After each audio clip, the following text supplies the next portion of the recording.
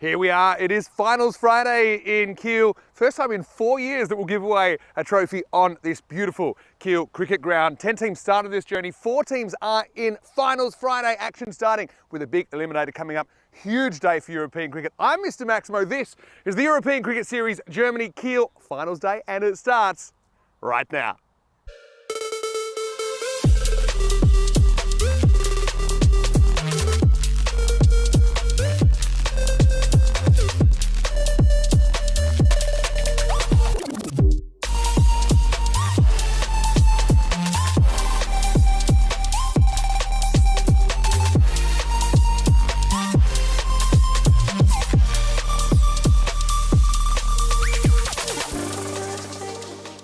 Moin, good morning to you. Vinny Sander here, Mr. Maximo for ECN, and we're rolling into Finals Friday action. We have 4 matches today here in Germany, but don't forget also 2 T20 internationals down in Romania. Also a third venue opening up today with a 4-match T10 international series in Velden, Austria. Another new ground for us where Austria will be taking on Belgium. Danny Hudacek is there, Rico in Romania. I'm right here, so it's all hands on deck. And look, it is a huge day, trust me, a huge day for European cricket coming up. But we're on the field right now in Kiel. We are about to watch Eliminator, the match between the teams that finished second in their group. So it's first killer HTC, who are taking on VfB Follesleben. They finished second. It was really tight actually in both groups. Let's talk weather though first. A little bit of cloud cover right now, but I think we should get through a reasonably comfortable day weather-wise. Slight chance of rain. Hopefully it stays away, expecting about 21 degrees. But Suleiman Saeed has the coin. Eliminator time. It is Kiel taking on VfB. Let's see what happens. VfB to call. Heads is the call, and it's heads. We are going to ball first again. VfB won the toss, and they will ball first. Big game here, big day of cricket. Finals Friday in Kiel, and 10 teams have become 4 teams in with a chance of winning the trophy. 4 years ago, it was KSV that lifted the trophy with a win over the MTV Stallions. These 4 years is a long time, and lots happened since then. MTV Stallions unfortunately not qualifying for this Finals Friday. Let's go back and have a look at the rest of the Group B action yesterday. SC Europa put 161 on the board, but then a record chase. Follesleben chasing 162 off the very last ball, the highest chase ever on this ground in a European Cricket Series game, with Diallo with 54 before he was run out in bizarre circumstances. Amini and Darwesh scored 70s for Europa, but it wasn't enough, and you could argue that's the difference between VfB being here and SC Europa being eliminated from the tournament. There was still plenty to come though with match 17. Again, a huge game for 2 teams. Findorf, they continued their run, 133 versus 110 HTB. Again, one of those teams in the mix. Hamid Wardak with 70 not out of 37. His first ECN half century in over 50 matches. And Findorf, they've defended very, very well in this tournament. In fact, 133 was their 3rd successful defence, and at that stage actually they had 3 of the 5 successful defences in the tournament, with a lot of teams chasing this week. HTB then had some soul searching to do. We'd see them later in the day, but before then we'd have this one, which was a real thriller, almost like a test match feel at the end. Berlin only 91 in their 10 overs. They had SC Europa 9 down with 3 overs to go. 4 were required. It was a real nail-biter. Nobody made more than 25 in that game. Rahija with 3 for 26 in the response after Wahidullah Amini took 4 for 3. But there would be a 1-wicket win in the end to SC Europa. Put them in a second spot. Whether they stay there or not depended on what Follesleben did next. And Follesleben upset Findorf in match number 19, holding Findorf to 104, and Follesleben chasing it down with 2.5 overs to spare. So unfortunately for SC Europa, that meant it was the end of their tournament. Shedyer battled, but in the end scored 50 in the defence. That was after Amar Khalid continued his good tournament with 51. And also he's taken a bunch of wickets with the ball. So match number 20, HTB basically needed to win to make the finals, and they couldn't do it. Berlin with 127 did take away a win from their European Cricket Series in the end.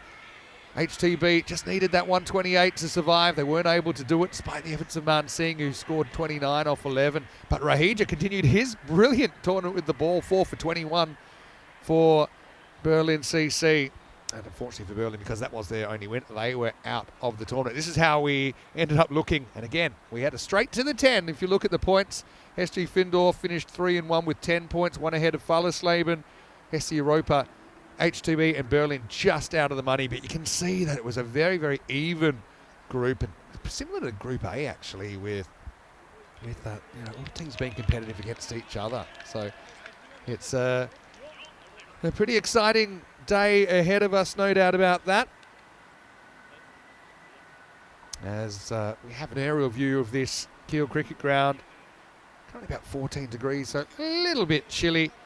So it meant that we have our two teams that finished in second spot in the Eliminator, the two teams that finished top, straight through to Qualifier One, which means they get the double chance. The winner of that will go through to the final, and the loser of that game will have to play the winner of this game. And Kiel, who are on the park here, they've been sent into bat. They didn't quite make the Final Four last time. They finished second in their group, but there was a quarterfinal stage in the 2021 tournament, and they went down to SC Europa. So it's their first time on Finals Day. Fallersleben, similarly, making their first appearance in Finals Day in a European Cricket Series. KSV Kings and Findorf, they've done it before. In fact, they battled it out in the Kummerfeld final in 2020. KSV were able to win that one as well. And Kiel, slight favourites, but only slight favourites here in this Eliminator. Bit of cloud cover, as you can see there. Really sounding Mr. Maximo here, but I know that Rico's already on the ground in Romania, the third match of that T20 series.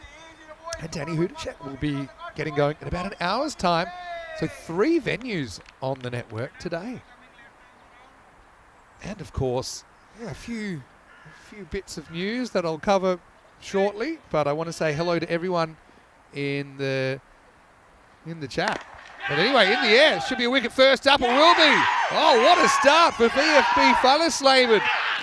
Oh, unbelievable. Saravanan takes the catch and a royal duck to start Finals Day. It's piggyback time. Well, Boomer ready. He becomes the jockey. And Saravanan takes the catch offered, catch taken. Unbelievable start to Finals Day. Back, and there's no way he was letting that ball hit the ground. He let the spine and the neck take the impact. Chiropractor's delight, and VFB have something to celebrate. It's none for one. He's a good bowler, Hasib Abid. I suppose Golden Duck's better than spending too much time at the crease not doing much. Shinwari goes without scoring. Unbelievable action. It's just a taste of what's to come.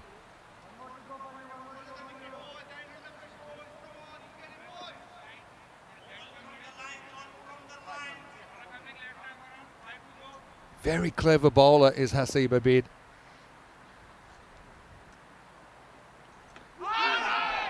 Gets him with a bit of extra bounce this time.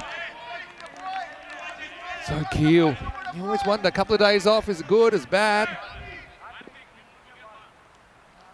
It's probably not a huge break. Probably I would welcome the couple of days break, but they're hitting a team that VFB seem to have a bit of momentum. Well, that's wild. That's absolutely wild. 5 for 3. Abid gets that one to curve down the leg side, and Shetyan, who's a pretty good keeper, he just knew straight away, ain't no way I'm reaching that. And 5 runs. The first runs of the day. But have a look, we're in the Goldilocks zone, which is, what we say, when it's between 40% and 60% on the win predictor.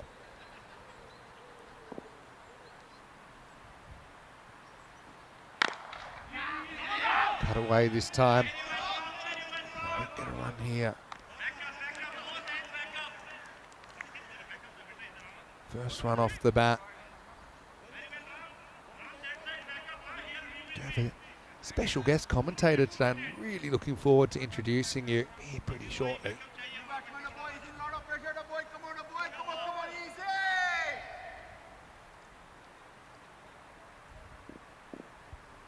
Kakar.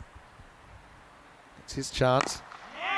No full toss, punches, finds kind of the gap.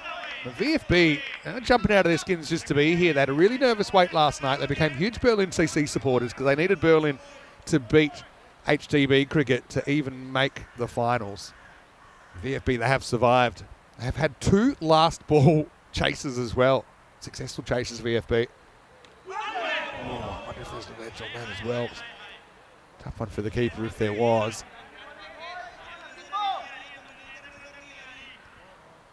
A few nerves around, you'd expect that. Slightly gloomy conditions now. Like I said, small chance of rain. Hopefully it stays away.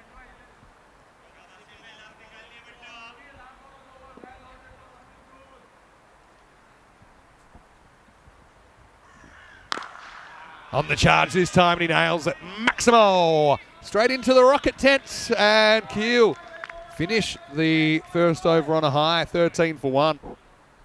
First over, they had kind of everything. Maximo had a minimo, had a wicket to start the day.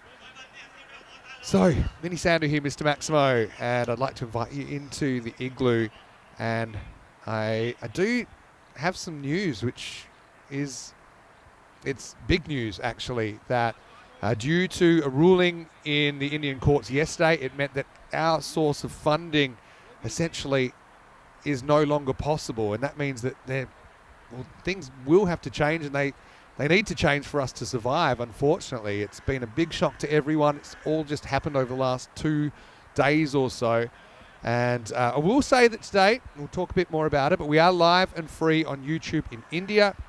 And so I would encourage everyone to subscribe to the YouTube channel, and I suppose that is our best chance of long-term success, as that will be up in the air. It'll just be a single.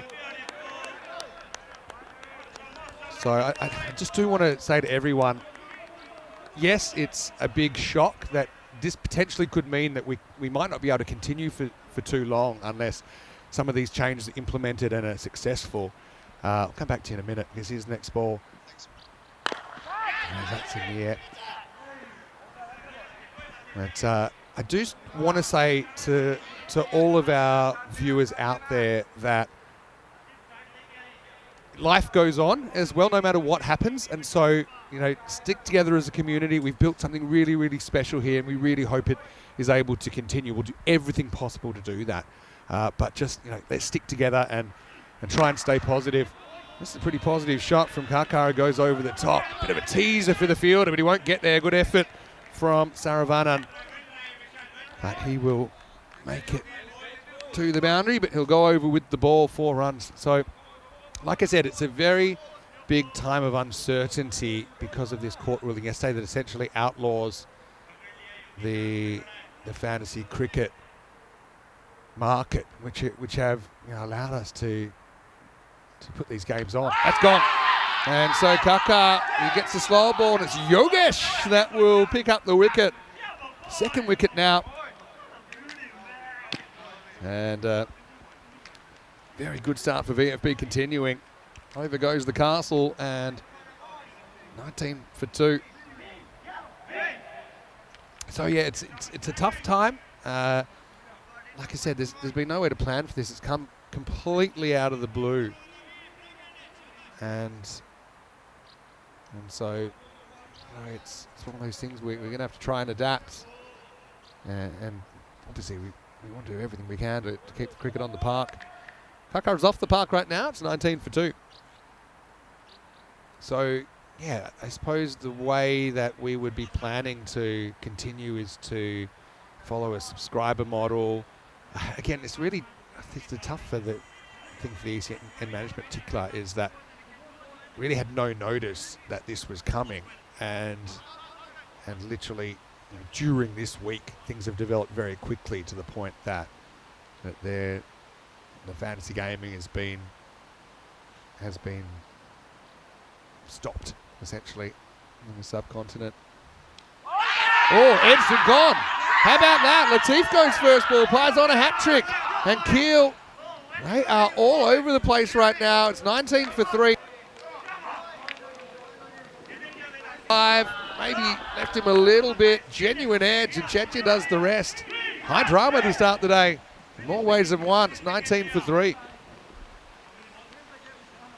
And I will say, just quickly, and I know we'll be talking about it during the day a lot. I think I have to. As Latif walks off, piles on a hat-trick, is that this has affected a whole industry, a multi-billion-dollar industry globally, it affects people that over 200,000 people and their jobs are on the line. So it's affecting not just us here, obviously. We're very cognizant of that. Last hat trick was Rajiv Kumar. Could we have one here? Oh, pretty close. So we just need to keep trying to do what we've been doing for the last 5-6 years, actually, and continue on for as long as we can. We don't know how long that'll be, whether it's today, whether it's a week, whether it's a month, but everything has been very chaotic. So I ask you just to bear with us, and we appreciate your support. But in particular, it would be great if now that we are live in India and we're going to India, if we can get the kind of viewer numbers that we'd hope, then hopefully we can continue. Quick look at Group B standings. We'll come back to, I see Babid, who is going to get driven through the offside. Nice shot off the back foot, and that'll be 4. So Vinny Sandu here, Mr. Maximo, and look, I'm very, very excited to have this man next to me. It's my original commentary partner from ECL 19. I know he's travelled to be here for finals day, and I'm thrilled to share the commentary box with him once again. It's Philip Buckstart. Welcome, Phil.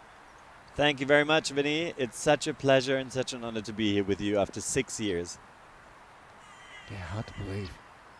Uh-oh, Chet gets done by the body block of the batter, and that's going to be 4 byes. So it'll be an unhit 4, so a few extras creeping in for VFB, probably the only blemish so far. But yeah, Phil, so much has changed. It's quite amazing because we did our first 3 days of commentary together. I learnt so much off you. You're a very successful speaker and TV presenter yourself here in Germany, but I mean, you must be quite amazed at what ECN's become. It's absolutely amazing, and I've been watching and tuning into your commentary. You've done a fantastic job, and the whole production team is just awesome. This is driven and only a single this time. So, yeah, so obviously it's kind of a strange time for you to come in because we had these kind of bombshell dropped in the last 48 hours. But yeah, I mean, obviously we're really just excited for finals day here, and we want to encourage everyone to support the channel and yeah, enjoy the entertainment that ECN's brought. That's in the air into the gap. That's going to be 4. Dahia is off the mark. Needs someone to stand up here. Kiel certainly not out of it, despite the early wickets. The runs have still been coming. Pretty nice shot through the offside. Yeah, wonderful shot and great technique. And you know, the comments are great. There's so much support already now. So I think European cricket will continue. Well, we certainly hope. We know it will in one way, shape or form. But obviously it's a tough time. So obviously we have huge plans. They're plans that have been plans that are developed. Obviously there's a lot of complexity to the broadcast that's developed. But I actually just my main thing to the viewers is that everyone's in this together, and we really appreciate the support that we have had over the last few years as it's grown. Oh, the old toe fielding. Almost went onto the stumps. We saw one of those yesterday. It was Yogesh that almost broke his thumb, but ended up with a run-up. And a run-out, I should say. Yeah, so... Nice technique there. Okay, getting away from the current issues, obviously, at the moment, it's such a crazy format. We saw it for the first time, didn't we, back in 2019. 34 for 3, by the way, at the end of the power play. And it's become a bit of a juggernaut. It's a different kind of cricket, but it's a cricket that so many people have enjoyed watching over the last few years. And T10 has become the new T20, I would say. I mean, T20 nowadays is so slow. Feels like the only thing I still love watching is Test cricket. That's the only thing, because it's very slow. A lot of people, and myself included, I'm kind of like a Test or T10 guy. Everything else in the middle seems like a little bit unhealthy compromise. Obviously, T20 internationals are pretty important as well. Here's Yogesh. Slow ball first up. He's already got 2 wickets, 2 for 6 in his first over. So yeah, I mean, we're friends off air as well. We don't get to see each other very often. I obviously really enjoyed your mentorship first up. That was my first game of cricket we called together. In fact, on 29th of July 2019, SG Findorf were playing that day, and they'll be playing today as well in finals day. But here I am, kind of 5,500 games later of cricket, and to be sitting here with you again is kind of surreal. Low full toss, finds the gap, and that's going to be 1 bounce 4. So Dahia trying to change the narrative But obviously, you'd be quite busy in the meantime. Obviously, you're still a huge cricket supporter here in Germany and former national player, I should say, as well. So you'd be pretty happy, I'm sure, with the state of European cricket compared to when we last commentated. Yeah, I mean, it was wild when we started, and the scores were obviously also not as high as they are now, and it has increased the level of cricket. And High this one, but should get through for a leg by. also the quality of cricket has increased so much. You know, I've played some club cricket, and whenever we play against a team that participated in the ECL, we just they thrash us. I mean, it's so crazy. I don't want to play against these clubs anymore. Well, I mean, obviously the player number influx has been a huge factor, but also, I suppose these opportunities being given, obviously having the video and having this quality coverage allows players to improve as well. They can see what they're doing well, what they're not. It helps them deal with pressure as well, I think, in this form of the game. And we've seen such brave cricket, I think. And even at the development level, also we've seen a lot of women's cricket developing. And even, it must be quite intimidating, but these players have had to learn to deal with these pressures of cricket, and it certainly has improved the game as a whole. Yeah, and also the grounds, as we can see here in Kiel. I mean, they have prepared this ground so nicely, and it just betters everything. Slower ball, Yogesh bowled that one well. So yeah, it is a tough time for everybody. I've got to say to the whole European cricket family, the Blue Crew, the ECNHQ crew, I know they've been up kind of all night trying to work out, all right, how can we keep this show on the road when really the tap's been turned off, so to speak, due to something that's completely out of our control. All right, up in the air, nobody back here. Probably flies for 6, I imagine. It does. Maximal for Barade to finish the 4th over. It's 48 for 3. I guess finishes on a bit of a downer, but yeah, Barade and Dahia trying to put together a bit of a rearguard action. So yeah, in the end, it's tough. It is true, life will go on no matter what. We know a lot of people spend hours and hours a day watching ECN, and my message is also to them. Try and stay positive. Know that we're still here. We're not going anywhere. Even if we're not having cricket every day, we're still part of a community that can interact and can maybe look forward to events, whether it be less events rather than the day in, day out. We really don't know. Anything's on the table at this stage, but we started out, remember this, when we started out, it was just meant to be one tournament a year. And even if we went back to having only one tournament a year, we're still here, we're still engaged in wanting to promote European cricket. It's just no one ever imagined we'd be on this crazy 6-year journey. And that's a Gundy ball in the first degree. Tomar gets it wrong and gets smashed. Maximal. You were with me when I called my first Maximo over 6 years ago. Absolutely, and you excelled at getting these Spanish terms in, and I heard you got more Spanish vocabulary now. Yeah, my Spanish has come along. I hope it continues to come along. Just to be clear to everyone, all these, we've been planning years in advance, and particularly, we have the calendar 12 months in advance. We have the whole calendar lined up. But if there is a chance that if we don't find alternative sources of funding, whether that be from the audience or whether it's from other sponsorship, that potentially that might not go ahead. And this is something that's quite hard to deal with. I haven't quite come to terms with it myself yet. This has been my life for 5 years, more than a job. It's been a passion. It's been a lifestyle. Tomar tipped down the ground, only a single this time. So that's quite hard to deal with, for sure. But I'm quite conscious it's bigger than me. It's bigger than us. It's affected hundreds of thousands, millions of people. This very rushed and surprise decision from the Indian government yesterday, which I think, I don't think many good decisions are made so quickly, without debate, without hearing two sides of a story. And so I suppose it's quite hard to process as well. Right, up in the air. You will get to this, but he won't catch it. It's Muthiala out there. He's got a good pair of hands, but he had to get there in the first place. So, yeah, I just want to be very conscious of how I'm speaking here. I want to speak honestly, but I just want to be genuine, as I've always tried to be to the viewers. It's been an amazing ride, and we want to do everything possible for it to continue. Full toss this time. That'll be smashed. One bounce four. As Barade continues this resurgence, despite those 3 wickets, and the fact that they're still playing their shots, run rate's still good, Phil. Kiel certainly very much still in it. Yeah, and in T10, everybody is a batter, right? I mean, from 1 to 11. I mean, I know that in most games, if you get 7 out, then the game is basically over. But here, it's not. Yeah, it's bravery. European cricket straight off the pad, so it won't be wide, but won't be out either. So yeah, I mean, it's become very automatic for me to call the cricket. I've absolutely been enjoying it. I want to keep doing it. European cricket's in my veins, and I want it to keep going. I want it to keep being as healthy as possible. That's going to be 4 runs. Barade is going to move into the 30s, and it will take us to the end of the 5th over.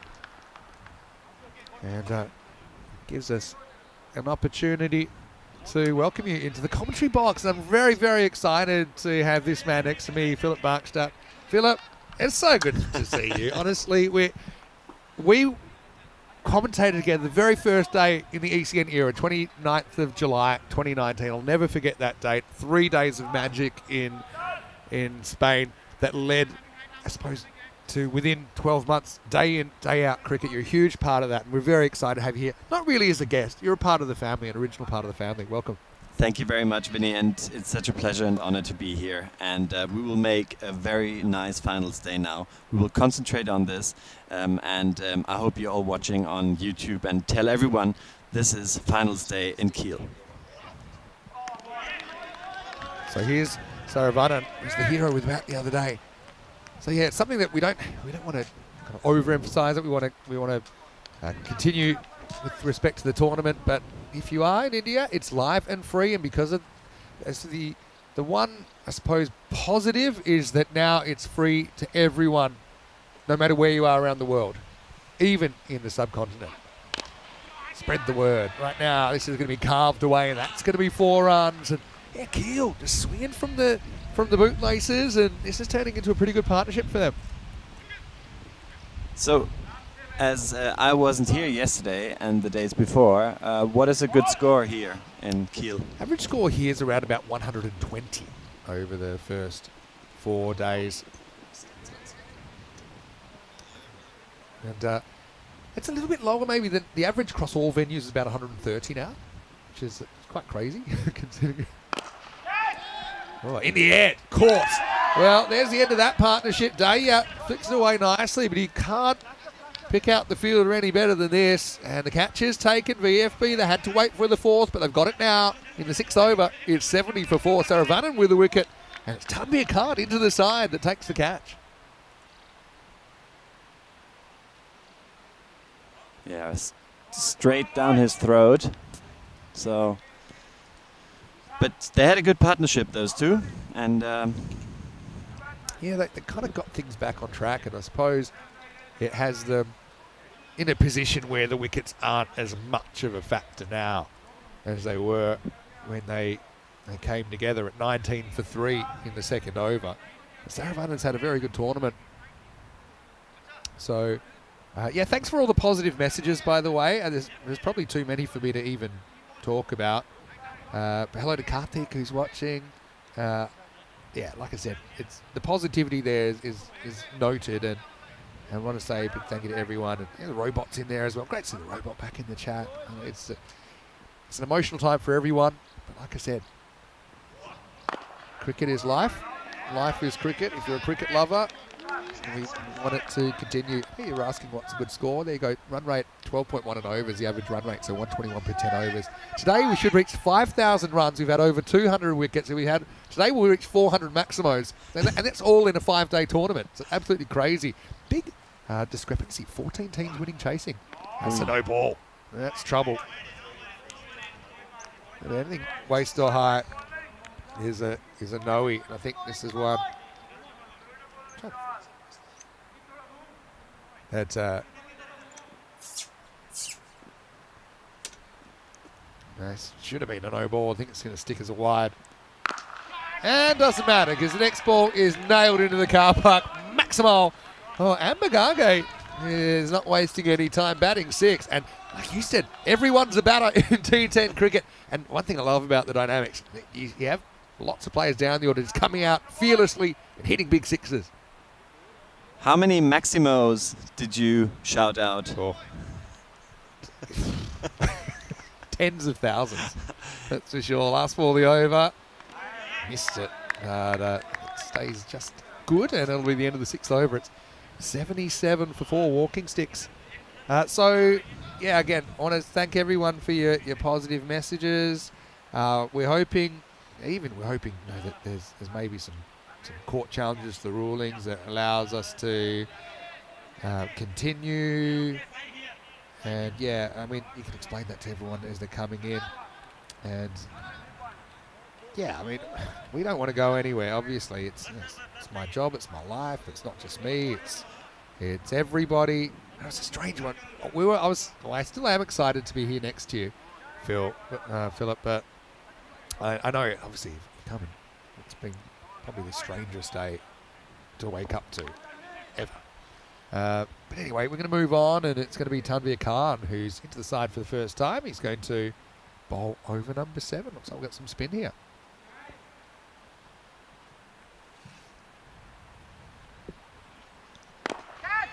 That's up in the air. That's 4. Good shot from Barada. He's been good, hasn't he? Moves to 36. Yeah, great shot there from Barada. Gave himself some room. 1 bounce 4. Hello to Chris Addison as well. Again, the more communication we get from your side in the chat, the better. Honestly, that's the thing that keeps us going. I said this the other day, but I was listening to a podcast. Matt Hill, very successful Australian commentator over a variety of sports about philosophy, and you probably share this view as well. So overcommits here, but fumble means he'll be safe. And the question is, who do you work for? He got this great bit of advice when he was 18, and an older commentator said to him, who do you work for? And he said, Fox Sports. He says, you work for the viewers. And he said he didn't really understand at the time, but it's something I've been thinking about a lot since I heard it put that way. And so, we at ECN and the commentary team here, and everyone, we work for the viewers. So we want to hear from the viewers. We want to share whatever's coming with the viewers, and we want to maintain that connection. And that's something that I really want to communicate. And it's probably much the same, I suppose, in TV land in your type of the world. All right, this is up. It's in the air. And it's out of the ground. Maximal. Apagage, the lefty, making a bit of a difference. See, if expected score 129 probably goes up to 130. So despite their wickets they've lost, they've been going at a good rate. Yeah, almost a hat trick, but now they're right on track. 50-50 game. Obviously, the wood predictor's still working. Yeah, it's basically almost like there's this. We've had a surprise storm come that everyone's trying to deal with as well as possible and continue as normal. And we'll certainly do our best. And there's this toxic positivity, which I read about the other day, that people tend to say, oh, things will be all right. Everything's going to be okay. But this is not the right way to approach it. That's why it's great that you actually confront it and talk about it, because there are other ways. Yeah. ECN is a wonderful product, and there will be sponsors out there to support this. And that's why things have to get going now, and people have to work, and then things will be solved. Yeah. Well, I think, you do need to be realistic, otherwise reality will confront you itself. It's quite amazing. We've got 3 venues today. Certain things I just think is crazy. We've got Austria, which starts in about half an hour. We already have Rico in the 3rd T20I in Romania. Obviously, we've got finals day here. Here's Mutiala. I know that you were the first one to interview Pavel Florin back in 2019. There's a little bit of Pavel about Mutiala's slower ball. This first one's a bit more pace on. But slow bowl if he wants to be. I'm thinking the 2, don't think it's quite there. Yeah, so I want to be real. I want to, I suppose, communicate as well as we possibly can. We've always tried to be that way. Like I said, no one ever expected, I actually have said this all the time, no one ever expected ECN to become what it's become. Gone from 17 matches in 2019 to over 1,700 in the last year. And that is absolutely, we never expected that we'd be day in, day out cricket and all in multiple venues, all these kinds of things. All right, that's up in the air, catching opportunity, and it's taken. So Ambagage batted reasonably well while he was out there. A couple of big hits, but he'll have to go. And it's Muthiala with the slow to go with Kiel. 91 for 5. And that was a great catch by Sai Kaziab. Got underneath the ball and never took his eyes off. Great catch. Yeah, beautifully taken out there. Took it quite low down, actually. Hello to Shreyans, by the way. Hello to Aravind Josh. Great to see some new names in the chat as well. I'm sure we have a lot of people from India that have wanted to be in the chat, and this might be their first opportunity. So hello to you. If you'd like a shout out, then jump in.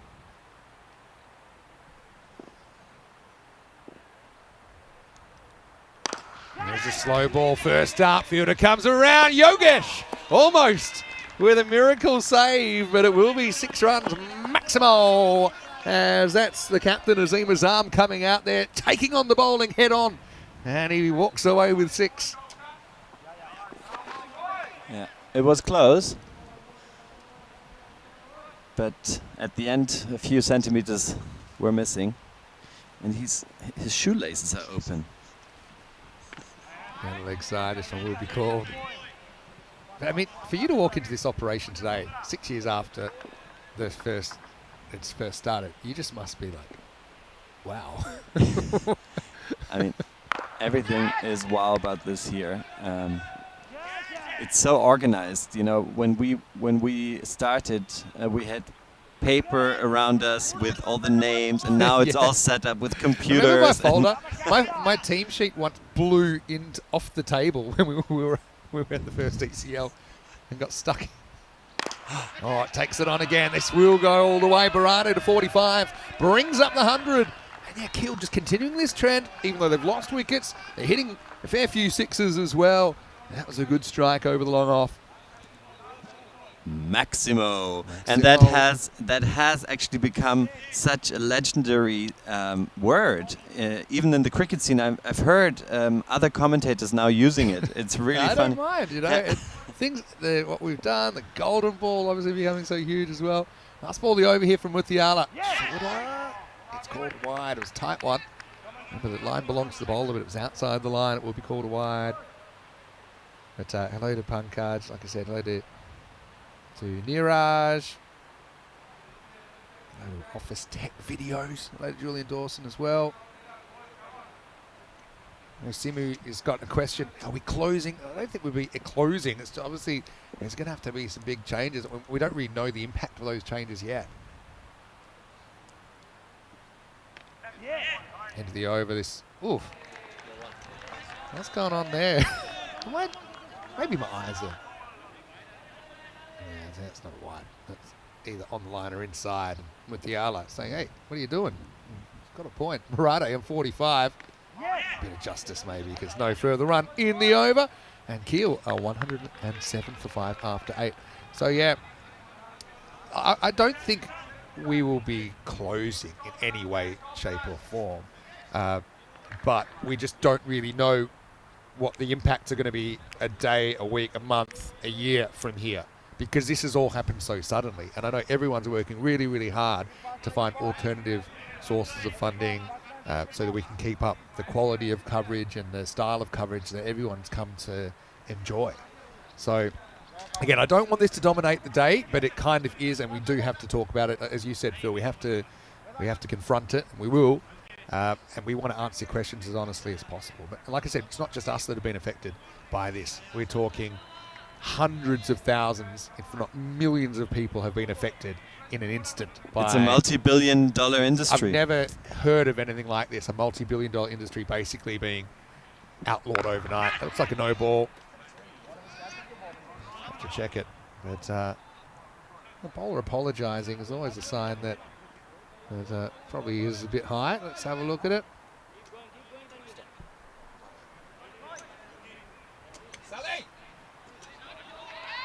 There we go. So no ball. And free hit coming up. I almost missed one of those earlier. Time.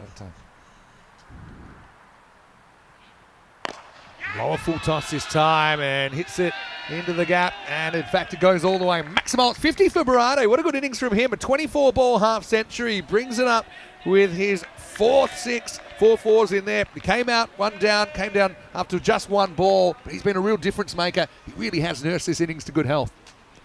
Yeah, and he looks like a happy bunny. 51. And they could make... they could go up to 140 now. Yeah, I mean, 139 is expected, so they could even go more. Yeah. The expected score. You could see that still here. Oh, hit pretty well. Fraction short. He pounces on it. Berardi is playing some sort of innings here. Takes him up into the 120s. Yeah, so hello to Julian Dawson as well. And look, I am touched by all the positive messages, but like I said, it's bigger than us. It's bigger than me. You know, it's just, I think it's tough on everyone. And at times of great uncertainty, I think people generally stick to what brings them comfort. And for me, that's calling the cricket. And it's going to be up in the air. It's going, and it's gone. Maximal, another 6. I brought in Tanvir Khan, but he's gone the journey up in the dirty 30s now. And another 6 runs to Kiel, who are rallying in this eliminator. And it's nice to see Nick's comment as well. You know, even if we scaled back the number of events or need to charge a small subscription fee. Oh, 6. That's a really good shot. That's 4 in a row from the big right-hander, Berardi. And this over, Phil, it's gone magical. We've got a whole bunch of vocabulary since the last we're here. Magical over is 20 plus. This one's gone for 26. It could go supersonic, which is 30 plus. This over's gone no ball plus 1. And 6, 6, 6, 6. Wow. What an over. And now it's the 2 balls left, yeah? There's still 2 balls left. So wow. He's actually, I don't want to mention it, but I will. He's on the perfect over, the 6 sixes, basically, even though he didn't face first ball of the over, believe it or not. Can he go 5 in a row? We'll be trying.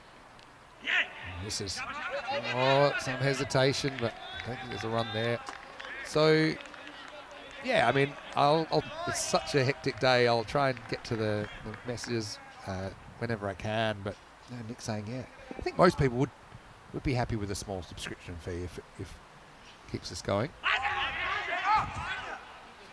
I think he appeals, you know, he's appealing basically for a non-wide, trying to say, it hit his pad, but... And it pitched leg side. Yeah, I mean, it's definitely, if it's no pad, it's a wide, and that's what the umpire basically says. Thanks to Ronan for your lovely message as well, saying, hey, Mr. Maximo, love you so much. Thank you for being a part of my life for the last 5 years. Cricket needs ECN. Hope someone will back up the initiative and things change. That's up in the air. That's in the gap as well. That's going to be 4. So it will go supersonic. 32 runs off the 9th over. We have a bit of an expression here as well. It all happens in the 9th, and it certainly did for Kiel. And that 130s is already achieved. In fact, 139 with an over remaining. They do make time, so no time penalties there. Yeah, so he said, yeah, he loves the memories.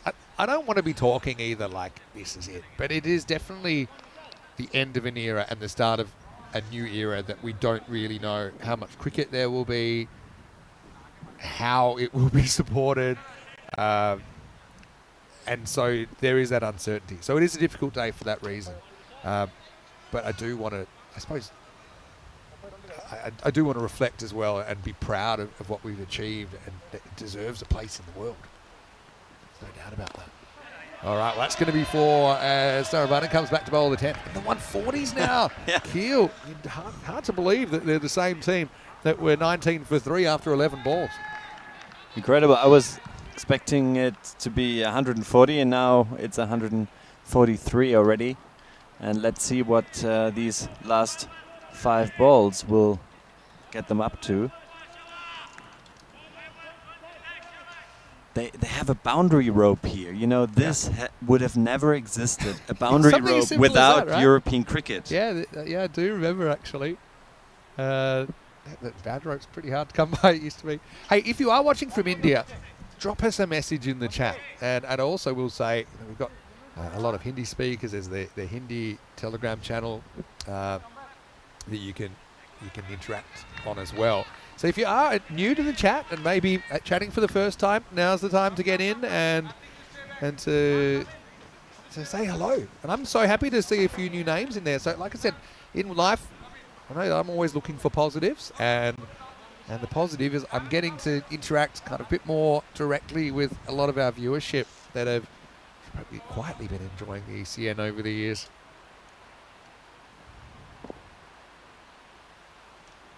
Hello to Sunny Yadav. Nice to see you as well. And hello to David as well. Good to see you, David Chetrick. 5 to come then. Plays down the wrong line. Bloody somehow moved to 73. It's been a breakout innings for Ravi. He still has to watch the ball. Yeah, it's a little bit of a tired shot. You can excuse him being tired. It's his first ECN half century. He beats his previous high of 47 not out. That was during this week. Now he will go the uppercut. Fielder takes it. Could be an important one. Oh, and there was some kind of... Wow. Hopefully he's all right, Ravi. There's some kind of collapse there. I think he spent so much time watching where the ball was going that he forgot how to walk. No. He bumped into the the bowler. Oh, was it? There's a collision. Yeah, they're both watching. Oh, gee, that could be nasty. So Vanan seems okay. I think Barade's reasonably well protected. A little bit of cricket, a little bit of NFL in that one. But really, Barade, he was magnificent there in getting his team to what could be a winning total. Gets him out of a tight spot. 143 for 6. He walks off with 73 runs to his name. Muthiala takes him on the boundary. I love these. These are the little things I love, seeing the player interactions, the emotions that ECN cricket has allowed us to see. There's so many passionate European cricketers that have, probably a lot of them have emigrated from their countries and their original countries, and they never thought they'd have an opportunity to play cricket. And the fact that they are is something quite special. Azim will hustle down the other end. He'll get a single. And yeah, so you're seeing things that I suppose I've never really taken a minute of this journey for granted. That's one thing. And maybe at my age and my time of life and reflecting, I always knew it is something special. So seeing players run on the field celebrating, seeing them carry each other off, seeing them in tears with good or bad results, it's something that I realise is very, very special that's been built. And you'll see that today. And so I'll continue to appreciate it. Saravanan, he's done a pretty good job with the ball, 2 for 16. You know, cricket is part of their home, and European cricket is giving them this part of home back in a country that they don't originate from, which is fantastic. Last ball coming up. Hit. We might as well go for 2 here. Get your skates on. Probably will get 2. Yogesh fires it in. And they get 2. Probably worth trying for another one. They won't.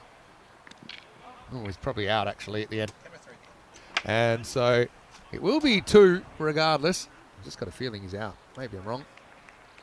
He's just out, I think. But they completed 2 runs, and that's the main thing. So they will finish on 147 for 7, I'm pretty sure, towards the end. And yeah, pretty good 10 overs all up for Kiel, despite a few blows from VFB. Having said that, VFB did pull off a 160s chase yesterday, so if they bat very well, they could probably do this. And yeah, pretty interesting because one of these teams, they'll be out of the tournament in 10 overs time. Yeah, and they looked pretty pumped. So we'll see what happens. Yeah, let's have a look at some of the highlights. And what a start it was for VFB, a wicket off the very first ball. Yeah, and then the neck was quite bent from early on. Then we saw some 6s and 4s. and then this slower ball got the second wicket. Then next ball, it was caught, and then the hat-trick ball, he didn't make it, but Yeah, I just got confirmation that last one they didn't appeal for the run out. How sporting. so no, not that it would make a difference anyway because of the score remaining at 147. But yeah, look, I think it's one of those things, European cricket, it has developed in a way that players have had to learn how to cope with pressure. There's pressure situations that come up, and definitely at 19 for 3 they were in all sorts of trouble, but they fought back, didn't they? But it was a good innings by Dahia. He kind of started the resistance. He scored 21 in pretty quick time. It was Barada that was the star, wasn't he? 73 off 31 with 7 sixes and 5 fours. And then little bit of cameo from Ambagage and even Azim Azam, scoring 13 apiece. They just kept the pace up, didn't they, during the 10 overs, and that's the reason they get to something that probably is around about 20 to 25 over par in the end. yeah, and the partnership between Sunil Dalia and Ravi Barade was definitely the most important in this game. Yeah, it was the highest partnership, I think. 51 they put on in about 4.5 overs and just kind of got them back on the straight and narrow. And so VFB, they did everything they could do, really. They'll still believe that they can come up with a big chase. It's a bit of a rough way to finish your innings, 73 in the body check, but it was an accidental collision, no doubt about it. This one was actually technically was short of his ground, but the fielders said, "Look, Do they have to appeal? well, any wicket you have to appeal." They said, "No, we don't want to appeal for it. Either way, it's 2 runs," and so it ends up 147 for 6, 73 for Ravi Barade. Brilliant innings, his first ECN half century. 21 for Daya, then pair of 13s for Ambagage and Azim Azam. 18 extras, a bit in the high side, I will say that. We had the fiver early, we had the 4 buys in there as well, and probably a few too many wides across the board. But I think I'd rather be the team with 147 than having to chase it. Looking at the bowling figures, some twins there, 2 for 19s for Yogesh Pai and Saravanan, who've both had very good series, 1 for 17 with Tiala, and a bid with a wicket as well. Phil, been great being with you, and we're only just getting started. We're going to take a break. Back in just a few minutes. 148 will be the target for VFB Fallersleben, trying to climb a mountain once again for survival in this European Cricket Series. Vinny Sandy, Mr. Maximo, with Philip Markstadt. We'll see you shortly around the corner, live from Germany. You're watching the European Cricket Series Finals Day.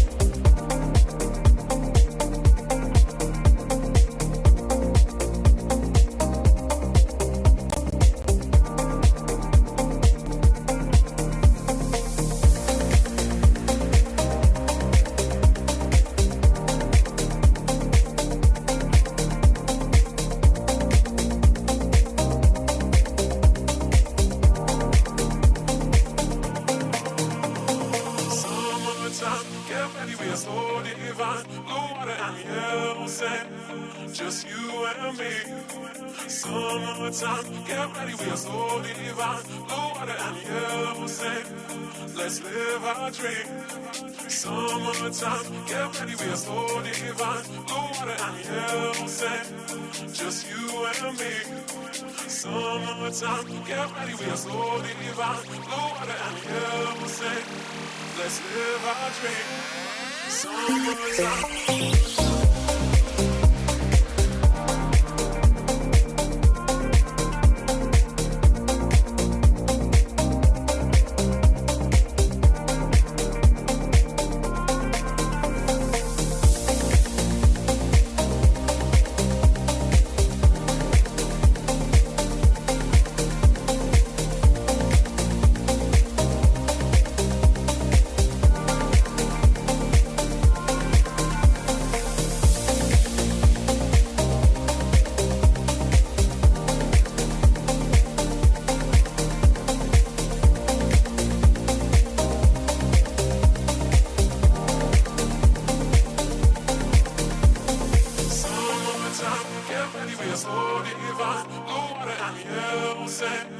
Just you and me. Summertime, get ready, we are so divine. Blue water and yellow sand, let's live our dream. Summertime, get ready, we are so divine. Blue water and yellow sand, just you and me. Summertime, get ready, we are so divine. Blue water and yellow sand, let's live our dream. Summertime.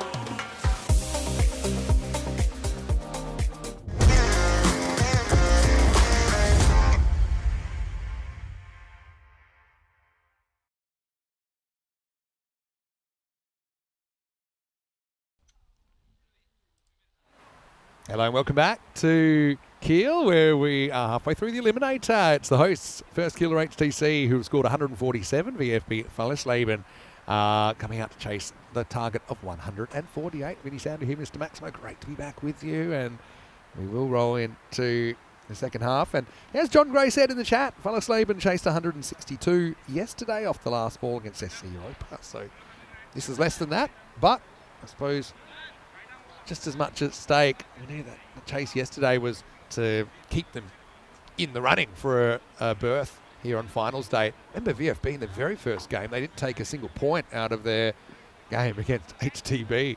In fact, it was the only 4-pointer of Group B. But they battled their way back, and like I said, a couple of last ball finishes have shown they can handle the pressure.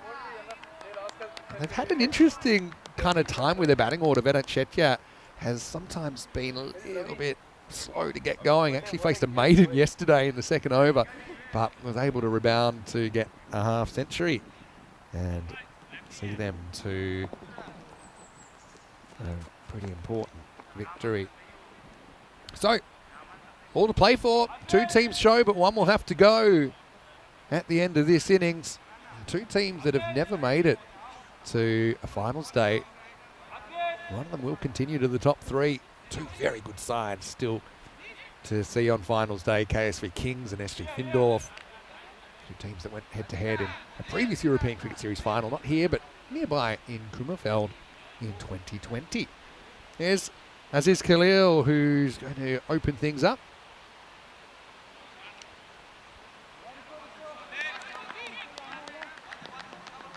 And it will be Shetya out there with Tanvir Khan, who's come in. And he's gone straight to the top of the order. Here we go with the response. 148 to win. First ball, missed time. Can he get there? Going, and great catch! Unbelievable action! Imran Ullah, Superman stuff. He launched himself full stretch and he takes it two hands. It's another Royal Duck on finals day. Can you believe what you've just seen? It wasn't human. Imran Ullah take about the most dramatic of starts, and that is the kind of action that has seen ECN become a juggernaut around the world. Imran Ullah, as good as anything you'll see on any cricket field, anywhere on God's green earth. It's none for one. Philip Bakhtar joins me in the commentary box, and Phil, what a catch. That is the most difficult catch to take. If you're running behind the ball, and then he kept his balance, and wow, what a catch. Incredible. Ah, the judgment, the poise, the kind of instinct to grab it and roll, protect the ball. That was absolutely unbelievable. Well, stop the voting. There's your HCL software play of the day. Don't have too long to get warmed up here, do you? At the very first ball. Muthiala comes out, though. He's coming off a 50 yesterday. And look, both teams, it's a rare double royal duck with wickets off the first ball of both innings. Oh, that should be 2 in a row, surely. Gone. Muthiala gone first ball, closed the face. It's a leading edge and a simple catch. Latif does the rest, and it's uno, dos, fueras. It's none for 2. Unbelievable. Hat-trick ball, and it's only the 3rd ball of the game. Muthiala knows he's in trouble. This is one of the issues batting in the power players. There's lots of infielders. And you can see there, bowler loves it. Why wouldn't he? Kiel with the double strike, and Muthiala, it's a sad walk-off for him. What was a bad start just got worse at 0 for 2. Oh, what do you think of the catch? The first one, quite amazing. And then Muthiala takes his cap off. Yeah. Just in case it provided a distraction. It's one of those ones almost too easy. As in, you actually have too much time to think, I couldn't possibly drop this, could I? Anyway, hey, hat-trick ball for Kiel. Oh, it's a wild shot from Yogesh. He basically was close enough to shake the bowler's hand when he released it. Yogesh has been, I think, the most consistent batter for Fallersleben.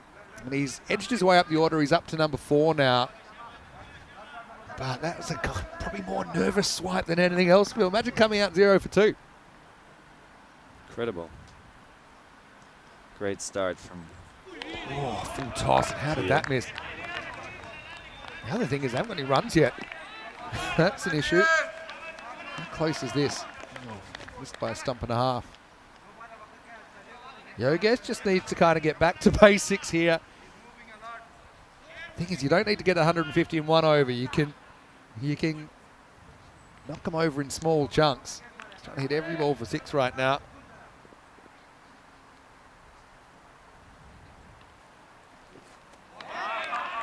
Called wide. Pretty tight call. First run. First run. Hello to everyone in the chat. Hello to Nicholas. Hello to Johnny Heeson in there. Hello to Stephen Kelp. Just went back and saw that catch. Quite amazing.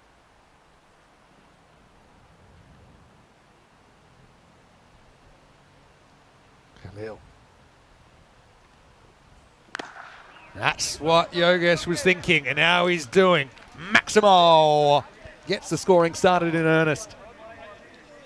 Big 6, and they definitely needed that after that very bad start. Yeah, that's the ball doesn't really break away from the right hander. Yogesh puts it out of the ground. Last ball to first. Maybe not. Leg side. They're trying to say it took some of the pad. I like the appeal because the ball bounced after it anyway. But there's no way. No way. No, that's a wide. But I like the enthusiasm out there. Fielding team always has a numerical advantage, 11 on 2. So you can really feel the energy there between all the yellow shirts.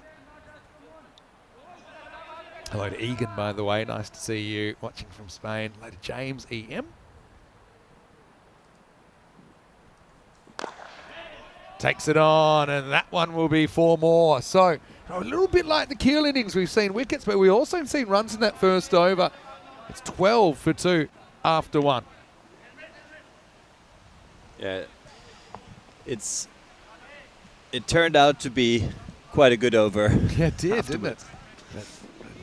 Yogesh holds a bit of a key here. Like I said, he's been a very consistent batter for VFB. 48 matches since our last Golden Ball, and that was Golden Ball 82.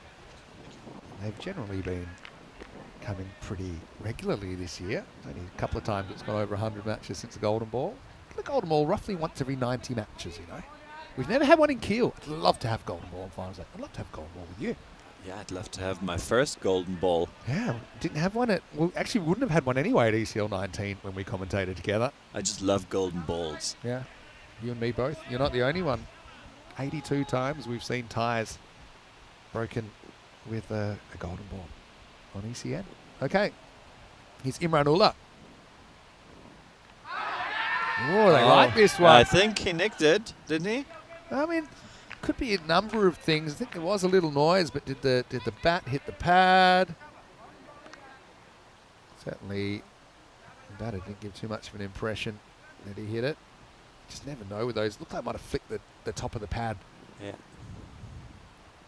Tanweer coming at the top of the order, and he's going to get 6 here. Maximo. They'd love him to get going because he hasn't been able to take part in the series yet. He's come in. It's never easy on finals day, especially when you're thrown up the top of the order. That's a nice sweep shot for 6. I always hate it when bowlers hide the ball during their run-up. Yeah. You cannot. There's been a few of those in this tournament as well. Yeah. Because you cannot see the ball, and this is usually the visual cue. It's quite an easy thing to do as well. It's been a bit of a trend lately. Let's have a look at how he hides the ball behind the bat. Imran Ullah. All right, up in the air. Should be a 3rd wicket. It is. And so Imran Ullah, well, he struck with a catch of the century, and now he's come up with a wicket with the ball. And VFB go from bad to worst. It's the end of Tanveer. 6 and out. It's 18 for 3. Yeah, it's a great start here for Kiel. But you never know. It's almost exactly where Kiel were. I think they were It was 19 for 3 yeah. after 11 balls. VFB are 18 for 3 after 9. So if one team can get out of it, then the other can. And one thing I will say about VFB, there's still batting to come. You're about to see Hasib Abid. You've also got Saravanan, who's been a bit of a hero with the bat. You've got Ankit Toma, who can bat, but just hasn't had too much success in the series. Tanveer, he's 6 off 3. I suppose he does get a 6 for his team. Nouruddin takes a good catch to remove him. It's 18 for 3. But yeah, spin in the power play. Doing a good job.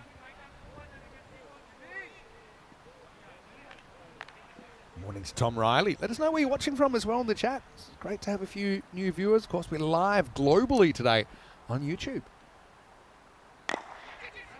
This one's hit towards wide, long on.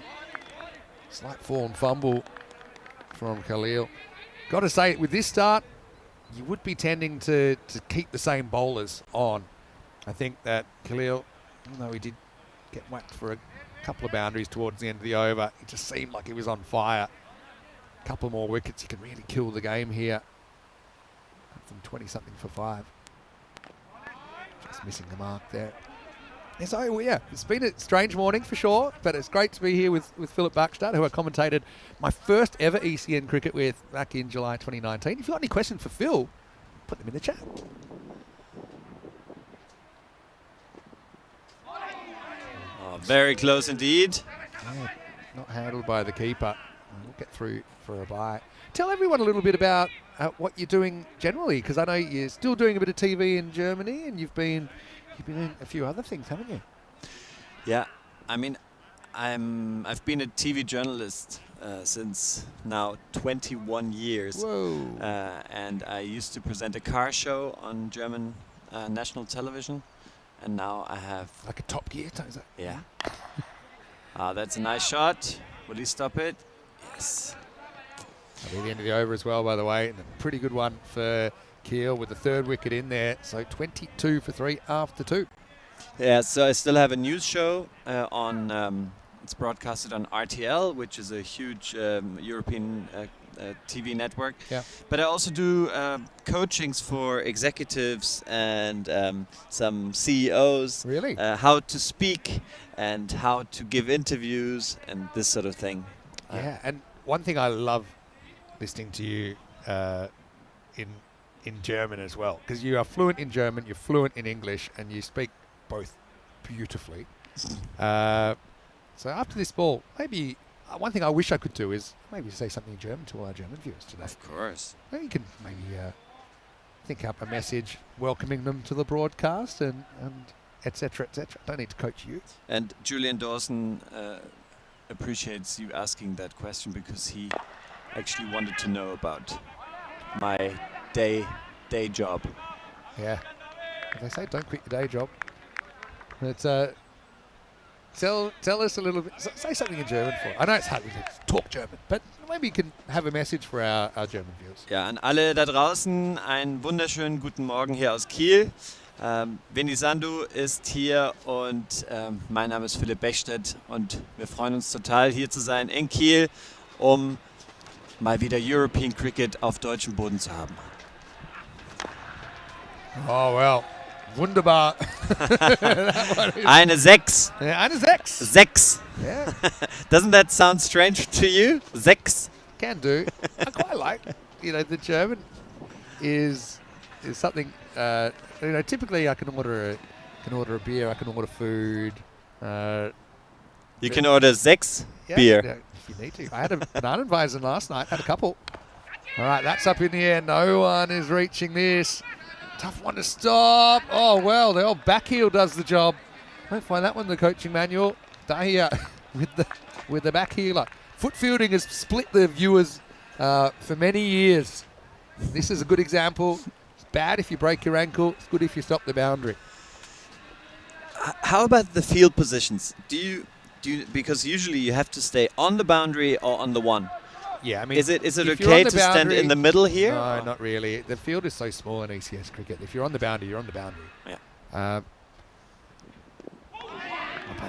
Really good bowling. Latif, by the way, they did make a change, and he's bowling the third over. I do think in the infield it's a little bit more complicated. Most of the time you are probably on the edge of the circle, but there are times when you do want to, particularly late in the game, if you're defending a score, you might want to try and stop a single. Strategically, if there's a new batter, you want to try and keep them on strike. You know they're probably looking to get off strike. That's when you can come in a little bit in the infield. Oh, nailed down the ground. Umpire felt the breeze on his hat. That's 4 runs. Yogesh with 4 down the ground. Flat batted it straight. Umpires past have the to have bowler. very quick reactions, and goes for non-strikers too.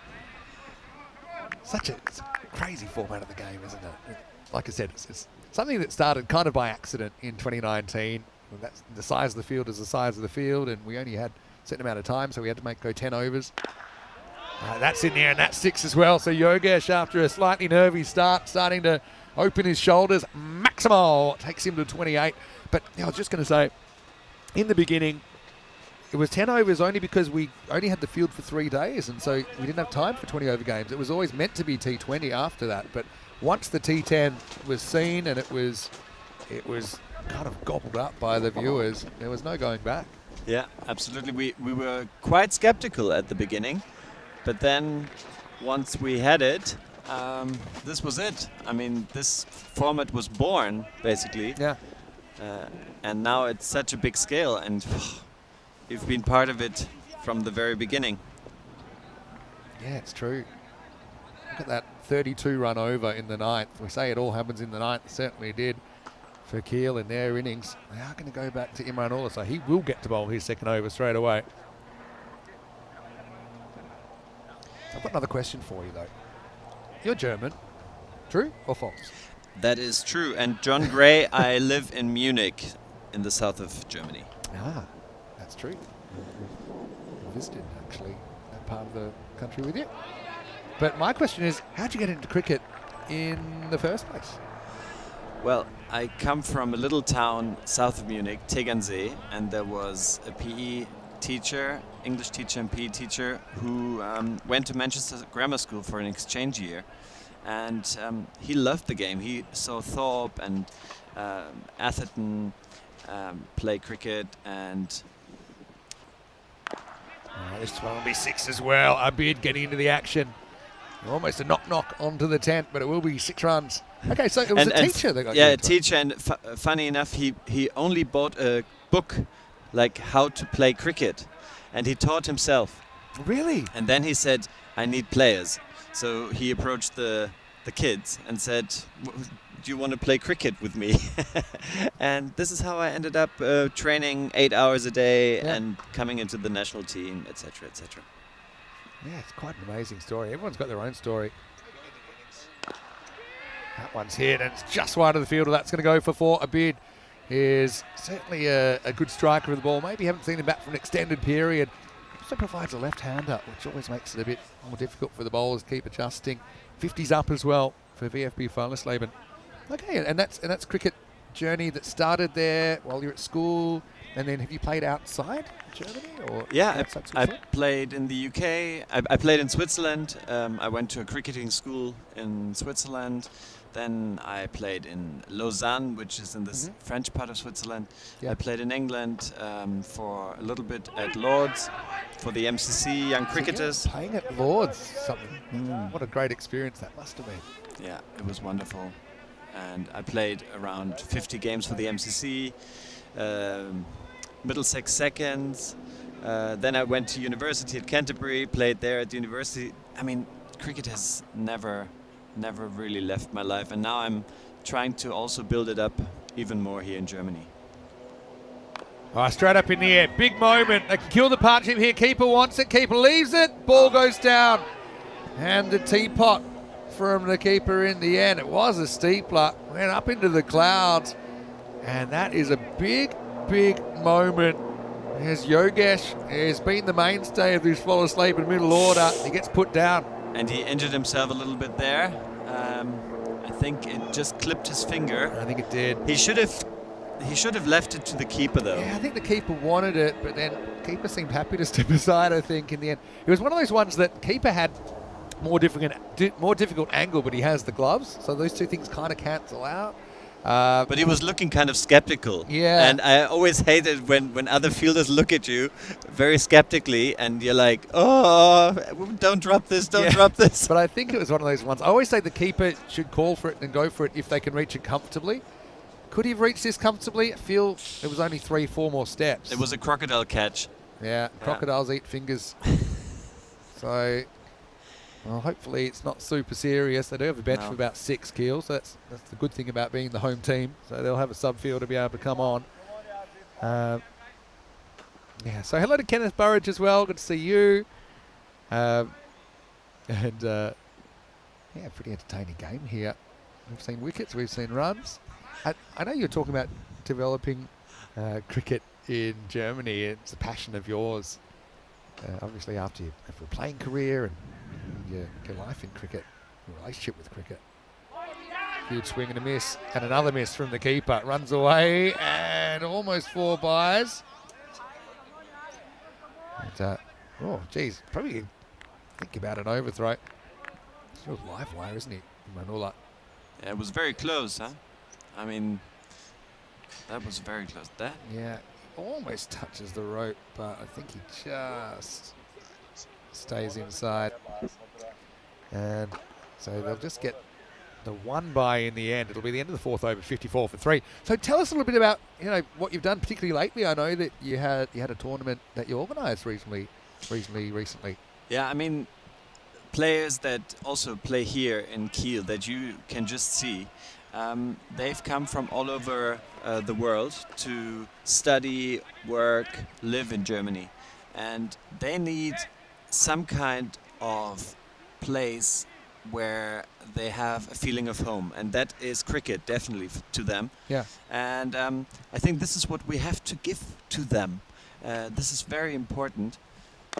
That's a good shot. Lift up over the offsides, turn into a good partnership. And again, it's a 3-down partnership, which is rescuing an innings, just like we saw this morning. Maximo. Correct. You do it very well. How would you say maximum in German? Maximal. Maximal. Don't say it. That still works. Maximo is great. Stick to it. Well, I knew that Maximo was here to stay when they started putting it on the screen.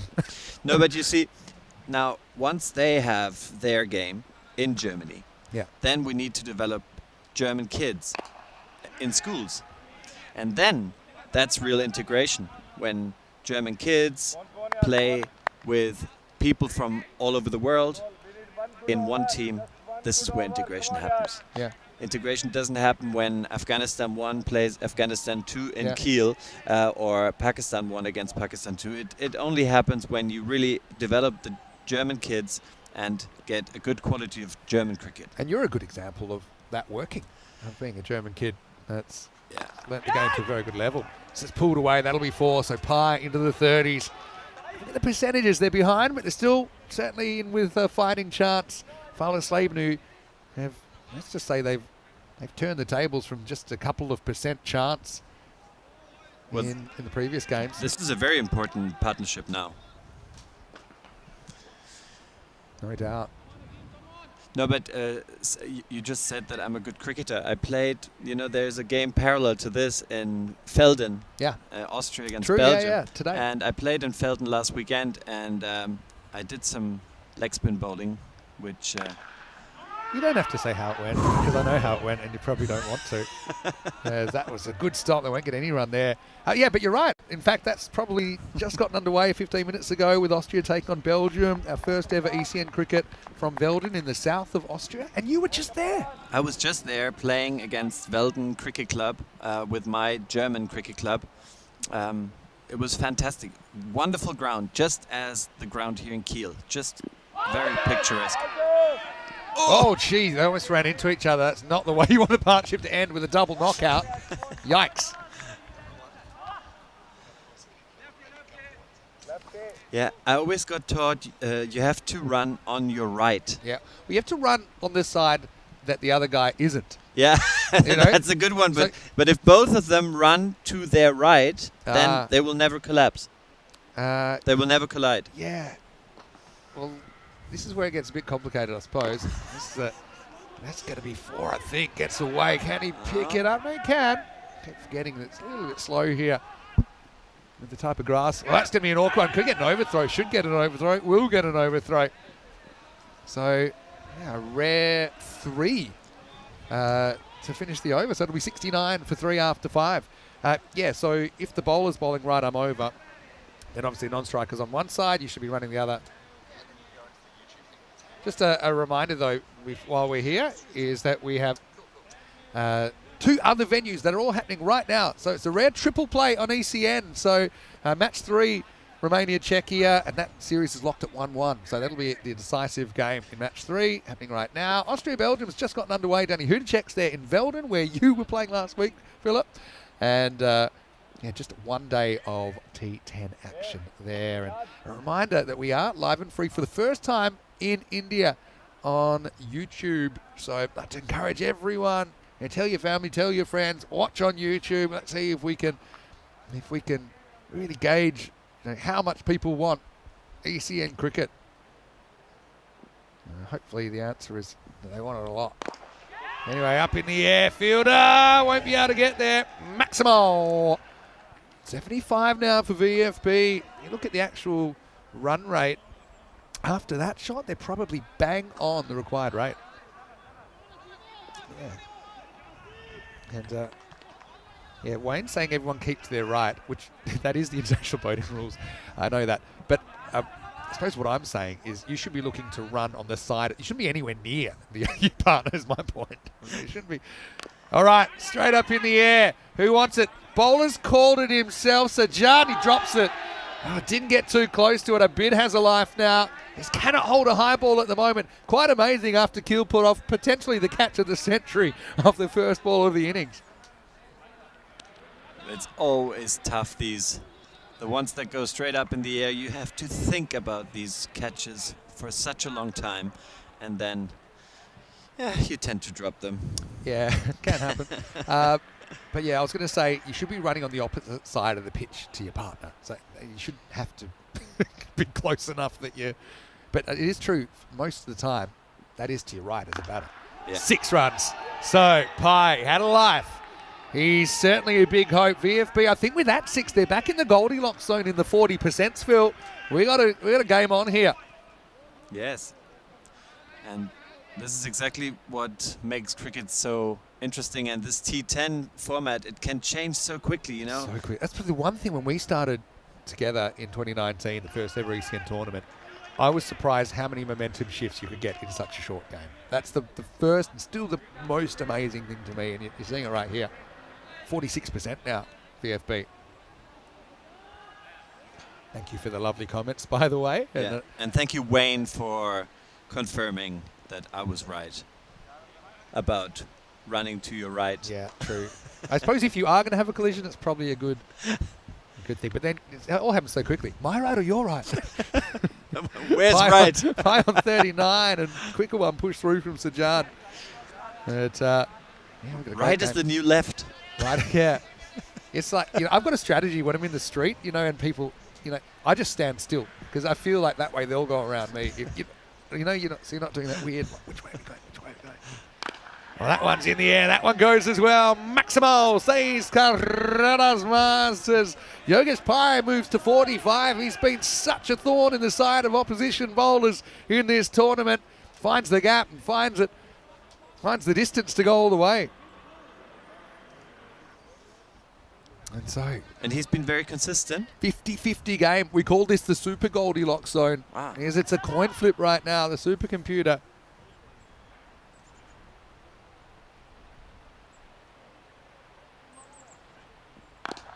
That's going to be another 6 runs. Maximal VFB. Well, they are cock a hoop right now. They're out of their seats. I think one of the chairs just got knocked over. But that 6 from Pai is going to bring up his 50, brings it up in 18 balls, and it puts VFB ahead, I'm sure, on the percentages for the first time. Yogesh, though, he's a man on a mission.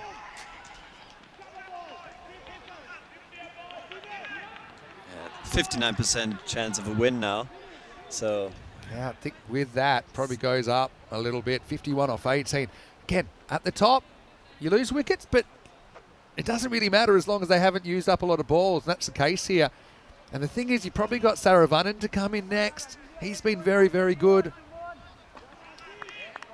That's an aerial shot of the ground, but here we go. And well, they need someone to just break this partnership, and it looks like it's the captain, Azim Azam, who's going to bring himself on to do just that.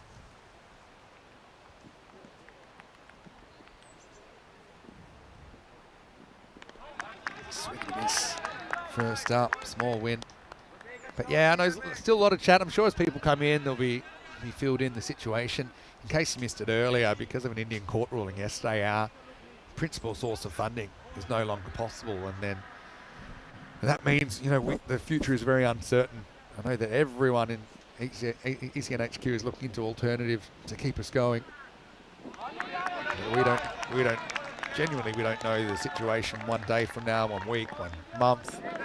Obviously, we've got so many plans that were predicated on our source of funding continuing, and that's the fact that fantasy betting is legal. It's been made illegal overnight. Again, I've got my own thoughts on that.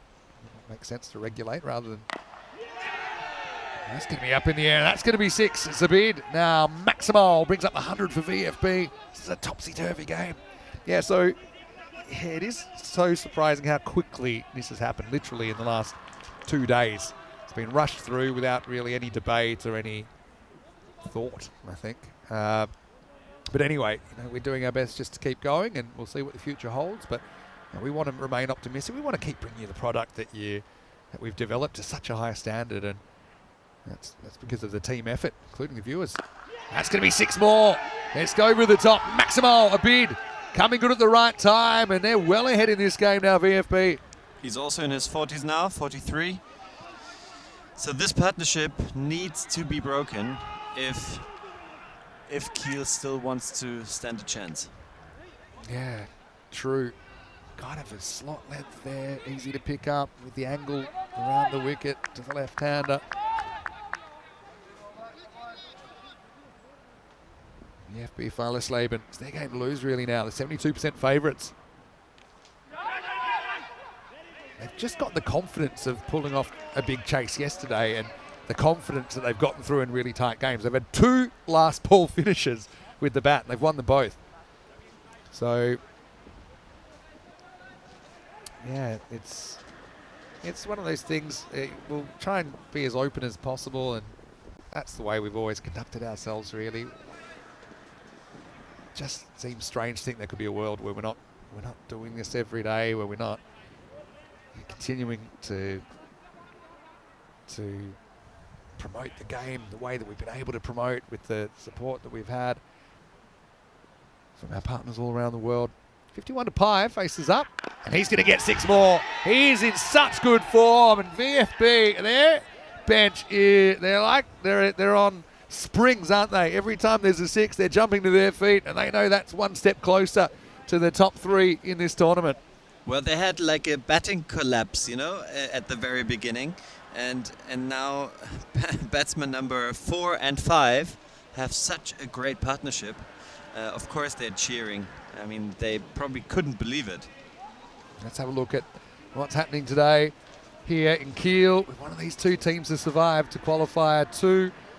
Next game you'll see will be KSV versus SG Findorf, the top-ranked sides in their group, and they will have to do battle for a spot in the final. The loser will have to play the winner of this game. So stay tuned. The next game starts in about half an hour's time. And 2 teams that, let's just say, they have a pretty healthy rivalry. I think that whoever wins this game right now, they still be big underdogs, I think, to make the final. You never know. AFB having the series of their lives. It's hard to believe they didn't take a single point out of their first game. They got thrashed. But then they've battled back, a couple of close wins, and I told you that big chase yesterday. This would be the 3rd biggest chase of the week if they could pull it off. Yeah, and remember, they were 18 for 3. Yeah. And now 114 for 3. So parallels between the 2 teams. They're both 3 wickets in the first 2 overs down. And now almost 100 partnership. He loves to get funky. There's no fine leg. He wears it. He does play that shot pretty well, Yogesh. I like that he hasn't overdone it, though. Sometimes he has overdone that shot, and it's got him into trouble. He's just pretty much stood and hit. This first time he's premeditated it. That's a shot you probably didn't learn at school when you first picked up cricket. No, the dill scoop wasn't invented then. And but don't forget Yogesh, he's been dropped. First ball, he had a nervous run down the pitch and swipe that almost bowled him. It could have been very different. This is Barade. He was the hero with the bat. Can he be the hero with the ball? Tough one here for the fielder. Foot fielding is executed. They're going to come back for 2. Both these 2 run pretty well together. And the foot went out, and it was in the lap of the gods, whether it found the boot or found the boundary.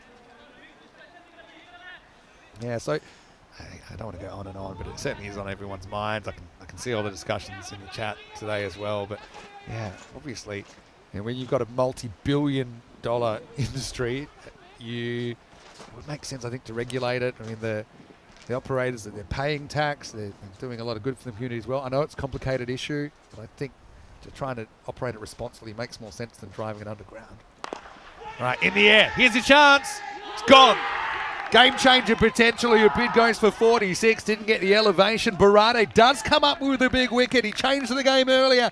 Has he changed it back? Has Kiel breathed again? 117 for 4. It was a 99-run partnership, and it came to an end just before the century. And off he goes. It's a big moment because that could have easily gone through his hands and it would have been very different. Abid would have had his 50 and EFB would be even more odds on to take the win. But you said that they still have a strong batting lineup even lower down the order. Saravanan, I'm sure, is the player they'll send in now. In fact, here he is. He is probably, I'd say the last, but he's the last of the informers. Cracks this one. And take off straight away. If they can, if they get both these 2, I think they'll probably win. If they get both these 2 in the next over, I'm talking about Kiel. I think one of them, maybe. But I just think these are the 2 kind of, if you could choose 2 players to be at the crease right now for VFB, it'd be these 2. Saravan has been very good when he's come in late in the piece.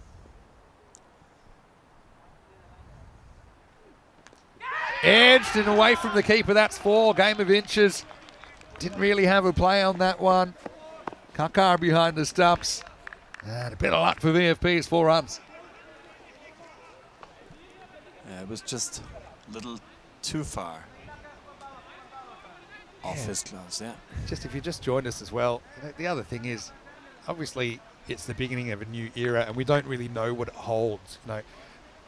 If we would never had this kind of sponsorship in the first place, I know the plan probably would have been we just did 1 week of cricket a year. Will it go back to that? I don't know. The idea was originally we run the European Cricket League for the top clubs in Europe, and it's probably a 1 week a year tournament. The truth is, I don't know the answer to these questions. I don't think anyone does. So I do hope, and I have a lot of confidence that we'll continue in some way, shape, or form. Hopefully, we can continue in the form that we've become accustomed to. But it's a huge unknown. All right, he started it all off, did Khalil, and he's come back. But his first ball is a different story this time around. Maximo Saravanan with his first. 26 off the last 2 overs is what they need. Make it 20 off 11 now. And like I said, break this partnership, you've got a chance. If you don't, I think that VFB will run home with the win. Yeah. I mean, if Saravanan can now add to what the partnership before has done, then it's all over. So they need a quick wicket now. Kiel. Decides to just glance this up, gets past the fielder. He's got to chase it, probably 2.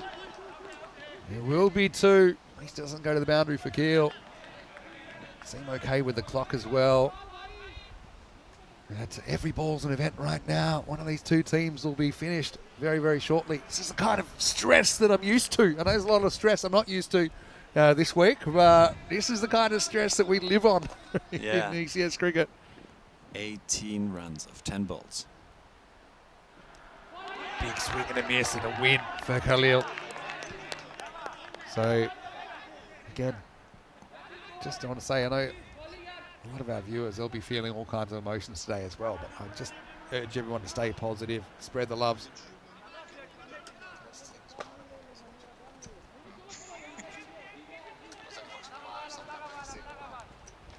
Saravanan, 9 off 4, 18 off 9. Game's on the knife edge. Straight up in the air, huge moment. Who wants it? Everyone looks at each other. Down it goes. Had to be a keeper's catch. Had the gloves. Didn't want to go there. Did Kakar. And basically, Homer Simpson style, backs into the hedges. A Bermuda triangle is formed. There he pulls the chute and says, over to you. Thanks. And down it goes. And it was the dive from Muller who took that amazing catch first ball. That's one that might come back to bite you. 17 off 8. I suppose it's only a single. Yogesh on strike. Nails it for 6. Oh boy, Maximo. They've taken that. It's a new batter on strike and it's a different ball game. But Yogesh continues his dream run. That 6 runs makes it 11 off 7.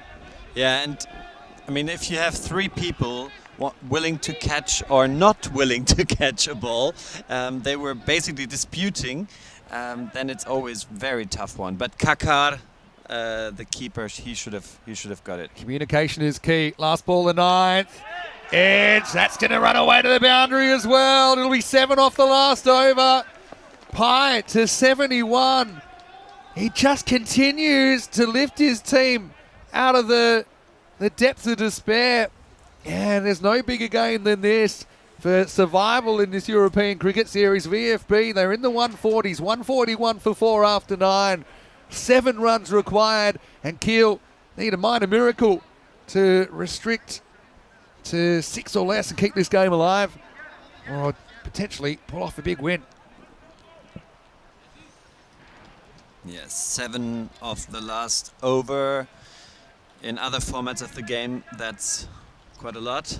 And T10, this is not a lot of runs. So let's see what the bowler Ravi Borade can come up with. He's been great with the bat.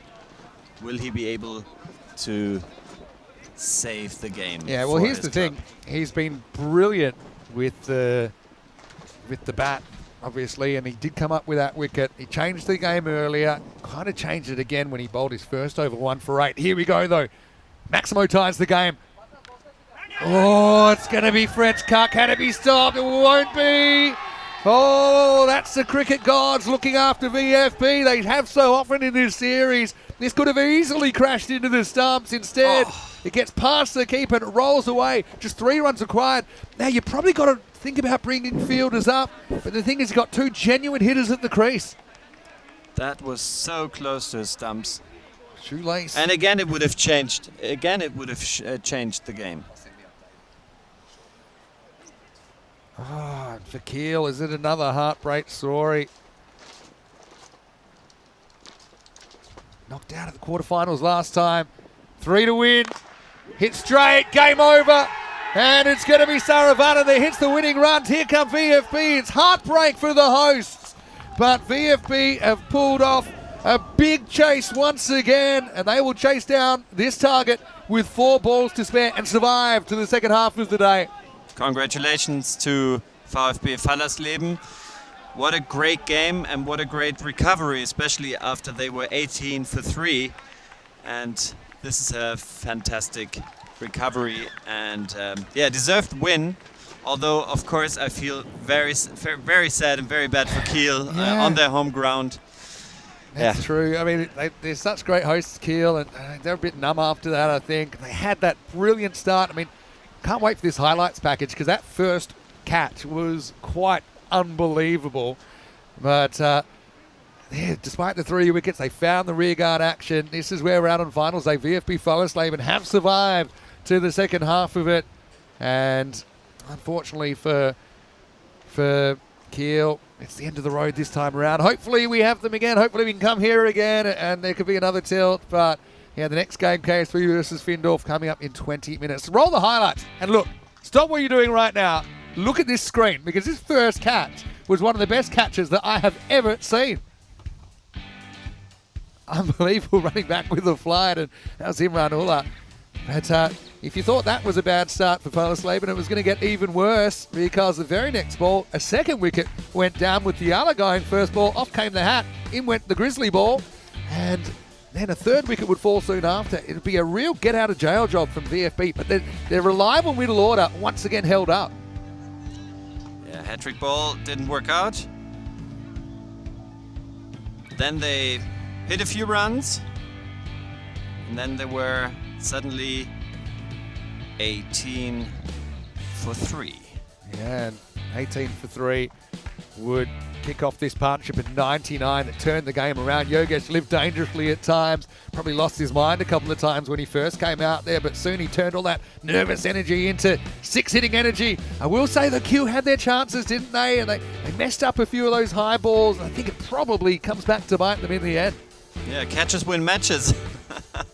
The old saying, because if they had broken that partnership earlier, then they would have got a good chance. And also, they had a chance to get the last 2 batsmen out several times.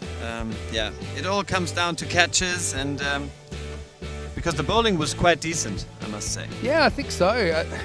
Yogesh has just had a really good series, no matter what he's done. He just seems to find those sixes, find the middle of the bat often enough, and he's a huge reason that they're still alive in the competition. That one looked like it might change the game. It was Ryder who came on and was able to get that one. But yeah, a couple of these little edges just seemed like all the luck was going against Kiel as well. Those edges could have gone anywhere, could have gone onto the stumps. A couple went to the boundary. But this is again a high ball that basically no one put their name on. And from there, it was reasonably plain sailing. Again, I'm a little bit surprised they didn't bring back Khalil for a second over straight away after he got those 2 wickets off the first 2 balls. Different game by the time he came back to bowl his second over. And that was the one. Saravanan elevates VFB into the top 3. What a comeback from a team that didn't take a single point out of their first game. But they have earned the right to dance with the big boys this afternoon.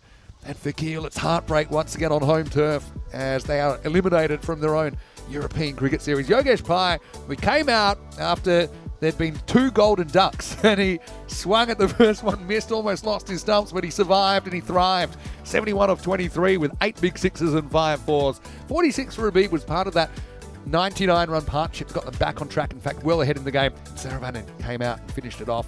What a good chase that was. Let's have a look at the bowling figures and who impressed you for Kiel. Well, there's one twin there with Aziz Khalil, 2 overs, 31 runs and 2 wickets. Then Imran Ullah got 1 wicket, bowling 2 overs. And then Ravi Borade, he got his wicket. Unfortunately, he had to bowl the last over, and the game was finished after 2 balls of his second over. Yeah, that's just the way it went. But it's another kind of fairy tale win for VFB Fallersleben. Let's just see how long they can continue it with an unbelievable performance, elevating them to top 3 status. We will take a break though. We'll be back in around about 15 minutes time, and we'll take you into Qualifier 1. KSV Kings to tangle with SG Findorf. SG Findorf, a team that Phil and I called 6 years ago. We'll be doing it when we return to Kiel as final day rolls on here. You're watching ECN, and this is the European Cricket Series.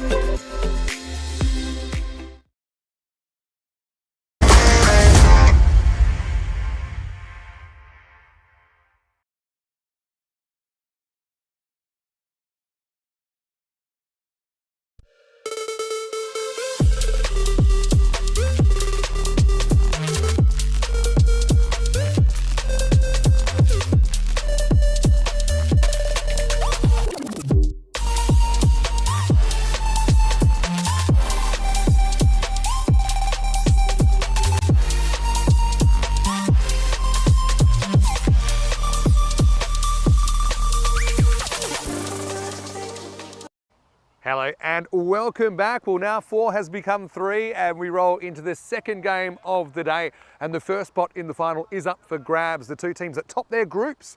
And it should be a really, really spicy clash. KSV Kings from Group A taking on SG Findorf, top of Group B. A little while ago, we had Suleiman Saeed and the two captains. Let's see who wins the all-important coin toss. Qualifier 1, KSV, SG Findorf. SG Findorf to call. Heads. Heads is the call, and it's heads. We're gonna ball first. SG Findorf won the toss, and they will ball first. You heard the man, Hamid Wardak, deciding that they will have a bowl. And that's quite interesting because they actually have been a very good defending team. They actually won all 3 games defending. And so I suppose this time they just want to know how many they're chasing. And they haven't really fired with that so far, SG Findorf. KSV Kings topped Group A. SG Findorf topped Group B. And that's why they're here in Qualifier 1. And it will be a spot in the final for whoever wins this one. This is a rematch of the Kummerfeld 2020 ECS final where KSV were able to get the win. But certainly two teams that have a lot of skill, a lot of power, a lot of experience in both T10 and the longer formats, of course. Finish out of here, Mr. Maximo. Got Philip Baxter with me once again. And Phil, we're really looking forward to seeing this game. And this is where we're at on finals day with a spot in the final at stake. And what a deja vu, Vinny. You and I commenting SG Findorf, and Hamid Wardak is the captain and was the captain 6 years ago. Iftikhar Khan actually was the captain back then, and he made an appearance yesterday, so that made me pretty happy to see him. But yeah, Hamid was part of that. Hamid was part, was part of that team, and there's a few others. Shafqat Ashraf is in there. Amar Khalid is a huge one, but I've just noticed Amar Khalid is not in the side. Though they have brought in Bazit Oria, who's a very experienced player from a German international as well. You can see their KSV 60-40. They've got some good players as well. Shoaib Khan, the captain, he's got to be in the MVP conversation. Aratoon's been very good behind the stumps for them as well. But yeah, really two teams that are, I suppose, the two favourites. The two table toppers in their group going head to head. So I think in fact a pretty spicy contest. Yes, absolutely. And we will see SG Findorf in the field. They elected to bowl first. KSV Kings batting. And yeah, let's see what they can come up with in the first overs. We've seen some first ball catches in the first match. We've seen 2 Royal Ducks so far. So that's certainly not not the start that the batting teams would have wanted. But I want to say big thanks to everyone in the chat and everyone watching. I know a lot of people upgrading their subscriptions and mentioning that there needs to be a new plan made. I think I want to emphasise that. I don't want to be kind of putting a doomsday front on. I don't think that's it at all. I just think there's some circumstances have changed suddenly, and that everyone's planning, or trying to plan a new plan. Those people in those key positions, and thanks. Really, the way forward is support from the viewing community, and that's something that I'm really feeling this morning. So, a big thank you to everyone, whether you can, whether you can't. We want to. We want it to be live and free for everyone, but if you can, of course, it all helps, and we do appreciate that. So shout out to Nick Brown, John Gray, and Phil G's chipped in as well. Anyway, here we go with Qualifier 1. It's going to start with, potentially another one. Oh, great effort. Oh, I think that's one of the best stops I've ever seen. We'll have to check it, but that is Tara Kiel. It wasn't a first ball catch, but it's a remarkable bit of fielding. I saw that as clean. And it's just out of the picture, but I don't think we'll ever see any evidence there that he's touched the rope. So that's a brilliant piece of work to save 5 runs off the very first ball. Incredible piece of fielding there. Whew. Jabat Tarakile. I think they just...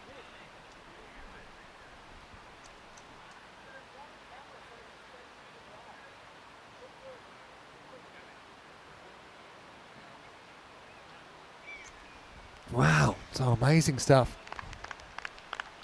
5 runs saved straight away. And I don't think he really called a drop catch. Shoaib Khan, by the way, out there. And Malik Zada faces up now. Big swing and miss first up. Field it. The atmosphere is electric here in Qualifier One. So, yeah, big thanks to everyone. Like I said, hello to Tina. Nice to see you. Have I missed anything she said? Well, it's been a busy time. Put it that way, Tina. Of course, Tina's meant to be here because she lives in Hamburg, which is just down the road. Down the road 1 hour. And, yeah, Tina, good luck in the qualifiers. And I think it's rest day today. Oh, good ball. That one leaves Malexada. Arabzai into the side as well. They're playing the Netherlands tomorrow, I think. Germany. It's a good ball, isn't it? Just climbed over the stumps. Yeah, good on your Kroom as well. And just to emphasize to everyone, we are live in India today on YouTube. And you'd love to encourage everyone to subscribe to the YouTube channel. Let's get those Ks up. Yeah, we've got memberships flying everywhere. That's going to be 6. That Grizzly is flying as Malexada gets off the mark with a maximal. Yeah, that now seems to be a good start for KSV Kings after that first 6 or 4 that the fielder could stop, Kiel. Yeah, Taraka's a really good fielder. He's one of the new generation. And these youngsters, they grow up, they've always got a ball in their hands. They're working on the fielding as well. Arabzai, it's an early wicket. He won't get one here. It's going to be away from the fielder. 1 bounce 4. Kind of hovering towards that sweeper. Yeah, no Amar Khalid is a huge out for SG Findorf. I know they've brought in a couple of players, including Aurea, who's listed to open, including Arabzai that you see here. But Amar has been kind of their standout player in the group stage, and they'll miss him a lot.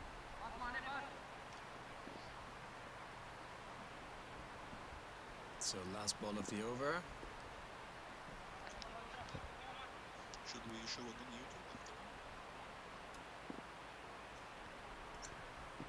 YouTube? This one ties him up. They think of a run. It's not there. That'll be the end of the first over. You can tell this is going to be an entertaining contest. KSV 11 without loss after 1. Yeah, so hello to everyone in the chat. Hello to Chris Addison. And yeah, a reminder that we are live and free on YouTube in India. So we're global today, and we'd love for you to spread the word. Obviously, a few things have changed very quickly, and unforeseen, and new plans are being made. And so, yeah, we'd love for you to spread the word to all your friends in India as well, that they can now watch us live and free on YouTube. Here's Wardak. He's been very good with the ball. And his play you know very well as well, Phil. He's got these left arm curvers, and he'll basically dart the ball into the right hander. It's a round arm action. Here we go with over number 2. First one dragged down to the fielder at long on, just a single. Yeah, good backing up there in the field. I've known Hamid for such a long time, you know. He's Hamid a veteran. I think he's 37 now, which he's still got a bit of a baby face, doesn't he, Hamid? But he is a veteran. He is leading the side. Played a lot of cricket for Germany as well. Oh, boy. 4 byes coming up. It's one of those ones, I think the keeper, Shams, he stands up expecting it's going to hit the stumps or hit something. You look at how he reacts. He's not really in a position where the gloves are anywhere near the ball. And so, not just 1 miss, but 2 misses there, and results in a boundary. I know that we've just had a guest come into the box, Phil. I know you introduced him to me, but maybe you can introduce him to the viewers in a moment. Uh-oh, this could be more trouble. That's going to be 5 wides. Self-inflicted from SG Findorf. Once again, Shams can't make the stop. This one was a bit more difficult. Shows how things are different. Wardak bowled a maiden yesterday in the second, and this one's gotten away from him pretty quickly. Yeah, so who got this? Is Kurt, yeah, it's Dr. Kurt Schmidt. He lives in Hamburg, and maybe we get a chance to talk to him in a bit. Tarek Hale's going to field that on the bounce. Yeah, it's very difficult to get 2s here, right? Because I mean the boundary is so short. Don't get too many 2s. You probably get more 2s on this ground than others, only because sometimes you can chase it down from the infield. That's going to be a tough one to stop, and it won't be stopped, in fact. It's away from Arabzai. That's going to be 4 runs. Solid strike from Shoaib Khan, another German international. Well, it's really excited for some VIPs here on finals day. So welcome to Kurt. Welcome to the commentary igloo. Probably go full German commentary. You don't need me here anymore. Anyway, that's going to be 4. It's a full toss and smash through the offside. Shoaib Khan trying to make the most of this power play. Well, with Kurt Schmidt, who got his PhD in Cambridge, you don't need to talk German. He speaks better English than most English do. Very aware that his English is top notch. And he's also a huge fan of cricket. He actually had the cricketer sent to his school, to his address. And that one's lifted up. That's going to be 6. Maximal. His name is Kurt, but he was named Curtis P. Smith when he ordered the cricketer at that time. But maybe you can talk to him a little bit. Okay. Oh, that's wonderful. Thank you so much for having me. I'm as a German cricket nut. I still get so excited seeing cricket in Germany, and this is of course, with so many. I listened to your commentary on the way from Hamburg, and quite a few German national players here. Yeah, quite a few. I recognise quite a few of the names. And it's a lovely setup here in Kiel. It is. It's beautiful, isn't it? I've got to say, I love your cricket jumper as well. One of the highlights. It's a cold day. Yeah. Well, one of the highlights is we have European Cricket Network, either short sleeved or long sleeve sweaters. They're really, really useful sometimes. I've got to say, we've had a long, hot summer. It must have been reasonably hot up here as well. It has, but I think it was 12 degrees this morning, so a little bit chilly. Yeah, but absolutely. Got a good old English weather for cricket. Anyway, here's Arabzai, who's going to bowl the 3rd over, last of the power play. In the air, taken. He's such a good fielder. Joe Tarakale, he bent himself backwards to save a 6 first time around, but Arabzai comes up with the first wicket of Qualifier 1. And well, Kurt, you were pretty close to that one. You saw how hard that was. That was a terrific catch. Yeah, he really steadied himself under it. There was no hesitation. I saw some of the other drop catches earlier. I mean, you guys were talking about keepers claiming or not claiming the catch, and then doing the teapot when it was dropped. Yeah. But this was really excellent. Steadied himself like a rock. You can't drop what you don't try, I suppose. Yeah. But it's such a hard ball as well. They're extra hard, these Grizzly balls that we use in the European Cricket Series, and on a chilly day.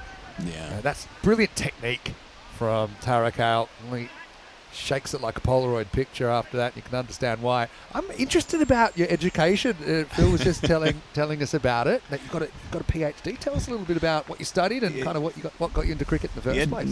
Not in cricket, but I like Philip. I've played cricket all over the world. I've played cricket all over the world with him. We've played on 3 different continents together. Wow. So I learned my cricket in Switzerland in the 80s, so long before the internet, and when there weren't nearly as many cricket clubs as there are now. Then I did university in England, but let's wait for the next ball here. We'll have a look. Arabzai coming in. It's Jadav, the new batter. And he gets the leading edge first up. Well, this should be out as well. Fielder's under it, and he's got it. We kind of dropped it. He clutches it to his chest, and another wicket goes down. So this is such a dramatic form of the game, isn't it? One brings 2. Arabzai's on a hat-trick, 36 for 2. Not nearly as confident as the last catch, I must say. There was some wobbly knees out there on the boundary. And some anxious looks from the other fielders, but were well taken in the end. And Lukman Ahmed, he had a bit of a heart in his mouth, ball in his heart moment there. But it'll be a golden duck for Jadav. And it's 36 for 2. Let's look at it one more time. Get it off the wrists, really. And up the forearms. Yeah. And then almost popped out a second time. Nice soft landing for the Grizzly there. But they're all the same in the book later, aren't they? Right. Yeah. You know, we've had 34 hat tricks this year. Really? And so people are actually 34. happy. So we've had 34 hat-tricks this year. One of them was just a couple of days ago. Rajiv was able to take a hat-trick. Could we be looking at hat-trick 35? We might be. Fingers crossed here. The kind of numbers, Kurt. Yeah, Blow your mind. Even with, obviously... Well, you've got to go all your Yorker experience. on the hat-trick ball, don't you? Or at least hit the stumps. Nisant Menon is going to be the batter in the hot seat. Arab Zai on a hattie in over number 3. Where's he going to go? Oh, it's wide. And you know, one of our co-commentators, Danny Hudacek, we always call that a Danny Hudacek because when he's commentating, he has this knack of there being wides on hat-trick balls. But you know, I apologise to the bowler. we had a hat-trick earlier in the week. Actually, a couple of weeks ago, we had a 4-in-4, a double hat-trick or a quad trick, which has only happened, Really? I think, 7 times in 5 years. Wow. So these things are possible. Arab Zai. Let's see if he makes up for it now. That one glanced away, and I think it's off the bat. Wait for the signal.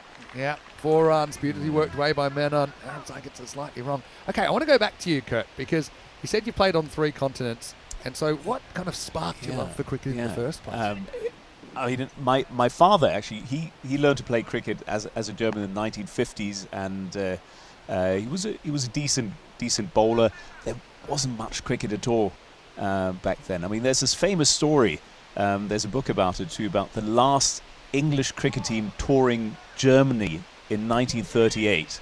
I mean, I'm an historian, and it's just sort of this really eerie story at the time. You know, touring Germany and with all the things going on at the time, they felt very awkward as an English touring team.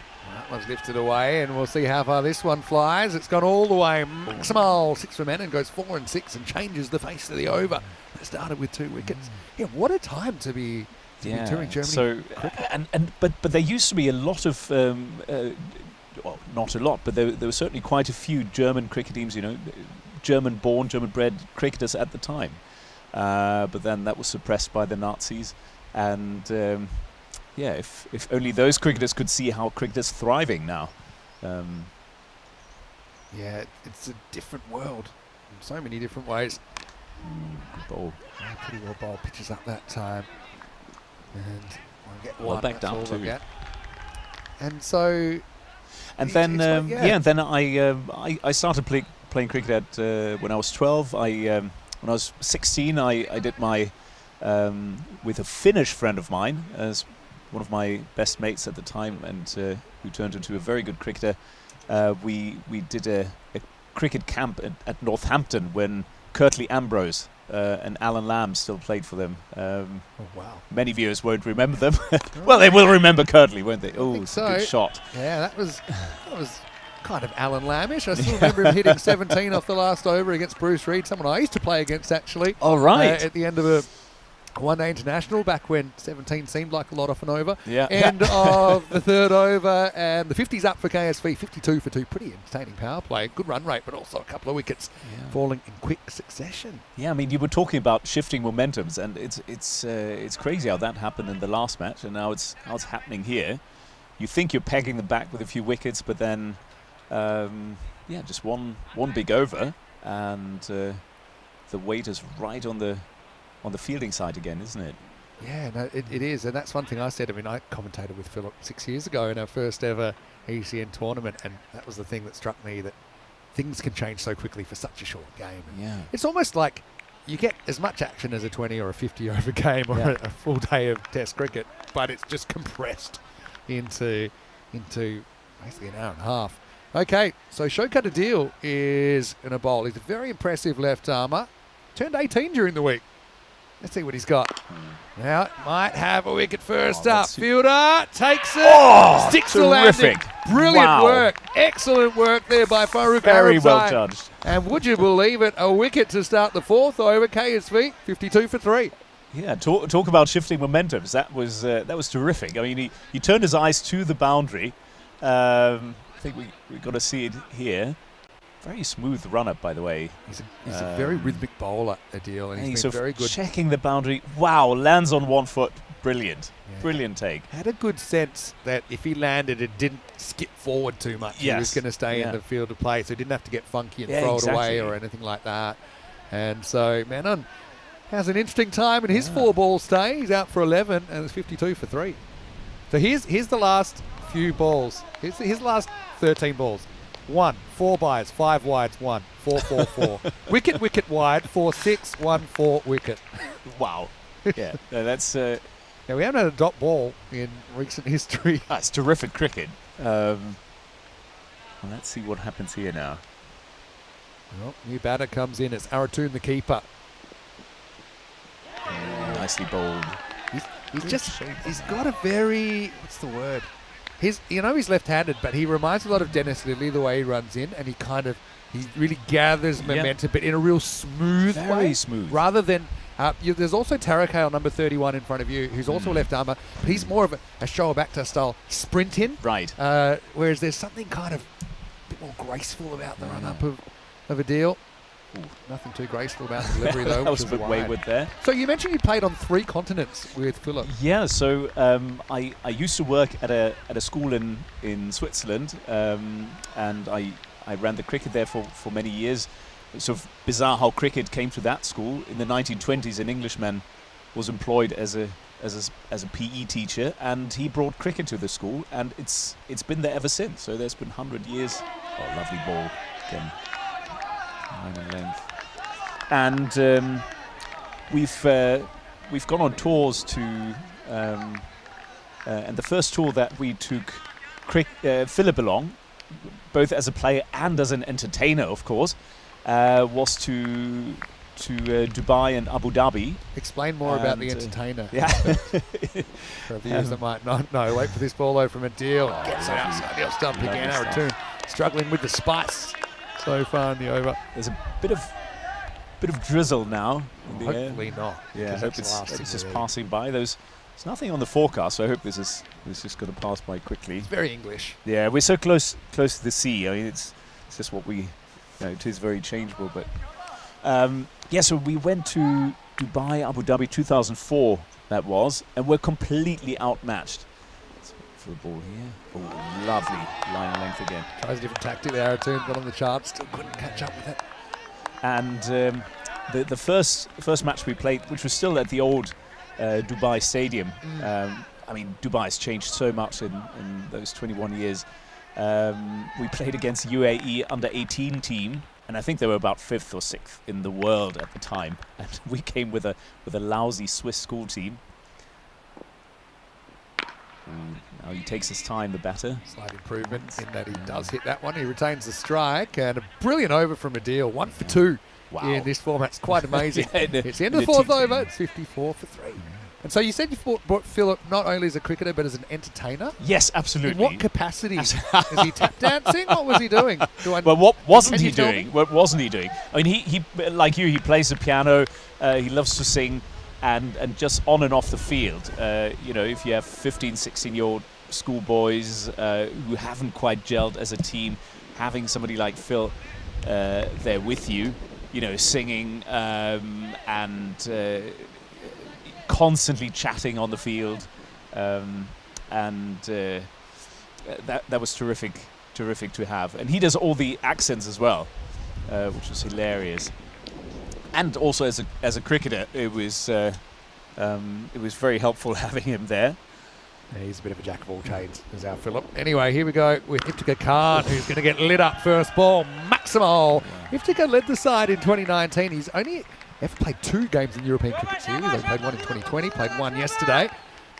First ball into the slot, and Aratoon finds the change of angle welcoming and helps the ball out of the ground. Yeah, that was right in the slot. Waiting to be hit there. And then Philip also came on a tour to the Caribbean, where we met just by chance at the airport, bumped into Sir Viv Richards and Sir Curtly Ambrose. I've met Curtly Ambrose. He's even taller than you imagine. Oh, yeah, he is. That's up in the air. This should be caught. He's misjudged it. Has Arab's eye. He judged the last one so well, but this time he ran in when he could probably run sideways, and it comes off the fingertips for a Maximo.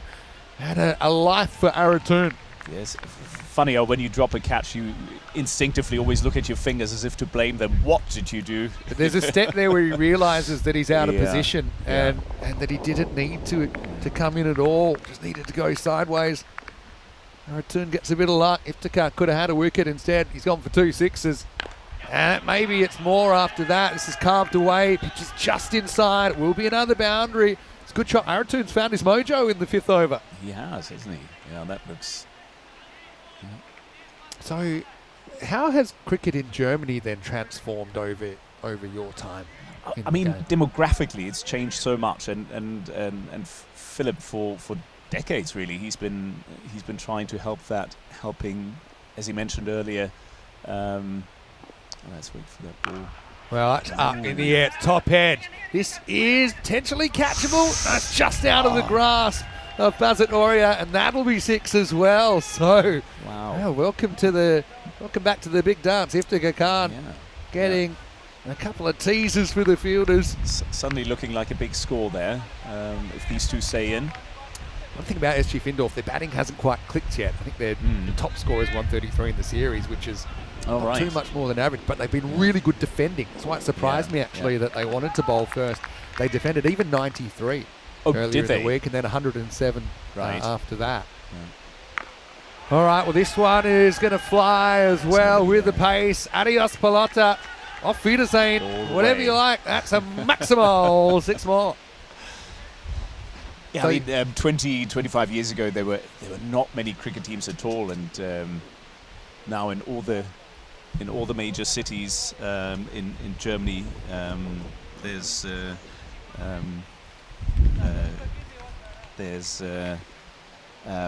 you find actual leagues going on. There's a good rivalry there, and yet. What's this last ball then? We'll have a bit more of a chat. This is up in the air. Fielder going back with the flight. Oh, just one step short. Didn't judge it. Did Shafkat. They'll hustle back for 2. End of the over. 84 for 3 after 5. Hey, I want to welcome you into the commentary box. And Vinny Sound and Mr. Maximo here on a very special day. And I've got not only Philip Barkstadt here, but I've got Kurt Schmidt. Check out the get-up, honestly. Firstly, Kurt, I want to say a big welcome to the commentary box and so to the Igloo. Looked like you could still go out there and hit the ball a long way. Talk us through the jumper, though. That's my first question. Where's this jumper come from? This jumper comes from my old school, the school that Philip attended as well in Switzerland, which has played, where cricket has been played since the early 1920s. So they've just, that's right, up in the mountains. There used to be 4 cricket pitches right next to each other. It's an amazing setup. It's over 1,700 meters. So you feel the altitude, certainly. And let's wait for the ball. And you can tell us, a little bit about your experience there. I mean, we've played so much wonderful cricket there.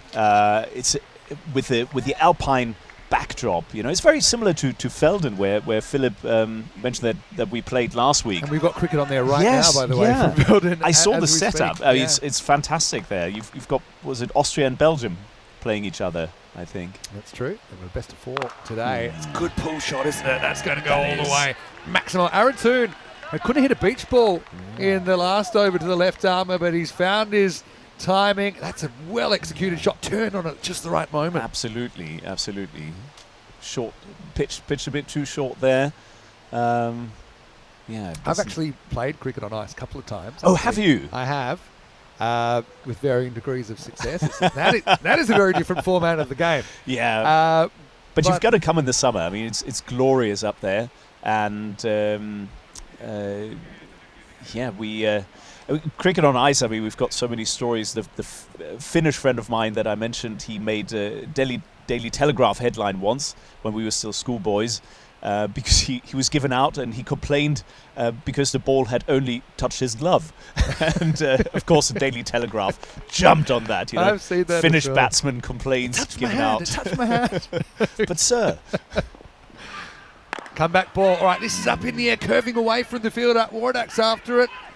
He'll do the fielding. They're going to come back for 2. So KSV getting a bit of a boost. They're expected to score in the 150s at the moment. It's a surreal environment, though. Actually, my first time on the mic for ECN was a kind of test tournament at Cricket on Ice when we had basically been given the go-ahead to go to have the European Cricket League in 2019. So that's brilliant. It's not really an official ECN Yeah, tournament. yeah. It's where we first Sort of testing. well, I first got on the microphone, actually. Good bowling that time from Tarek. Yeah. Looked like a bit of a change of pace there, too. Maybe. I've got a bit of an abstract question then. What is it about cricket? What are the kind of magic things that have made it such an important part of your life then? What makes it special compared to other sports? Yeah, I mean, in every sport you have the mental side, but there's no sport like cricket where over such a long period, even though in a T10 game, where you're constantly switching on.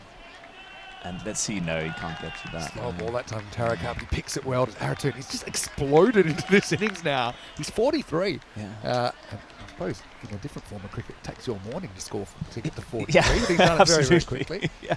Yeah, but the Blink mental of an eye. side, yeah. The mental side, I find that fascinating still, and the battles going on, the small battles, and then also the camaraderie. As I mentioned, I've played on 3 different continents. Others have played all over the world, and no matter who you meet and from what walks of life they are, cricket is such a unifying factor, and I love that. It really transcends cultures and boundaries. Tries to fill that. Back to the future for Araturn. Yeah. When he couldn't hit that ball, but does take 13 off the over. And the score is 97 for 3 after 6. But I think you're right. I think the friendships you make in cricket, the mateship, it can last a lifetime. I can speak to a teammate from 20 years ago, 25 years ago, and it's just like you immediately pick it up again, and that's what I love about the sport. I have a theory on this. Yeah. You spend so much time off the field. For example, if you're not batting and other people are batting, they might be batting for hours, and you can really get to know people. I also played baseball, but baseball you're always kind of getting up, you're getting down, you're not really in depth. And so I found it's not a partnership, is it? You really get to know each other in cricket, and I think that's something that's really special. If you've got any questions for Kurt, we'll keep him here for the next 4 overs, and he's doing a great job. Hey, are you really German? Can you prove it by maybe a bit of German commentary here for the next couple of balls? Natürlich. Wir haben hier den Werfer mit einem sehr sanften, schön ausgeglichenen, ein fantastischer Wurf am Schlagmann vorbei. Shukat Adil. Sehr gute Sache. Yeah, I did get into a fight once in a pub because somebody didn't believe I was German. So I tried to prove it by speaking German. Only made him angrier. So yeah. Keep going. I'm loving it. It's Shukat.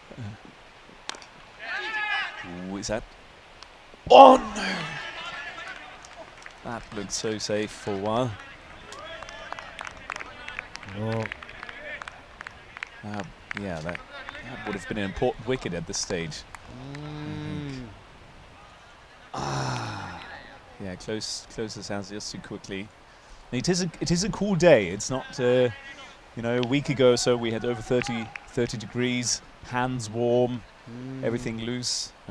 Das ist nicht gut. Nicht gut, nein. Nein. All right, this one's hit. Won't carry though. Tarek Hill, he's going to attack it. He's going to ping it. Whoa. And What an sets arm. a bit of a task with the backers up. Oh, so yeah. I just got to mention this comment from Wayne, who saw us all 3 on the camera. Looks like we wouldn't be out of place at an equestrian event.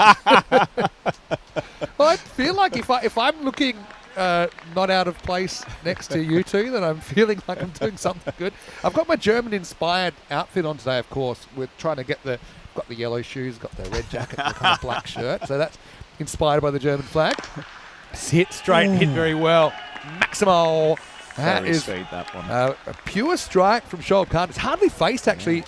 He's faced 10 balls out of the first 40 in the innings, despite opening. And so he's been starved for the strike a bit, but he's a guy, Shoaib, does play for the German national team, and you can see he's a very skillful player. Yeah, that looked very composed. There was nothing hurried about that. Let's see how he does on this one. Ooh, yeah, sort of. And another drop there. And it's something about since you've been calling, Yeah, the cats have been going down. Yeah. Hey, so I want to know, obviously you've been around the traps a little bit in German cricket. Have you played for Germany? No, I tried out for them once, thanks to Philip, and they quickly realised that I wasn't quite up to the standard. I got the yips at one stage in my career when I was sort of in my mid-20s, so I completely... where did that hit him? I think it's at the very end of the bat. Yeah, I think he was a bit wasn't early. it? Hard to believe it. Early through the stroke. And just watch this one. We'll see it from side on. Right off the Q end of the bat. Dush. Ooh, Pretty unusual. God, it's And very so- lucky. and- That could have gone absolutely anywhere. Okay, end of the 7th over, 107 for 3. That's our calendar. And again, we're All hoping right. that we can continue on all the way through to the ECCW, and of course we've got marquee tournaments that are planned coming up in September. But again, it is What's brilliant that you've still got the southern, you've got Italy, Cyprus, Malta. this is. I mean, Spain. all those places, they're kind of grayed out. We've already been there, and I've been to so many of them. It's been a great adventure over kind of 24 countries a year to spread the message of European cricket. So, how about you? So then after this experience, you obviously played in other places as well? Yes, Caribbean was a lot of fun. Yeah. I remember that with Philip, and Philip tried to, being Philip, let's see. Ooh, that was high. See if that's a no ball there. Wasn't it? Yeah, no ball called. Free hit coming up. Yeah. Have you ever faced a free hit? I have usually done very 'Cause poorly. It's on them. pretty. It's a pretty recent rule. I ask you that because Yeah. it only just started coming in when I finished playing, and I faced 3 no balls, and all 3 I got singles off. So I never had the power, of the invincibility, which is Ooh, yeah, see, same here. Well, actually, Yeah, Buzzett it was, Aurea, wasn't it? he's a pretty decorated player, Buzzett. We haven't seen him in the series so far, but I've seen him playing for Germany. We've also seen him in the European Cricket Series before. He's Seen got him for the very MTV focused. Stallions before, as well as seen for SG Findorf here. Lovely ball. Nice shape there too. Moving in late. Yeah, so I've got Kurt here for at least till the end of this inning. So yeah, jump in and any questions you got, fire away. I love the characters that meet around Europe. Honestly, there's so many cricket lovers. Oh yeah, tempted York, he hit Tries onto to the go foot. for it. Yeah. I like that he's trying to go full here. Well, okay, so my question for you, I'm assuming you haven't really played any 10-over cricket, have you? I have a little bit? few matches, yes, but nothing serious. What really. tactics do you think are important? I mean, it's always fantastic when you listen to commentary and sort of, oh, this is a very important over coming up. Well, every over is of course important in true. T10 So true. T10 cricket. And mixes it up, throws this one short, and it's going to be 4. Again, SG Findorf, they're normally a really good fielding team, and we have seen some brilliant things from them. We've also seen a couple of below par moments. This is one that I think he needs to get off his feet. He kind of swipes at it and runs away to the boundary. Yeah, you're right though. Every over is important. Every over is important. I mean, a bowler you say like all Buzzett over- who can change his pace. I mean, that's true. that's so valuable at this level. See, Shot. he goes Up forward. and over the top. Maximo. All crowd catch. Oh, well. One of the umpires just warned that. Physio. That will be. That was commentator's death. I told him, he changes his pace so well, and then he puts it in the slot. Let's have a look. Disappears. This is a thumb buster from way back. Inside leg. Didn't look too confident. I was going to get a bit Orwellian and say that all overs are equal, some more equal than others. But anyway, last of the 8th, and Aurea will end up going for 12 in the over. It's 119 for 3. Yeah, I mean, so for example, now who do you bowl in your last 2 overs? Yeah, well, I suppose one thing they have done is they've bowled 6 bowlers, so they've only bowled 2 bowlers out. So you can really choose from 4 bowlers unless you wanted to go for another one. Yeah. But one of the issues is some of those bowlers have been quite expensive. Darragh Hale's going to come back to bowl the 9th. He only went for 13. and Aurea only went for 12 then. I think they're probably the two you stick with. Waradak's been good during the series, but he went for 21 when he bowled the second over, and Iftika went for 30. So do stick with the left armour. And again, we've had to kind of be quite clever with the regulations. We're pretty set. If the ball's outside the line completely, it's a wide. If it gets some line, it isn't a wide. You have to be a bit more black and white, I think, with your wide interpretations, just because they're big calls in a 60-ball game. Also, watch the clock there. It's turned red. You need to finish this 9th over before that clock runs out, or it's going to be an automatic 5-run penalty. Findorf don't want that. That's a good shot, actually. Trust his hands. It's going to be 50 for Aratun, and he brings the milestone up off 20 balls. He had a few issues earlier with the left armers, but he seems to have found his rhythm, and a very important half-century for KSV Kings. Very well batted. Very well batted indeed. Yeah, made the spectators jump there. It's a good shot, though, isn't it? If you can go offside, to so many of the tape ball style players are trying to hit that to the leg side, but he can hit leg side as well if it's there, and that will be over the top. Maximal, 6 more. Well batted. How have the slow bowlers done in this tournament so far? Been quite well. That's one thing I think with short form cricket in general, T20 and then T10, people thinking, oh, well, spin's dead. But actually, not necessarily the case. One biggest difference between this format of cricket and even regular T20 now is if you're an average bowler, you can probably get away with it on a big ground and in a longer format. But if you're an average bowler here, you're going to get crucified. That's a good shot. Slight change of pace from Tarakale. Aratun serving his revenge cold. It's a maximal 6 more. We may need a new ball here.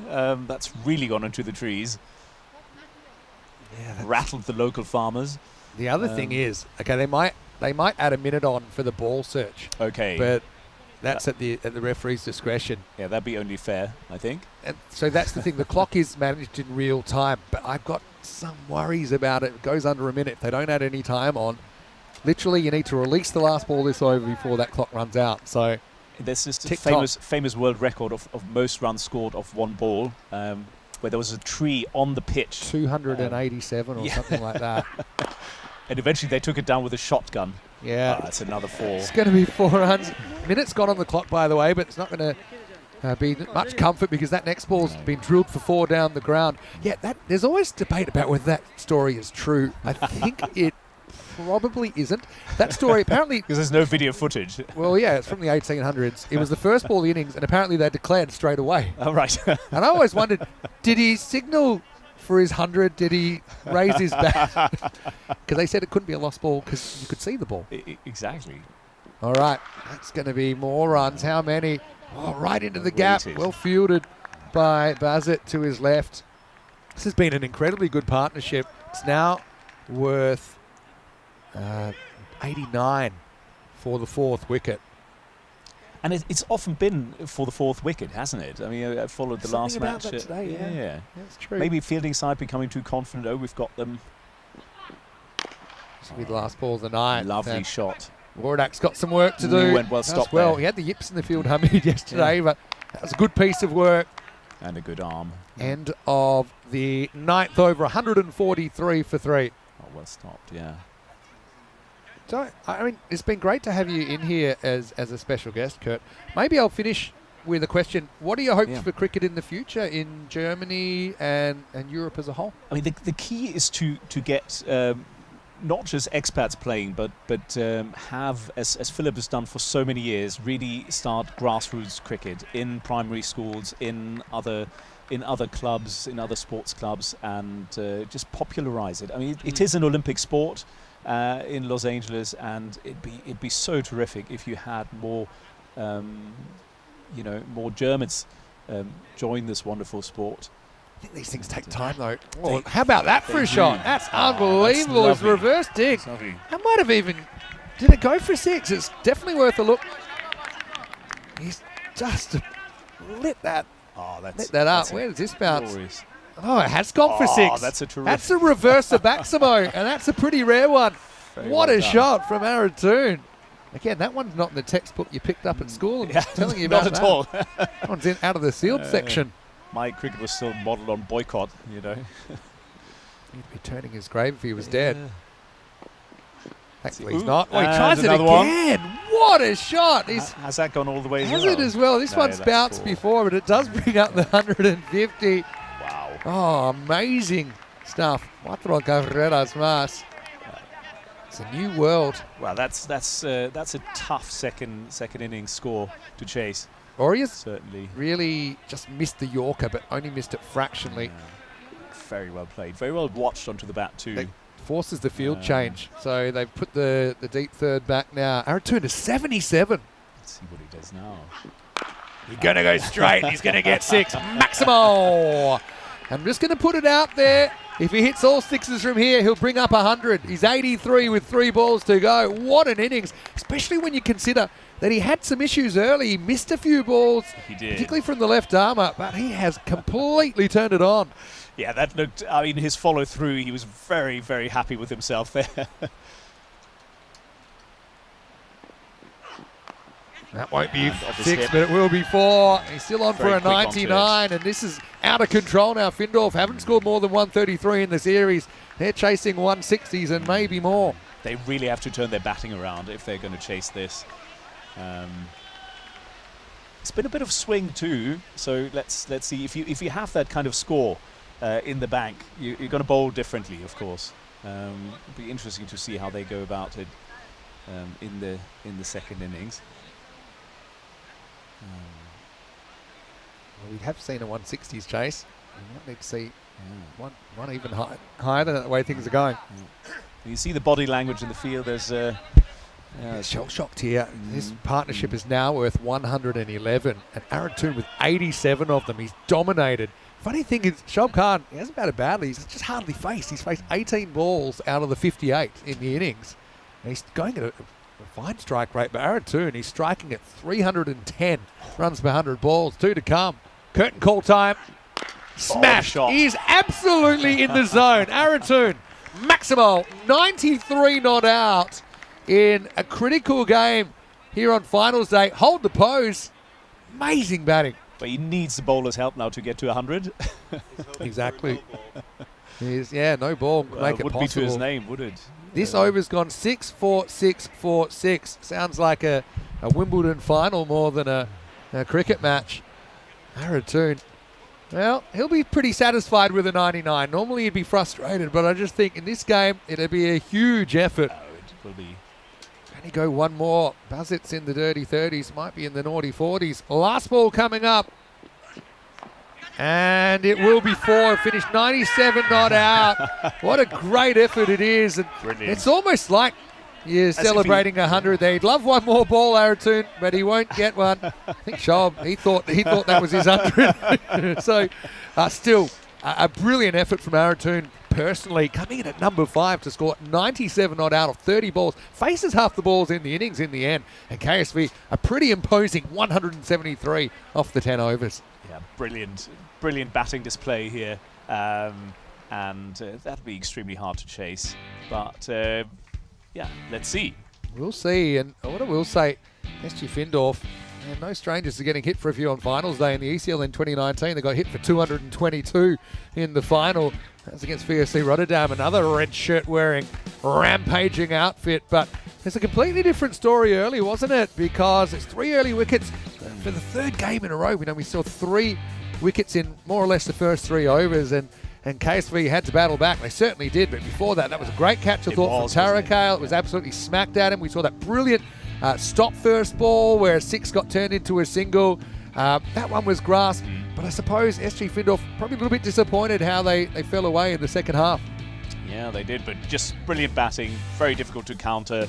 Perhaps a couple of balls in the wrong spots, too many balls in the slot, ready to hit, and some terrific batting too. Not to take anything away from them. Yeah, no doubt. That was a great catch as well, it was. wasn't it? But it was a sign of what was to come. And Aratun, let's be honest, he struggled a bit with the raw pace of the left armour in that 1 over. But then when he found his touch, there's that classic kind of getting your iron, I suppose. He survived that early attack, and it's very really calm counter-attack. hitting. I mean, if he kept his head still, all the way through the innings, and guiding his hands. Couple of drops though. I mean, Yeah, they could have yeah. busted the momentum a little bit Definitely, earlier. definitely. The two. As soon as you switched to German, the catches went down, including from the umpire, the third umpire, who I think wore that one in the fingers. And catches dropped in the crowd too. So, But the way that last attack was just absolutely insane. 24 came off the 9th, 30 came off the 10th over. We had 2 supersonic overs of 30 and one of 24, one of 25. And let me do some quick maths there, but that's 109 runs of 4 of the overs. And so that's where the damage was done. It's hard to believe, but Stroke had a deal. He had 1 over, then only went for 2, if you remember that one. So it was real feast or a famine kind of stuff. You can see their show up. I think he thought that was his 100. It wasn't, but it was close. 97 not out from Aratoon.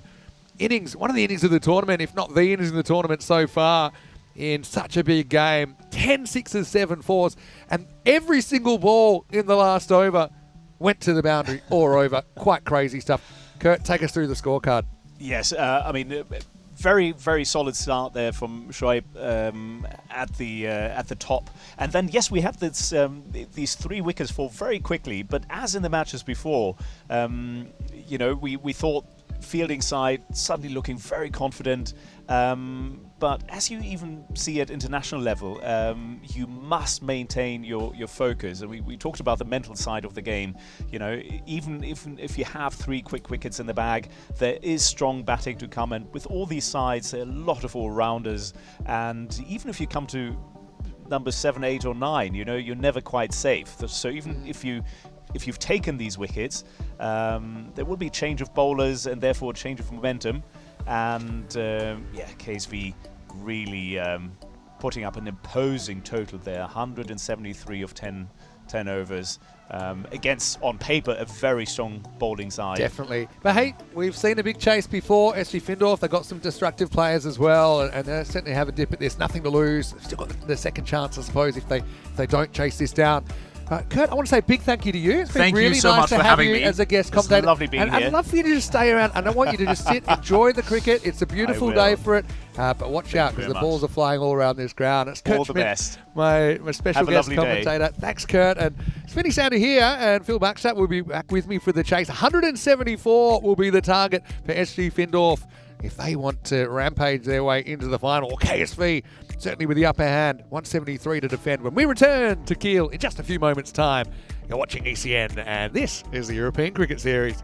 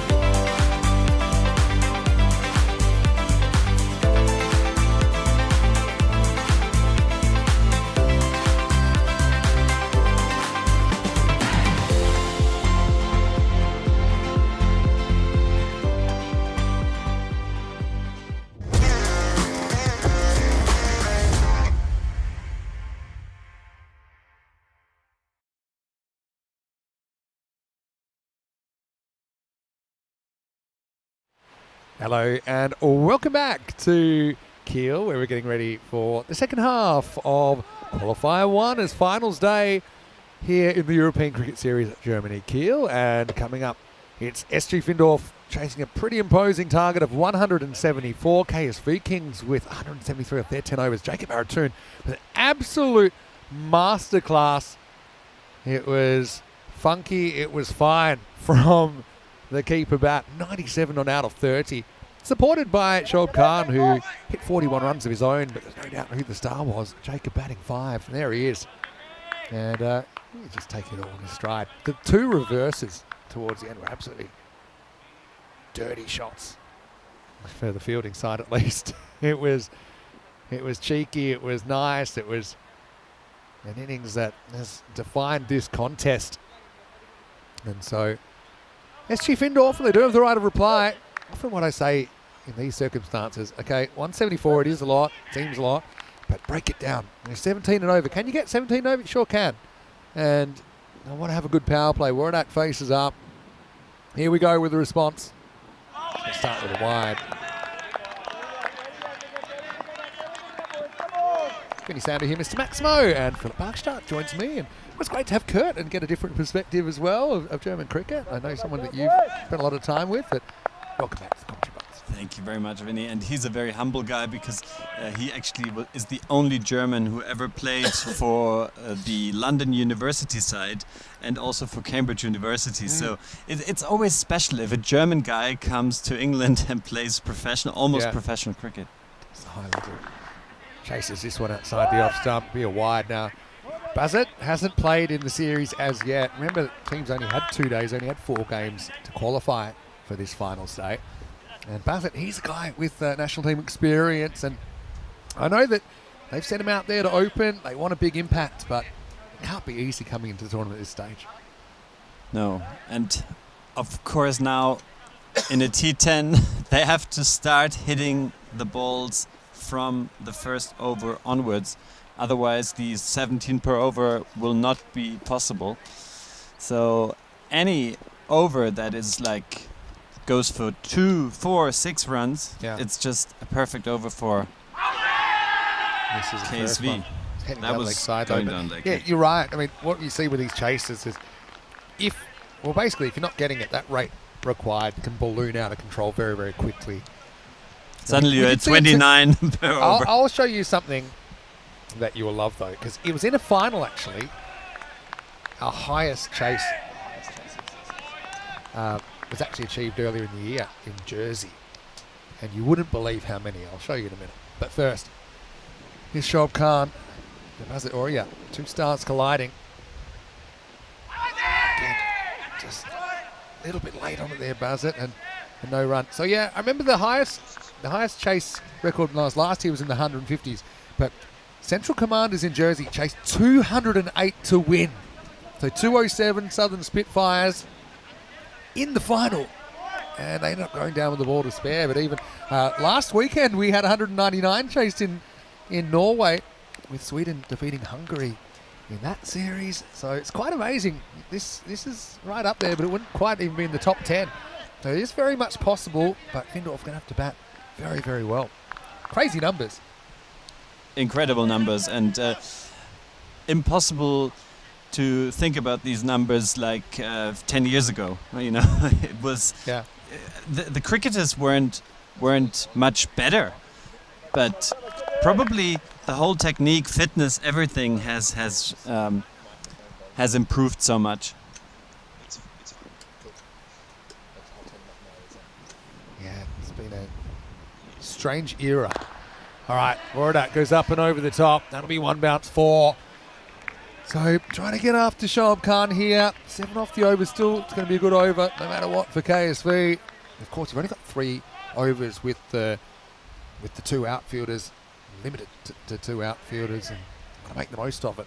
And Hamid is so experienced, such an experienced former German international, that he knows that they have to put some gears up now. Nice ball of the first. Steps across, gets that one high in the air. Fielder right back to the line, and 6. Maximo. Just over the line. And Menon's good effort. He tried to matrix himself and bend himself over the line, but he wasn't able to quite contort all the way. Warnock was worried here, but it's about 51 metres, and in ECN cricket, that is enough. So end of the first over, it's 13 without loss. If he had stepped out of the boundary, how is this new rule? You cannot. You cannot jump out of. Yeah, well, I'll come to that in a second, but it's a bit complicated. 50 matches, by the way. Time to raise the bat, because you might have said, well, hold on, wasn't it 48 last time? It was, wasn't it? But we've had another match get completed in Velden in Austria since that as well. So, so you never were allowed to step out and jump from outside the field of play to touch the ball the first time. So the rule doesn't affect things too much. It's always been if you jumped from outside the field of play to touch the ball the first time, it's going to be 6. But they've now made it because you were previously allowed to take it inside the field of play, throw it up, and then kind of jump and hit it back. So they've kind of outlawed that unless you land back in the field of play after a subsequent touch. So that was just one of those ones. He had to hope for the best and try and jump backwards. He wasn't able to do it. That's a good solid strike, isn't it, from the right-hander, Aurea. Good sign from him. I mean, Aratoon started kind of slowly as well, looked a little bit off the pace, but then he turned it around. Basil will be hoping to do the same. Maximal, his first. And I'm seeing Kurt Schmidt on the boundary, watching the stream on his mobile phone.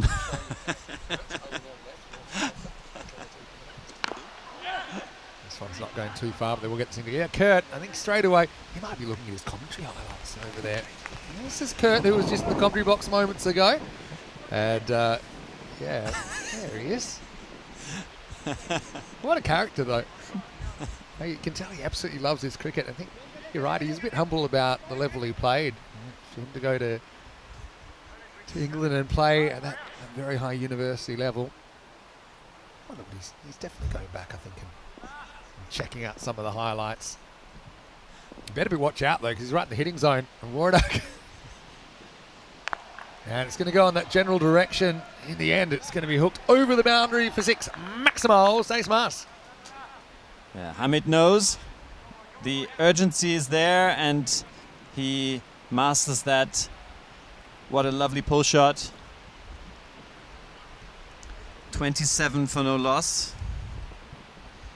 So right now, they're on track. They're on track right now, I suppose. Yeah, you've got to break it up into little pieces. So you'd want to be essentially 35 off every 2 overs. That's kind of what I'd be looking at, these little marks. It's a manageable amount. You're 27 halfway through the second. So, again, partnerships are so important. Even though we've seen wickets fall today, we have seen some significant partnerships in all the innings so far that have got them to above average scores. Essentially, almost every innings today. Alex Arda is going to get the right of reply here. 2 outfielders. We've got deep point, got deep loft. They're both on the offside. So he puts this one, and Aratoon as well. 1 hand, 1 bounce.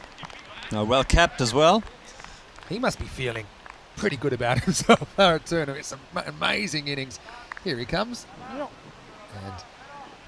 a nice hop off the artificial surface. So it wasn't too hard, just had to make sure he got the golf behind it. The robot's throwing a few stickers in, that's cool. In the chat. Hello, robot. That's a good strike over the leg side and in front of square this time. Maximal. Oh, that one's gone to the picnic rug. And that's the end of the... It's not quite the end of the over, pardon me. Hey, so... Well fielded there from the picnic guy. Look. At least, again, pays to watch. Pays to pay attention. I want to hear a little bit more about the cricket tournament that you organised recently. Just a little bit, because you had some quite innovative ways that you'd sold sponsorship. Maybe we can go into that, because I thought that was quite interesting. All right, lucky one, but it'll do. How far's that gone? It's gone all the way. Maximal. Ever nicked a 6? Well, I know that Warnock has, because that's the end of the second over, and it's 39 without loss. Yeah. So didn't you have, when you're even selling picnic blankets or something? Yeah, I mean, you have to see why would somebody sponsor a cricket tournament in Germany? Cricket has no relevance in this country just yet. I mean, Olympics coming up, everything. But I wanted to produce a corporate cricket cup, and it worked out with a lot of sponsorship. We had picnic blanket sponsors. We had cushions on concrete steps sponsors. We had team sponsors. We had ball sponsors. We had this sponsor, and title sponsor of Colts Blitzby. It's a wonderful energy drink. Hello to the Blitzby team. We were playing people from Siemens, people from Infineon, people from Apple, Google, working in Germany. They all played each other in that corporate tournament. And that, of course, are players with purchasing power who have leading roles in German companies. And that is something where companies put their money in. Yeah, so fascinating. Hinderpour is coming to the side as well. He's got left arm spin up his sleeve. And the first one, French cut, but behind keep for one. But I love the innovative approach. Yeah, you know, I also had kids there, school kids playing cricket the whole day. So all the spectators, the families that were coming, they could play cricket all day. I love that. When there are kids there, they think that it's professional cricket being played on the main pitch, and they play on the side pitch. And there was even a national player, Ashwini Balaji, who's just playing. I gave her an autograph card, and she signed autographs for the kids. So there were different sort of things happening, and I think that was a good initiative. Goes after this one offside. Good strike. Maximo Wardak has gotten off on the right foot, hasn't he? 35 off 8, and Findorf flying so far in this power play. And actually, for me, the role model was the first ECL we had in La Manga in Spain. This was sort of similar, and and this goes up, and that's a catch, and Hamid goes. Yeah, for 35. One miss hit, hey, and it's Menon that takes the catch. Didn't really have to move. So Hinderpour with the change of speed does the trick. Wicket for him, and SG Findorf lose their captain, 47 for 1. Just hand coming off the bat, no real timing there at all, and a simple opportunity given. We had a grandstand there, Yeah. with 130 seats. It was fully booked. Awesome. And it was sponsored by European Cricket. Love it. You know, this was for me also such a nice gesture also from the European cricket team that they actually chipped in and supported me there. Yeah, that's great. I know we've got the robot in the chat. I think Robot was pretty excited at the Corporate Cricket Cup as well. That's very impressive. And lessons can be learnt. Like you said, you learnt from the ECL. I'm sure we can learn things from what you've done successfully as well. And I know that everyone's quite committed to try and keep everything rolling in the right direction, even if certain things happen that make that even more difficult. But I suppose it's a difficult thing to start with. It's never kind of escaped me that it's an absolute miracle what we've been able to achieve on ECN. Arab Zion comes in at number 3. And he's going to start with a 6. He's into the side. And one thing about SG Findorf, they've needed a bit more batting. And that's a good sign from Arab Zion. First ball, making an immediate impact. Maximal, 6 runs. Yeah, so, once again, thanks for all the support. We're obviously seeing it. I feel it already, though. Hello to Jules. Nice to see you. And I know you're getting a lot of support in there as well, Philip. So you should. You're passionate. Yeah. You're also very smart. Smart impacts. I know who you are because he always calls me coach. He was one of my under-19 national players. Just drifting down the leg side, I think, this time, but a bit of an appeal nonetheless. Checking out the replay. Yeah. Just going on to miss. Hits him just outside already. Going down leg, huh? No, it's Kashif from Berlin. Hello, Kashif. Great to have you. Bowled him. He's run down the pitch, Arab's eye. He's beaten in the flight. It comes off the top of the stumps. And Hinderpour has 2. SG Findorf hitting a bit of a roadblock in the third over, 53 for 2. Yeah, just a few balls and the game completely changes again. That is T10. Yeah, we'll check it out here in the replay. The Arab's eye just knew he never got to the pitch of that, and that's why he turns, he loses his shape. Kind of went through with the shot anyway, but very clever bowling from VJ. He gets 2 in the over, end of the power play, 53 for 2. So they are on the pace, but they've lost 2 key wickets. No Amar Khalid in the lineup either today for SG Findorf, who's been very good for them so far. But anyway, very good bowler. And I think it might have been Kurt that was talking about how do spinners go in the format. I think you see there, very good over of spin, changing the game. Luckily, Basit Oria is still there. He was going slow so far, but maybe he's got his eye in now. And he will get some runs. We will find out. How about some of those big overs in the first half? 2 of 30, a 25 of 24. I'll say Showkat Adil pretty well. He only went for 12 in his 2 overs, but in the 4th over in the first innings was a 2-run over. 2-run over from Showkat. Anyway, this is Fakhrizai, who is going to get launched out of the ground. Maximo, and they are going to keep swinging. Can Oria step up and provide a kind of Aratoon-like innings and get Findorf close? They've still got some sort of chance, but it's certainly a difficult situation for the team that have fondly been nicknamed the Ninja Turtles by our community because of their green and purple outfits.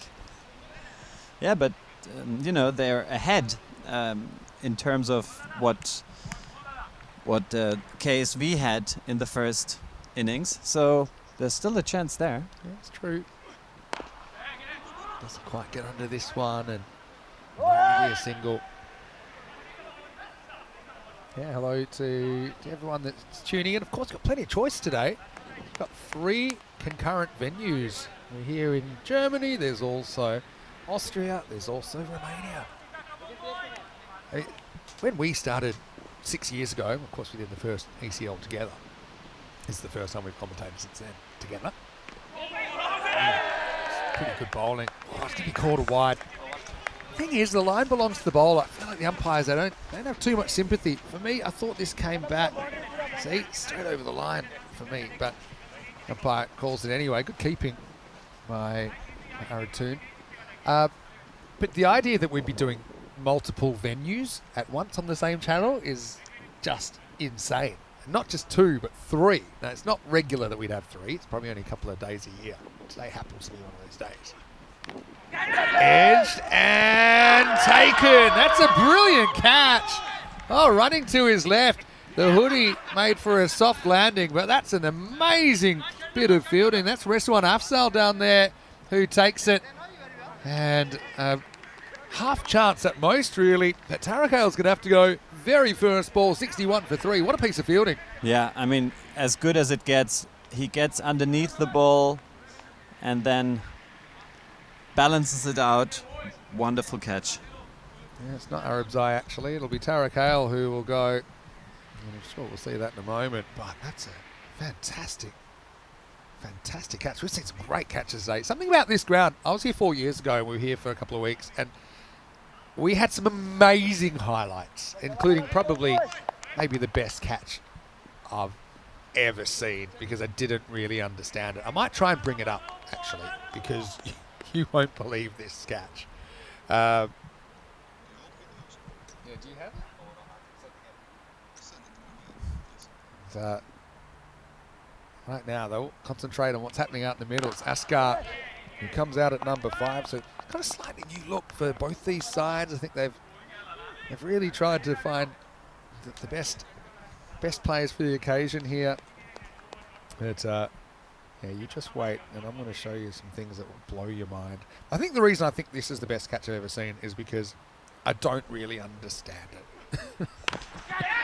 Off the end of the bat, it's just out of the grasp of the infielder. But again, it'll only be 1. Yeah, and it would have been a wide. So you should always, if you hit the wide, then it should go for 4 or 6. Yeah, exactly. I suppose it is a pretty instinctive thing to want to hit the ball, though. Yeah. Just you can feel that. I'll put it this way, they're a long way behind now. 4 overs in and 64 for 3. So using those markers we talked about every 2 overs to be 35, they're 6 behind. Doesn't seem like a lot, but they're going to need something pretty special, particularly from one player. I'd probably buzz it, or is that player, if they're going to make a game of this. SG Findorf, though, I remember there was a game in, might have been 2020 against PSV Hanmunden, where they were about 50. This is PSV. Were 50 off 5, and they were chasing 150, and SG Findorf were fielding. Just took one player, it was Adil Ahmed, went bang, bang, bang, bang, bang, 521 overs, done. And I still remember that game. That was in Kummerfeld in 2020. So there is precedent. Now that's quite high. That'll be 4. Probably not quite a no ball, but maybe. Remember, if it's waist or higher, charges a bit. Probably, I think if he was in his crease, it's coming down quick enough that it won't be a no ball. But it still will be 4 runs and a decent start to the over for Findorf. It was a full toss, and he didn't hit the sweet spot. Otherwise, that could have gone for 6.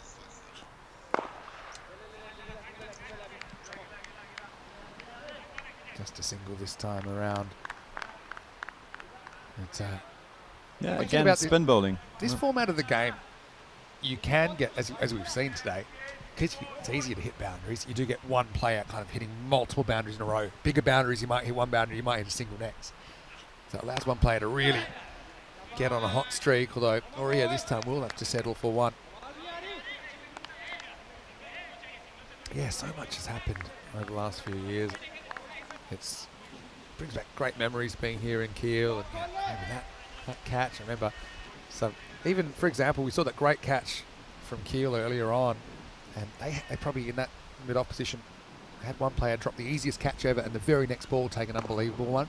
And one thing in ECN cricket, your fortunes can change very, very quickly, and it's kind of it's a life lesson as well. I think sometimes in life you run into a big roadblock, but then you can turn things around, and circumstances can change really quickly. Yeah, and sometimes cricket is a life learning game, Yeah. There is so much, like, control the controllables. I was interviewed yesterday in a podcast, and I talked about control the controllables, because this is all you can do, You cannot influence what's happening around you. You can only influence your own stuff. And this is what I learned from cricket as well. All right. He's bowling well. Hey, that's a great spell from Hindupur. He'll finish 2 for 22. 72 for 3 after 5. Okay, do you want to see the best catch that I think I've ever seen? Please. It's here 4 years ago. Watch it. You won't believe it. Goes out. He wasn't even meant to be hitting it. Isn't that the most... Wait for the replay. Never breaks stride. And this is during kind of social distancing, a little foot tap. That's all you're allowed to do back then. Wait for the replay. It's almost like he planned the whole thing, and he's so cool about it. It's for SC Europa. And also this batter, he'd gone 6 and 6 off his first 2 balls. This is the 3rd ball he faced. And he just takes it from beyond the border and says, "Yep, thank you very much." Did he have glue on his hands? Amazing. And that went viral. That went around the world. Back to 2025. And this is up in the air, and that is going to go. Phil, it's all yours. Whoa! Maximo. Well, I'm glad it wasn't on my side, because all the equipment's on my side, but that's a good strike. And yeah, Aurea trying to change the narrative, get 6 runs. And we had a bit of company there in the igloo. And I said, my instinct is protect the equipment. Luckily, you don't have any equipment over there. Wants to go again, and he will. Maximo! Another tent is rattled. This time it's not ours. So over our time, in the, let's say, 8,000 games since you and I last commentated together, we have certain rules. And there's rule 1 in the commentary box, which is protect the equipment. So I straight away was getting ready to go into just, preservation mode. Yeah, I didn't see the ball. It goes... Yeah, well, that was a bit of a problem for you then. Oh, that's a real hanging one. Going, and that one is going to be 6 runs. And again, that ball that's way too full. And yeah, so it goes top of the chain of priorities, equipment, then human. The humans should generally recover. Equipment doesn't. So we've got to protect the equipment. Well, you can replace the humans. Yeah, yeah, true. And less expensive. Anyway, Jadav needs to find the pitch. Doesn't. Another full toss, and that will be hit away. Another 4-run. Oh. And yeah, Aurea, well, he is catching fire a little bit here. He's 41 now. Oh, boy. But yeah, Bassett. Again, I imagine the longer he bats, the better he'll bat. Again, he's coming in kind of cold. It's funny we say that. They probably play every weekend, but it's just, you know, playing every day in the group stage does kind of, I suppose, it's the best practice you can have, isn't it? It's match practice. Yeah, but that's why there is a difference between a test player, a ODI player, and a T20 or T10 player, because some people like myself, I need a lot of balls to get my eye in. Yeah. And some people, they can just whack Yeah, it from that's ball the one. real skill, especially T10 versus T20 cricket. If you're in the middle order, for example, in T20 cricket, often it's about just giving the strike back to the set batter. It's about working it, kind of low risk batting. Whereas here in the middle order, the real skill is you want people that can come out and essentially hit sixes from ball one. That's a real key difference that we've noted over the years. All right, 80 off 26, run rate required in the 18s. Jadav going the journey here. And that's a bit of a lucky one for Bassett, but he probably feels like he's due a bit of luck. He'll move to 45. This over's gone for 26, so it has gone magical. Could go supersonic if the last ball goes to the boundary. I've also loved that the robot is making up a whole bunch of stickers right now. Some subscriber-only emojis. So rewarding the subscribers. That's cool. We got the duck, we got the 100, we got the out, got not out. Probably a good time. Give us your duck thoughts in the chat. I know it's been a point of discussion recently. Oh. I mean, that is a Manuel Neuer type stop. That's almost turning one past the post. But Jadav might have lost a toe, but he saves runs. The irony here, I'm pretty sure the stumps would have saved this anyway. But anyway, great extension. That'll be the end of the 6 over, 98 for 3. And the required rate 19, 76 required off the last 24 balls. Some of the guys from Kiel, they could play for Holstein Kiel, the local football club. I think so. That was a great effort.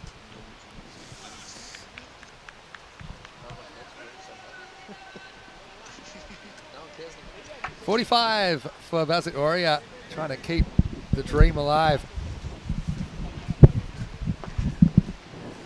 And so here we go with over number 7, and it's going to start with a wicket. And that's it. That's Askar, though, who will fall. Just punch that straight to point. Fakarzai will have a second wicket, 98 for 4. Yeah, great wicket for Fakarzai. And yeah, while everyone's in the chat, I know there's been a lot of discussion. We have a new Robo-Duck friend at the moment. But also, you know, there's definitely feelings that, you know, chat, now's the time. We've got the robots here. But Askar will go for 8, and the score is 98 for 4. And in comes Shafqat Ashraf. He's been opening for them, and so he's certainly a specialist bat. But Let's hope he is not a Jeffrey Boycott opener. he's definitely not a Jeffrey Boycott opener.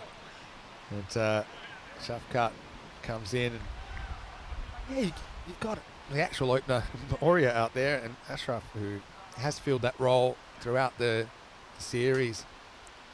Likes to go over the top. Let's see if he can get going here.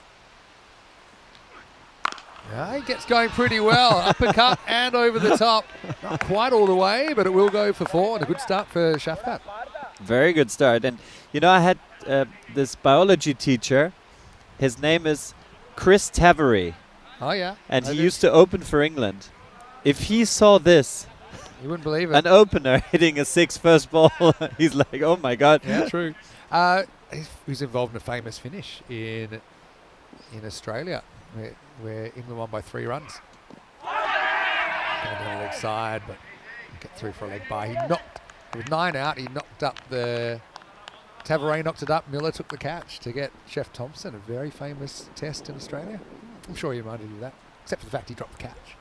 Probably maybe didn't bring it up so much. I just know that he was the slowest opener ever. I guess you can do that.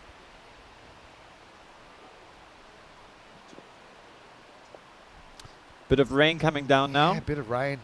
You're right. Oh, Wow, that is up. It's no ball. It just make sure it doesn't go to the boundary. Oh, catch. They're going to go for 2, and they'll get there. I think everyone knew it was no ball. So, yeah, we got some rain. We haven't had any rain all week. That's a clear no ball. I think everyone knew it, so they hustle hard. We've been pretty lucky in Kiel so far that we haven't had rain be an issue. But what's that moment? We got either a passing shower or a non-passing shower. I guess time will tell. That's going to fly away. Fielder goes all the way back. Has he got that? No way! No way that's been caught. Oh, it's a free hit. Of course it is. Oh, boy, what a stop. Oh, unfortunately, I don't think we got it on the camera, but you'll have to take my word for it. That is an unbelievable piece of fielding. And you forgot about the free hit, though. yeah, but maybe he didn't. I think everyone else, including me, was sold. He's somehow taken that. An unbelievable effort.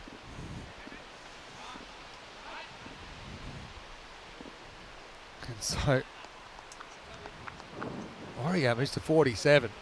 I know we didn't quite get that for you, but let me tell you that he's gone one hand up and he's taken it right on the boundary and just stayed inside.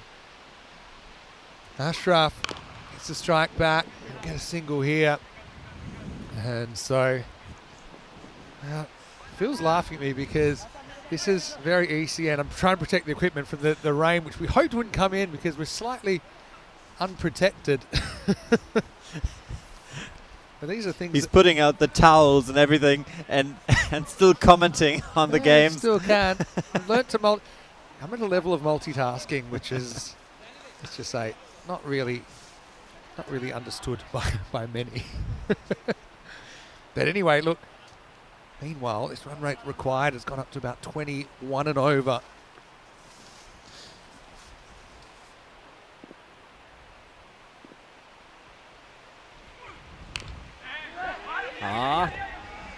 Quick single. So now that'll be the end of the 7th over. It's 109 for 4, so they need something 65. pretty amazing. 18 balls. Okay, so what's our tactics here? I think if you try and get that table, and I get this table, we Yeah. can go back at the same time. Okay, so there, Yep. now we're talking. Yep. You can have a look at the finals day Right. program there. Of course, we've got a bit of an extended break for the next game. It'll start in around about an hour and a half's time, with the loser of this game taking on VFB Fallersleben, who are a bit of a banana peel team. VFB will go in underdogs, I think, against whoever they play, but Yogesh Pai is having a very good tournament, potential MVP. And that game's coming up, like I said, hour and a half. Toss will come after the game.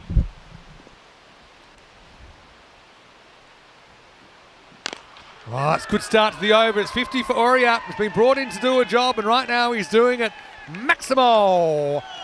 He's the last chance saloon, isn't he, for SG Findorf? Yeah, and the rain has stopped.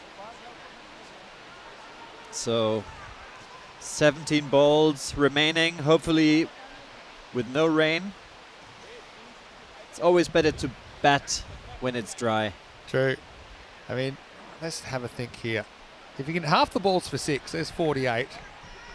And then you need 11 off run a ball off the others. So you're basically hoping you can get 50% of balls over the rope. 50 Doria acknowledges that, but there's plenty more work to do. It's going to be a lot of Maximos then.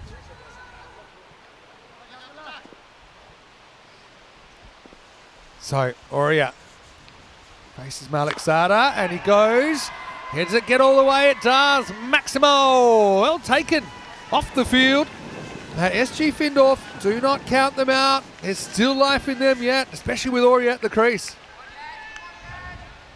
Hope it is a passing shower. I think seems like Stop now. at the moment it's gone away. We've been pretty lucky with the weather this week. Had a few clouds. We really haven't had rain. Well, we're to right this at the point. sea as well. You know, there's so much wind and Yeah, true. Oria, back-to-back Maximos. Won't get under this one. Love 2 here, but there's no chance. Clean pickup. Now, this is one of those things Ashraf kind of needs to play his part as well. I don't think he can afford to just look for one and give the strike back at this stage. With that rate so high, he needs to hope that he can clear the boundary a couple of times as well. whoever wins here is going straight to the final. So this is an important 15 balls to come. Great bowling right in the block hole, and Ashraf can only dig it out for 1. So yeah, at the beginning of the over, they need basically 21 and over, and so far we've had 14 off this over with a couple of balls to come. So it's one of those things you're trying to win every over. To get a win, it's not particularly easy. You need to be going magical. Back to back to back. Yeah, slow ball, but pretty well bowled. Just a single. This is one where maybe I'd consider not taking a single here, because I really want Oria on strike next over. Malik Zada's had a tough time of it, none for 41. Last ball of the 8th coming up.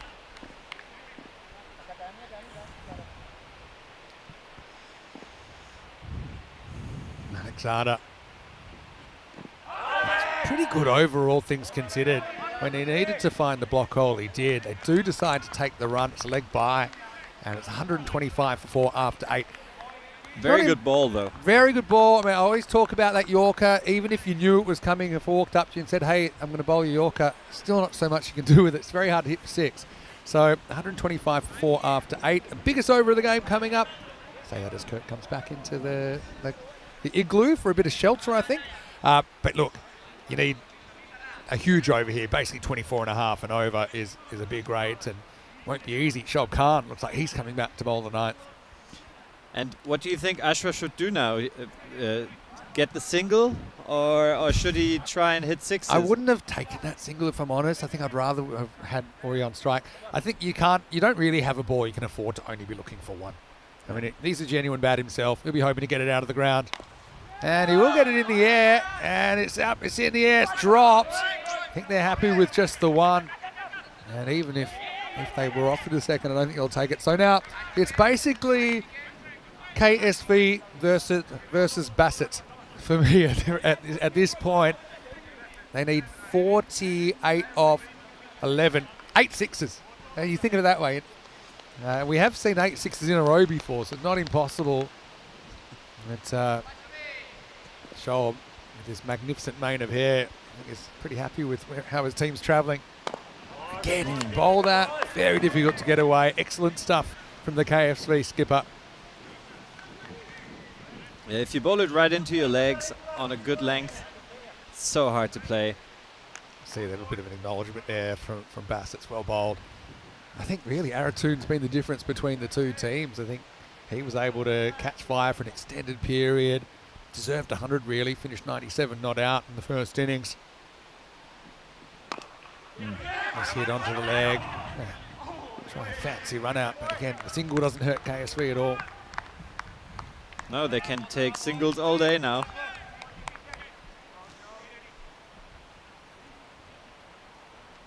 Yeah, Shoaib.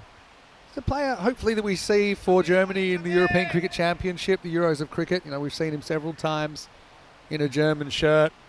I think he offers a lot to the side. Obviously, bats very well, he bowls very well, fields very well, even captains for KSV. Really exciting player to watch. Oria, last dance time. Miss. You can see there, trying to clear the boundaries, just not quite able. And I think this game now is beyond doubt. Yeah, now it's getting tough, especially when the bowler starts running up to the batsman and having a chat. There's every chance these two could still meet later in the day. Obviously VFB Frunderslaben still around, and looks like they'll be playing SG Findorf in around about an hour and 25 minutes. Got him. Good Yorker. And really, Oriat was a lone hand in the end. Schob does well, and yeah, they would have played some cricket together for Germany, I'm sure, those two. So mutual respect and a bit of a wink. I think Oriat gave Findorf a hope, didn't he, with his 64. I think this game now is well and truly done. Good Yorker, bounces right between the legs. Yeah, and I mean, he bowled really well. This over was spectacular, you know, where every ball should have gone for 6. He has restricted them to a couple of runs. Really well done. And now he got his wicket, really deserved it. But well batted, Basit Oria, 64. Yeah, positive for Findorf that he was able to kind of find his rhythm, and you can see there a lot of mutual respect, as we said earlier. But they missed a bit of batting in the group stages. They had to bowl their way out of trouble for their 3 wins.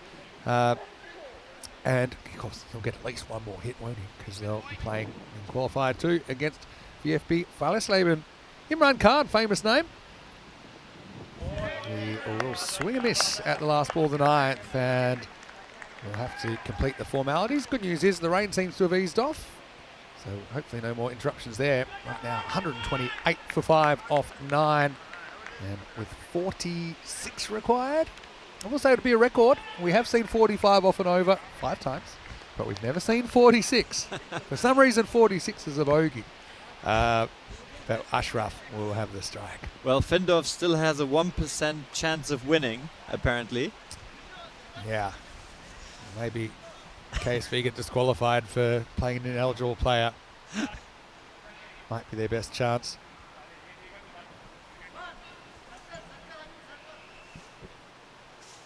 All right. Lights, camera, action. Who's going to get this last over? They're going to give it to Dilraj Singh. Let's see what he's offering. Probably an opportunity for him to get an over. It's an off spin from Dilraj, first one. Only a single. All right, so tell us your analysis then. You've seen VFB now, saw them this morning.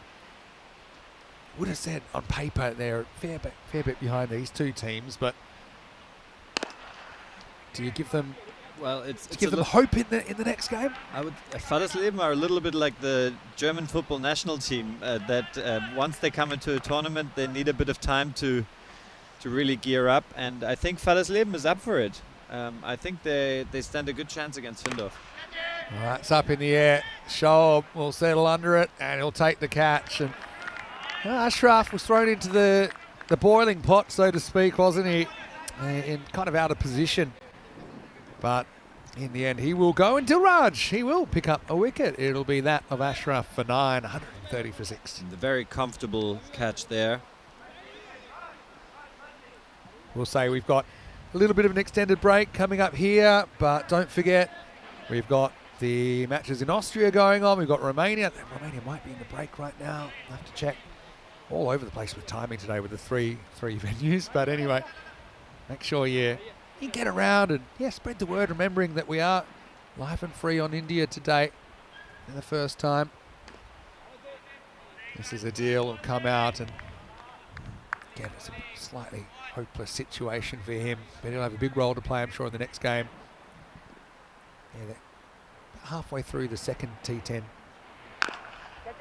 and getting towards the 4th T20I, but right now we'll see a Maximal from the deal. Again, just showing so many players out there that can hit 6s, and the 18-year-old just basically whips the hand through this one and clears the rope. Yeah, great technique, great pull shot from Shaukat Adil. And now here is the last ball of this game.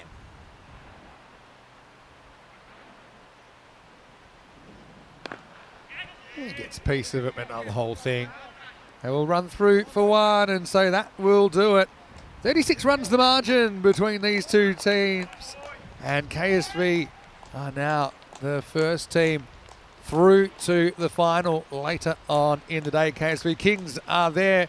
SG Findorf will have to go through VfB Fallersleben in Qualifier 2, game that will start in around about an hour and 20 minutes time. I think we're about 5 minutes away from a start in Romania, by the way, if you want to turn over to that channel, or we've got Austria-Belgium halfway through their second match of the day So this is the updated schedule now with KSB Kings first team through to the final, which starts at 5:15 Central European time, 8:45 in India. SG Findorf versus VFB when we return in about an hour and 20 minutes. So, yeah, have a little bit of extended break. But if you want to get your ECN fixed, why don't you turn over to either Romania or Austria with plenty of action still going on. Let's have a look at this response. Big mountain to climb, wasn't it? But Hamid Vardak with 35 off 9. He lit the fuse, and Oria, after a slightly off start, was able to catch up. I suppose with no other batter reaching double figures. It was just a bridge that was too far for SG Findorf, their 2018 German champions and 2019 ECL runners-up. But they do stay alive in the tournament. KSV they found a way to get some of those dangerous players. Especially Hamid, when he got out, that was definitely a breaking point. But then we had a very, very nice innings by Basit Oria, who got 64. So he had some great shots before he then unfortunately also got out. But at that stage, it was sheer impossible to... Kind of gave him a chance, didn't they? Eventually, I suppose he wasn't able to get enough help for long enough either. We saw Arabzai 6 and out. Tarakal got out first ball. But really, a lot was left to too little. I think that was the issue. But I think also, normally when you hit 170 plus, you win. And especially SG Findorf, we'll say that it's their highest score of the series so far, even though they lose. They scored 137. And again, it says a lot about their bowling that they have been able to defend. And again, I'm a little bit surprised that they elected to bowl when they've been so good defending. That was a nice little moment between Shoaib and Buzzett. And you can see the respect between the players. But I suppose the trend in the tournament is that chasing teams have had more success. And so maybe that's the reason Findorf did want to chase. They wanted to know exactly what they were up against. But who knows? Maybe we'll see these teams do battle later in the day in the final. Not if VFB Fellows-Laban can have their way, because they will be taking on Findorf in Qualifier 2 in about an hour and 20 minutes time. Beautiful aerial view of this multi-sport facility here in Kiel. But unfortunately for Findorf, not a pretty sight for them as they go down by 36 runs in this first qualifier. Basit Oria with 64 off 27, 7 sixes and 2 fours for him. He led the way, was brought in, he did a good job. 35 for Wardak, but 99 runs between the openers and only 31 between everybody else. 7 extras in there. And Findorf, again, decent batting effort, but I suppose they kind of lost in the first half, didn't they? Aratun took the game away from them with the bat. Yes, absolutely. And then let's take a look at some of the bowling figures as well. Yeah, with the ball, I think they had the luxury of runs on the board, didn't they? But Shoaib Khan, he had figures of 1 for 16, a pretty good effort from him. 2 wickets for Hindupur. I liked his left arm spin. I liked the variety brought into the attack, and Fakadai with 2 wickets as well. Dilraj Singh picked up 1 at the end, but the game was well and truly done by then. Well, Phil, we're going to have a bit of a break. We'll have some lunch. We'll have a chat. We'll meet a few new friends maybe from around Kiel. But you're cool to come back in the afternoon and do the afternoon session with me? Absolutely. I'm so looking forward to it, to see some more action. Yeah, definitely. And it's do or die, really, because there's no more second chances. Qualifier 2 will decide the finalists, and then the final will decide the trophy. Vinny Sander here, Mr. Maximo, with Phil Buckstart. Just reminding you that Romania are getting underway right now. The 4th T20I, as Czechia will hope to square the series at 2-2. Romania picking up the win earlier in the morning. And also, Austria versus Belgium will continue if you'd like to turn over. But then set your alarm, come back here an hour and 15 minutes away from the second half of finals day. We'll take a break and see you then for more European Cricket Series.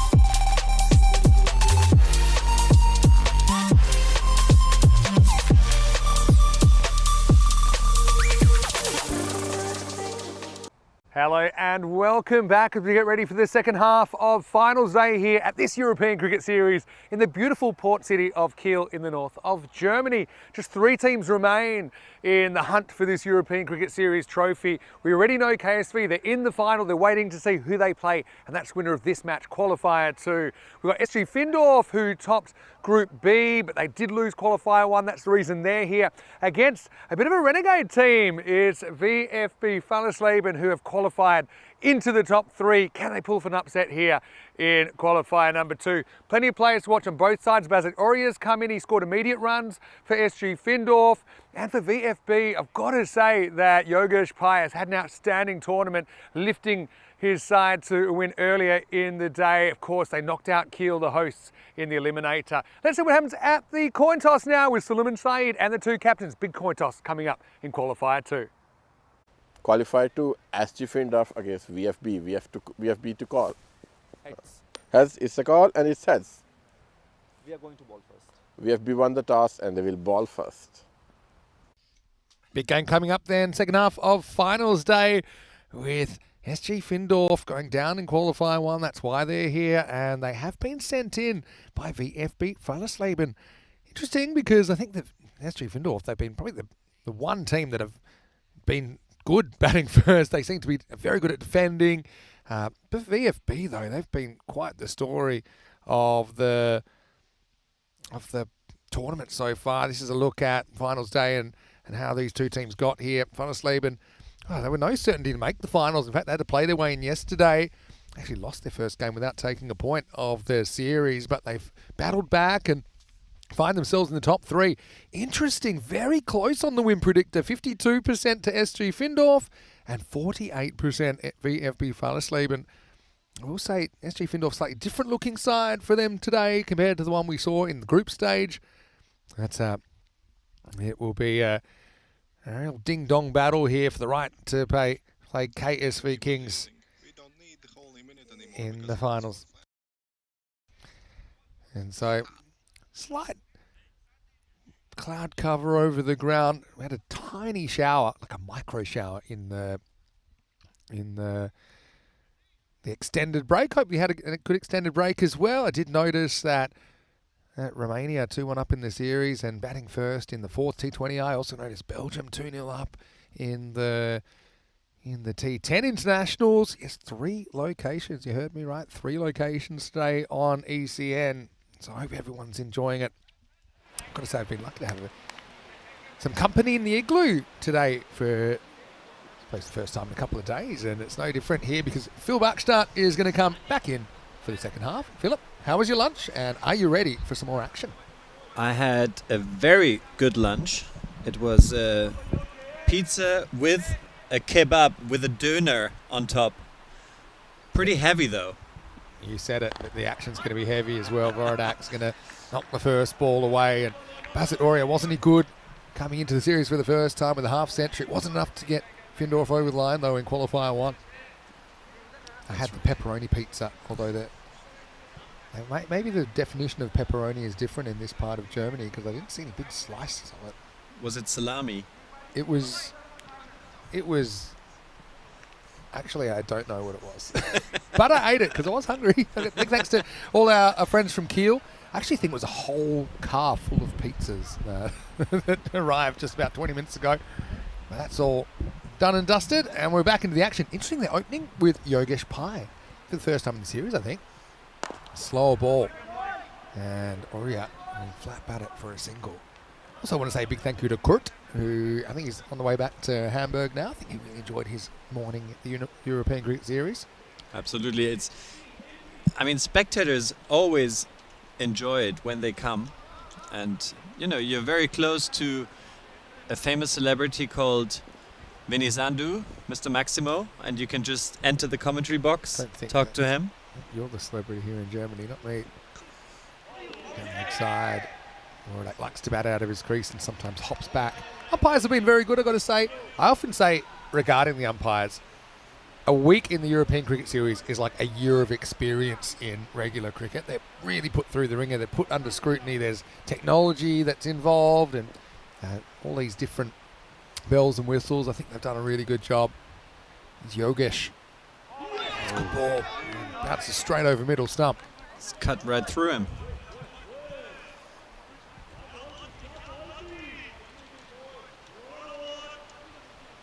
Mordak, I think, was pretty happy to survive that one. He probably felt the next sound he was going to hear was ball on stump. Look at this one. Just climbs over the bails. Early wicket's the key for VFB. And then cutter this time. Mordak goes Mr. Careful and just knocks it into the leg side for a single. So Kartik Korinji wants to ask or asks who we think the favourites are. Well, according to the supercomputer, SG Findorf, I would have thought so as well. The supercomputer had them very close, 52% to 48 before the first ball. So we start in what we call the Goldilocks zone, which is between 40 and 60% or 60-40. This time he unloads, and that's gone all the way. Pretty sure that's a Maximo. Hopefully the camera's got it because it was like a traceable at over cover. It is. Yeah, there you go. And it does carry the line. Maximo, 6 runs, and Oria seemed to take a little bit of time to find his feet in that first game, but once he got going, reminded us how good he is. Now we have seen him playing for the German national team before. Thick inside edge this time, and a bit of a chase for Ankit. Will he get there? He won't. So it just shows you the power of Bassett Oria, even though that was nowhere near the middle of the bat, still runs over this outfield for 4. And Philip Buckstart, by the way, my commentary partner, ended the first over, 14 without loss, and Philip and I commentated together back in 2019, the first ever ECL, and that included commentating SG Findorf and their run to the final, where they ultimately finished as runners-up with silver medals. SG Findorf here in Qualifier 2, hoping to get back and have another dip at KSV Kings, who already qualified for the final later on today. Yeah, and some players are still playing now after 6 years, which doesn't happen a lot in professional cricket. I'll give you a spin out.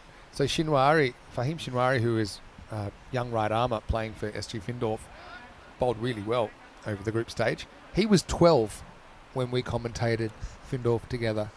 Now he's 18. Incredible. That's a spin out, isn't it? Anyway, time for some slow stuff with Muthiala. Getting the second over. Oh. Edged and That's gone. a very good ball. Yes, well, just grabbed Rodak for room and just guided it really to Abdulaziz. Vanderslaven do get a key figure. Ordak out for 2. They're 14 for 1. He did get some spin on that ball. Yeah, it's probably more the angle than anything. Just kind of bit in and trying to cut it off middle stump in the end. And well held low down. And you can see VFB, they're almost like the little team that could. They've come from kind of miles behind, even in their group, to be here. And then they came from behind in the Eliminator to be here. And now they're going to have to get over a pretty big fish, Findorf. But they've made a start. They just have that positivity that they can achieve anything. Yeah. They're also good at chasing. So Findorf will have to put on quite a big score here. That's for sure. So, new batter comes to the crease for Arabzai. Earlier on, went 6 and out basically. Mucked his first ball for 6, and he came charging down to a slow bowler as well. And got bowled. Again, he's in to the side. Muthiala, he's a clever customer with the ball. Arabzai has to deal with a bit of extra bounce there, a little pop. So, Findorf, one thing I will say, they've been a little bit underwhelming with the bat, but their bowling's got them out of trouble several times in the series, defending 93, which is pretty rare that you see less than 100 defended these days on ECN. That's a nice little cut, finds the gap. Fielder got a piece of it, I think. Quick turn from Arabzai, and lucky it was, gets back for 2. Remember when we commentated back in 2019? Yes, a few things were different type of ball, turf pitch. But we saw a lot of games kind of, 90 or so was quite a defendable score. It's pretty rare these days that you see that kind of score win matches. Arabzai, genuine edge. Finds the fielder on the bounce. And we've used a different kind of ball now, pretty much for it's our 3rd full year, I think. The Grizzly Sports ball. It just seems to fly further. So sometimes we call it the Grizzly era, because a lot of the records you see, they are in the Grizzly era, where scores have gone up. In the head, doesn't carry. Oh, overcommitted, did Oria. So, to give you an idea, the average score went from about 105 to 130 in the Grizzly era. So it makes a huge, huge difference. Last ball of the second. Push through. Finds the fielder again. What an over from Muthiala. Only goes for 2. Picks up the wicket of Warnock. And you have to say that VFB have won the early exchanges. SG Findorf 16 for 1 after 2. Yeah, it probably was a good decision to field first after having a pizza with pepperoni or kebab. To just I don't know what the train it off a bit. Yeah, what their player choices were or not. Belgium 2-0 up in that series, just a one-day series, 4 matches, and Austria will be hoping to square it up to a piece. Thompson left arm spin, and it's Hasib Abid. Last over the power play, 2 outfielders in place. They're both back on the leg side of the long on. You saw him there, and also a deep mid wicket.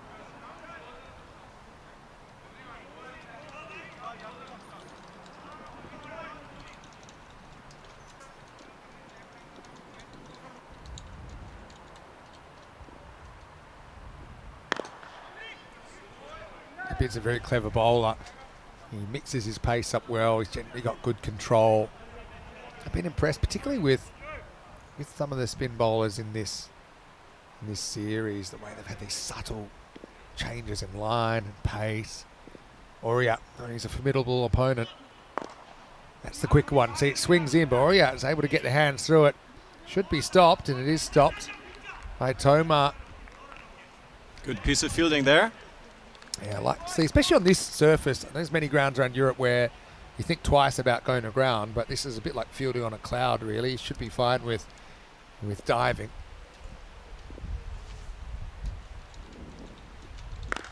That time it's a fraction short, and Bazet is going to turn on it. That's miles into the trees. Maximal 6 runs. That will be tough to find. They might have to put another minute on the on the I over. think so. Might need to put another branch on the tree. Might have to plant a tree after that. That'd be a good initiative, wouldn't it? Let's plant a tree for every 6. I've got to tell you about some of my crazy ideas. There's so many things we'd love to do on ECN. And we haven't achieved everything we'd like to achieve yet. But one is the European Cricket Marathon, which is, so this week we've got a 24-game week, right? Imagine if we did it in 48 hours. So you do like a 48-hour cricket marathon, like the Woodstock of cricket. And you play through the night, through the day. I like to see how many I could do before I dropped as well.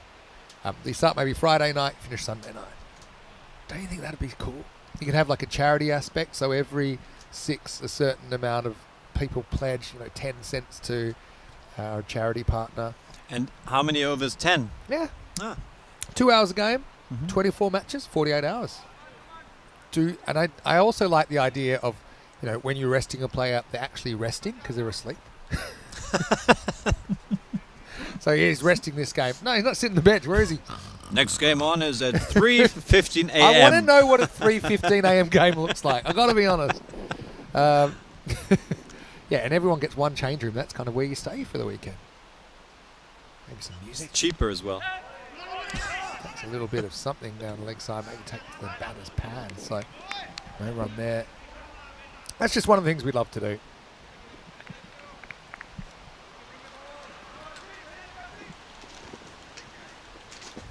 Yeah, so one of these two needs to come up with some magic, and here is number 1. Magic, was it a 4? I think it is. I think it's bounced just inside. Again, false shot really from Aurea. And it just bounces inside. Or does it? Yeah, there we go. Inside. Yeah, just inside 4 runs. Good call from the umps, good eyes. End of the power play, Findorf.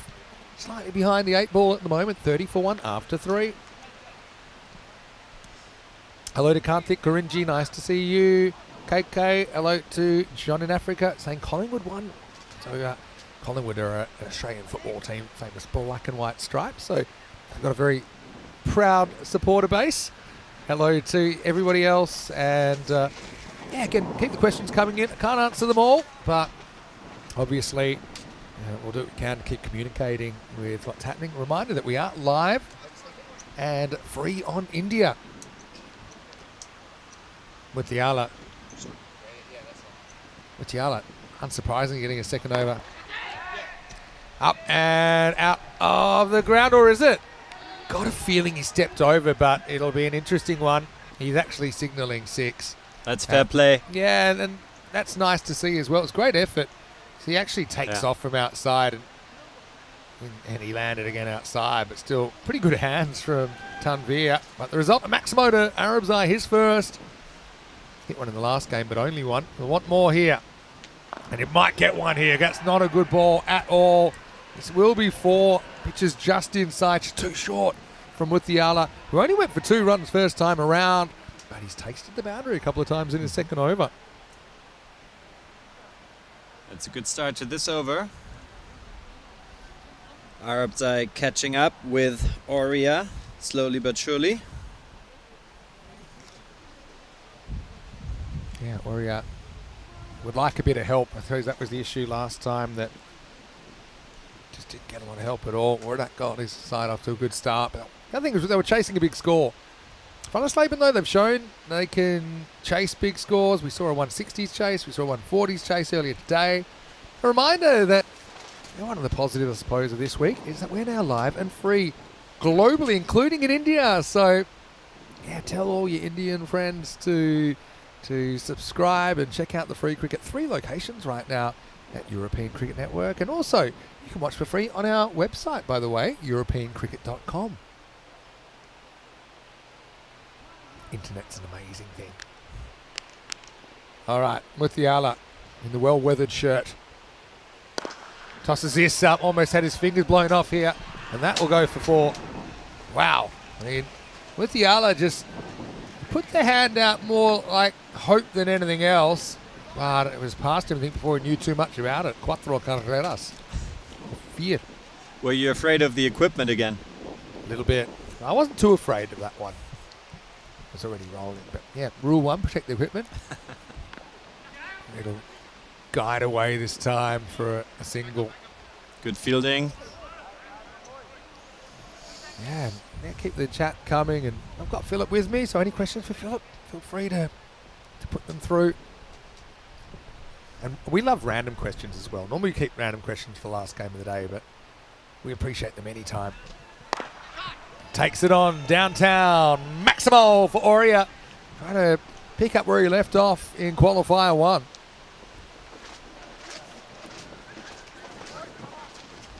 Great shot. Yeah, he should have stayed with his 1 over. Yeah, easy to say. We're actually seeing a bit more of that than usual in this series, where bowlers who've had a good first over seem to be taken down in the second. This one's gone magical. 21 off it. Last ball of it to come. In the air! Oh, amazing. Amazing effort. Oh, boy. Saravanan. Well stopped. Yeah, he does very well. I mean, even if he had caught it, it's hard to see how he would have been able to stay in the field of play. Maybe. But it's a good defensive stop nonetheless. End of the 4th over. And the score 52 for 1. What a format of the game we've found on ECN. All action all the time. That was an amazing bit of athleticism from a player that's had plenty of a say in this tournament, whether it's with the bat, whether it's with the ball. And that time in the field, Saravanan's going to keep the ball and bowl over number 5. Do you like these graphs as well? I like the worm. Shows the run rate. Love the worm. Obviously, the batting team want to see that worm growing. Nice to see some sunshine as well after we had a little bit of cloud, a tiny bit of drizzle earlier. And the 2 batsmen now form a good partnership, so that is important. Yeah, true. Aurea 31 off 10. Arabzai 18 off 10. Still batting to come as well. He's over number 5. Oh, and it's a no ball first up, and it's going to fly. How far? All the way. Maximo, 7 up.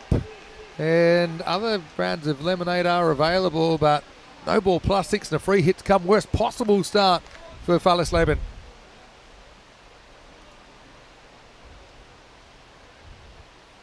Yeah, I mean, their fielding in the first game this morning, they started off with a wicked first ball. Yeah, that's true. In fact, we saw that. First 3 innings today, I think we had a wicked first ball. We even had 2 and 2. That was against Fallis Leben in the second innings of the day. Comeback ball from Saravanan, but it's a free hit. This won't go anywhere. So good comeback. A little bit of a minor win. Tell me your memories of that first European Cricket League, folks. But that's the only other time we worked together in cricket. Obviously, we've kept in touch since then. But it was no one really knew what to expect back then. No, not even the organizers. I mean, we didn't have all this technology. The stream was pretty good, I must say, even then. Yeah. But now, of course, you've got all this sort of statistics. I don't even think we had run rate. We had like the basics. Yeah. And we it had didn't always match paper in front of us. We're looking for the players. That's you true. know. Oh, it's a good shot. On the shot. front foot is Arabzai. They'd loved him to click. And you might get the old double click with 2 batters going at once, and SG Findorf can put a big score on the board. Beautiful straight bat hit over long on. But yeah, it was an amazing time that really planted the seed for what's become an amazing adventure over the last few years. And you had Dimi Mascarenas there. You know, you had some celebrities there. You had a crowd because it was also a holiday resort. Yeah. So you had people rocking up at the ground for the final and stuff. It was fantastic. Yeah, that's true. Oh, interesting. I think he might have just changed his mind on that. Let's have a look. Looked over the line to me. I think he might have caught a wide. Actually, then he goes, you know what? Changed my mind. Yeah, I don't mind that from the umpire. takes a lot of guts, I think, sometimes to admit you made a mistake, and I think in the end he makes the right call. Now this is lifted up in the air. That's another bomb from Arab's Eye. Maximo! He's lifted his rate very quickly with a third 6 in the over for his team, SG Findorf. Yeah, he's on fire now. Man. It's a battle between Ori and Arab's Eye. Yeah, who can get up to the 51st. They're happy if they're racing each other. That's good news for SG Findorf fans. Saravanen's gone magical now. Remember, he started with that 7-up, which wasn't a very good result at all. Cut away, that'll be 4 more. So, a pretty good first half, despite the wicket of Wardak for 2. The partnership has flourished between these two, and they are 76 for 1 after 5 overs. Again, good shot selection there. It wasn't a protected part of the ground, and it disappears to the boundary. Welcome. Vinny Sander here, Mr. Maximo. Great to have your company wherever you're watching from around the world. Philip Barkstar, my original commentary partner 6 years ago in the first ever European Cricket League that SG Findorf played. Phil, how are you enjoying your day so far? By the way, you look magnificent because it is Peacock Friday, and you're looking very bright and very handsome. Thank you very much, Vinny. And it's such a pleasure that we can do this for you, and we are here to broadcast the finals day in Kiel. So I'm really looking forward to the rest of the afternoon. It's going to be massive. It certainly will. Don't forget, you can also watch on EuropeanCricket.com. It's also live and free on India. Anyway, up and out of here. Maximo Oria says, hold my lunch because this one is going the distance. Maximo on up to the 40s. Partnership continues to grow, continues to hurt VFB. These two now, they have put on 68 runs in 4 overs together.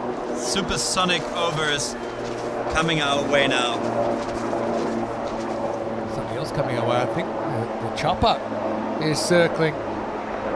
Abid gets a miss hit, and it's going right back to the line. It's still going to be 6. Maximo, and it's 50 for Bazit Oria. Back-to-back 50s on finals day. He's been brought in to do a job, and he's doing it very well. His half century comes up in just 15 deliveries.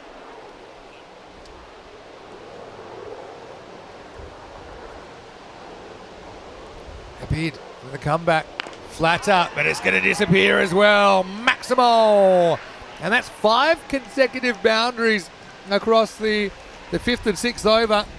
And Bazit is really flexing his muscles now.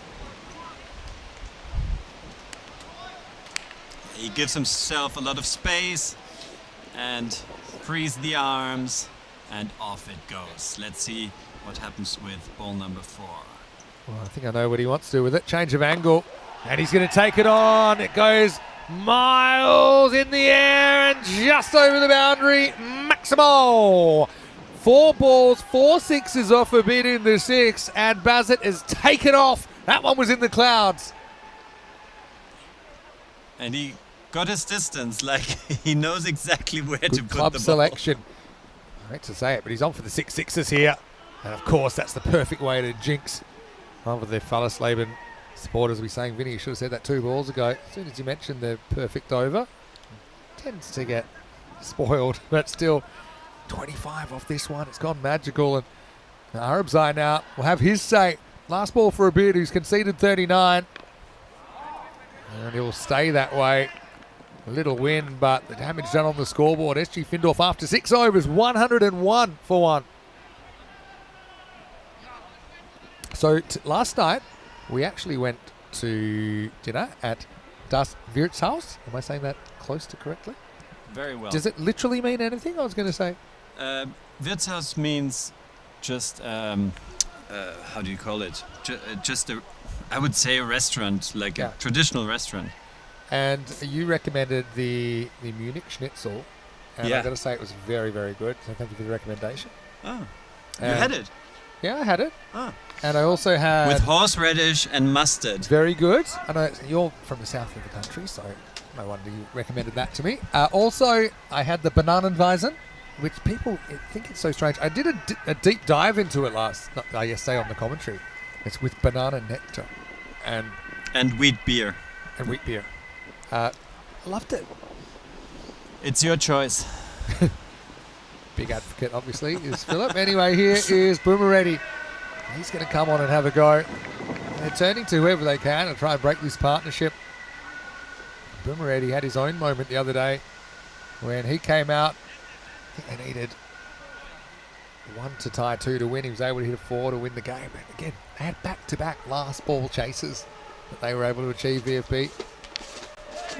French keeper can't get off his feet. Should be stopped. It will be stopped, but not before they get back for 2. Good to see some of these these robot emojis that have come in. Hello to James as well. Good to see you. Derek.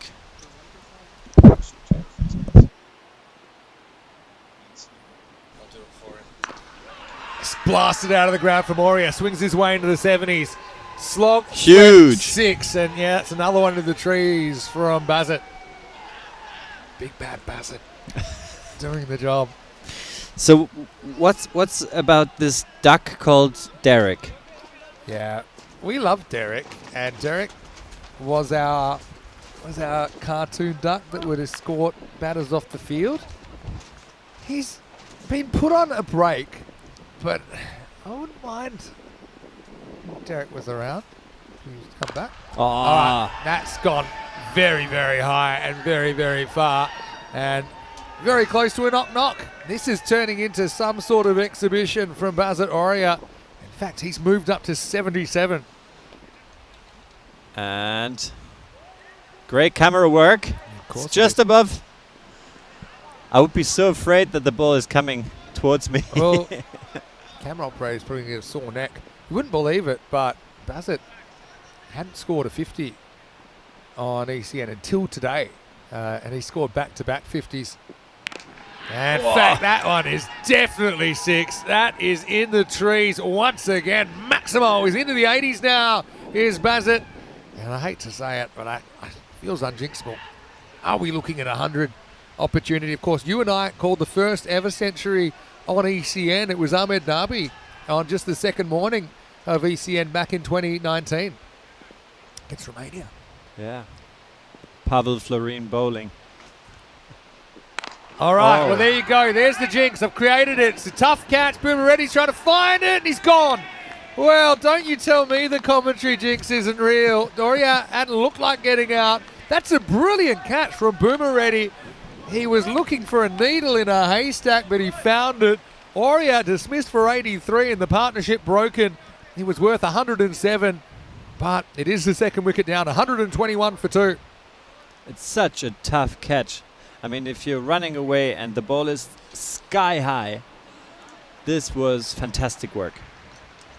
Still can't believe my own power. I still remember my first commentary curse. That was a pretty good one. That was a pretty good innings though from Bassett, 83. I'll apologise in advance. He'll blame me for the fact he does get dismissed. First time I mentioned the C word, but it will be 121 for 2. Hasn't he put his team in a good position? Absolutely. 3 overs left. So what do you reckon? 172? Well, at least there's a window of opportunity now for VFB. If they could keep it 10-10-10, maybe get Arab's Eye quickly, get a few quick wickets. They've chased down those kind of scores before. That's not a great start to the over though, as Yogesh starts with a slow ball, but it's too short. Arab's Eye takes over with 4 runs. Yeah, just too short. Easy to grasp and then just put it away with a pull shot. Arab's Eye. You could tell he was disappointed the way that he got out earlier after a good shot to get him started. He's got a bit carried away, charging at the spinner. And that's the other thing with SG Findorf. They're such a good defending team. Even though, you would also say VFB are a very good chasing team. They've had two of the 3 biggest chases in the series, including the biggest.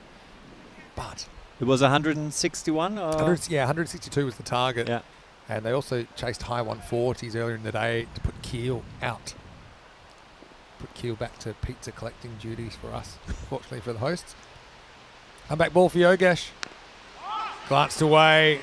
There's a fielder back there, and he will make the stop. Ankit Tomar hands it off. Again, they'll hustle through for 2 runs.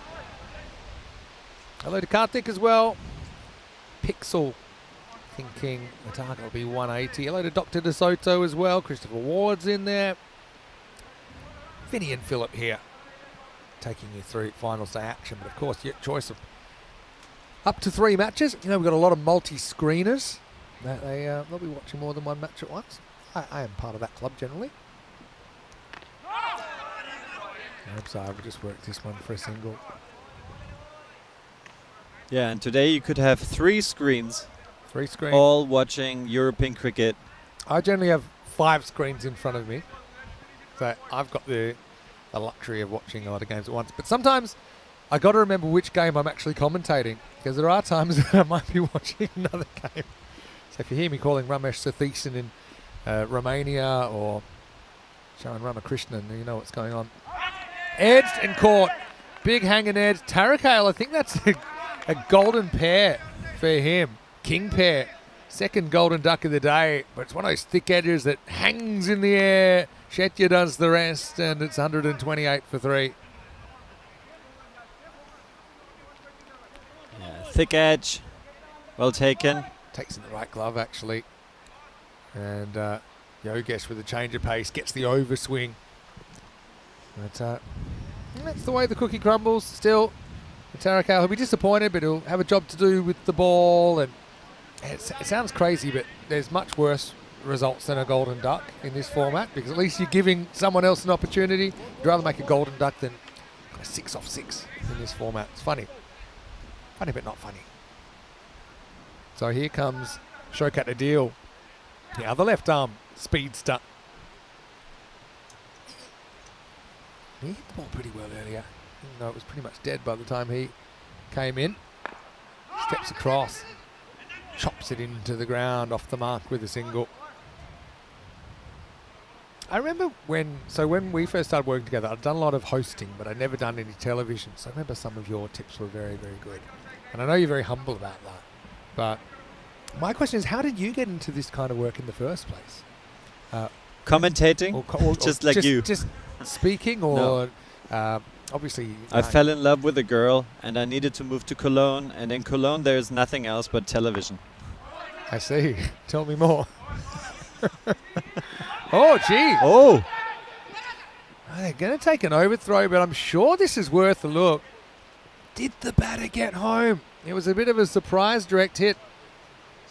So he just realised last minute. I think I reckon he's out. Yeah.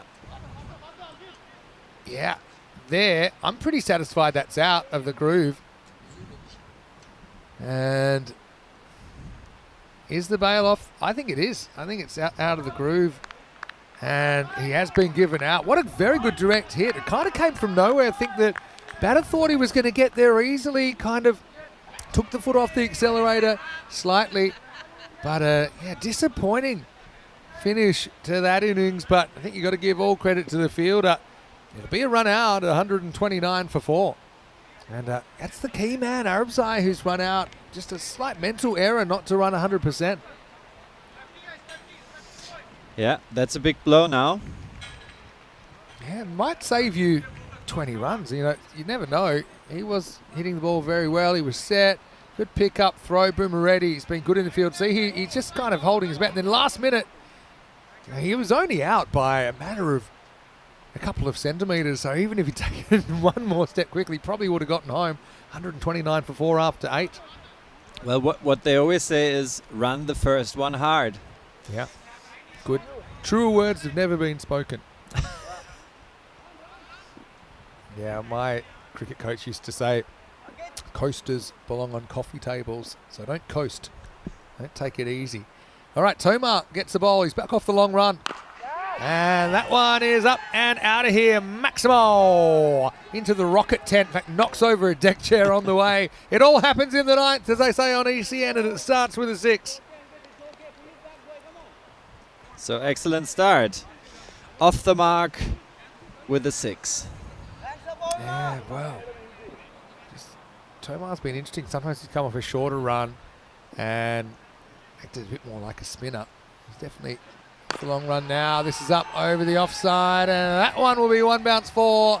So 6 and a 4, and Ashraf, the kind of forgotten man of the batting order. He opened the whole series, but he's made way for Ori at the top. He's batting 6 here. He's made a good start to his innings, 2 boundaries. Yeah, with only 10 balls left, they want to get the most of it now. They sure do.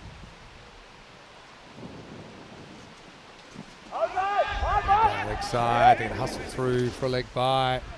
And they were looking at kind of 170, now they're looking at 150, which is still a pretty good total to have on the board. But VFB just playing their way back into contention a little bit. Let's see if Adil can get one out of the screws. I mean, Findorf potentially have a very good fielding side. Exactly. But of course they had a few drop catches, They're a bit etc. off. So Yeah, they're a bit off today.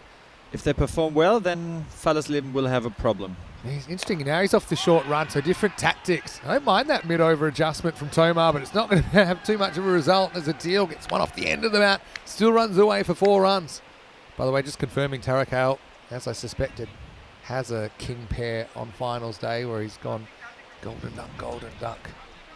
But, like I said, there's worse results than that. As cricketers, we're trained to think that's the worst possible.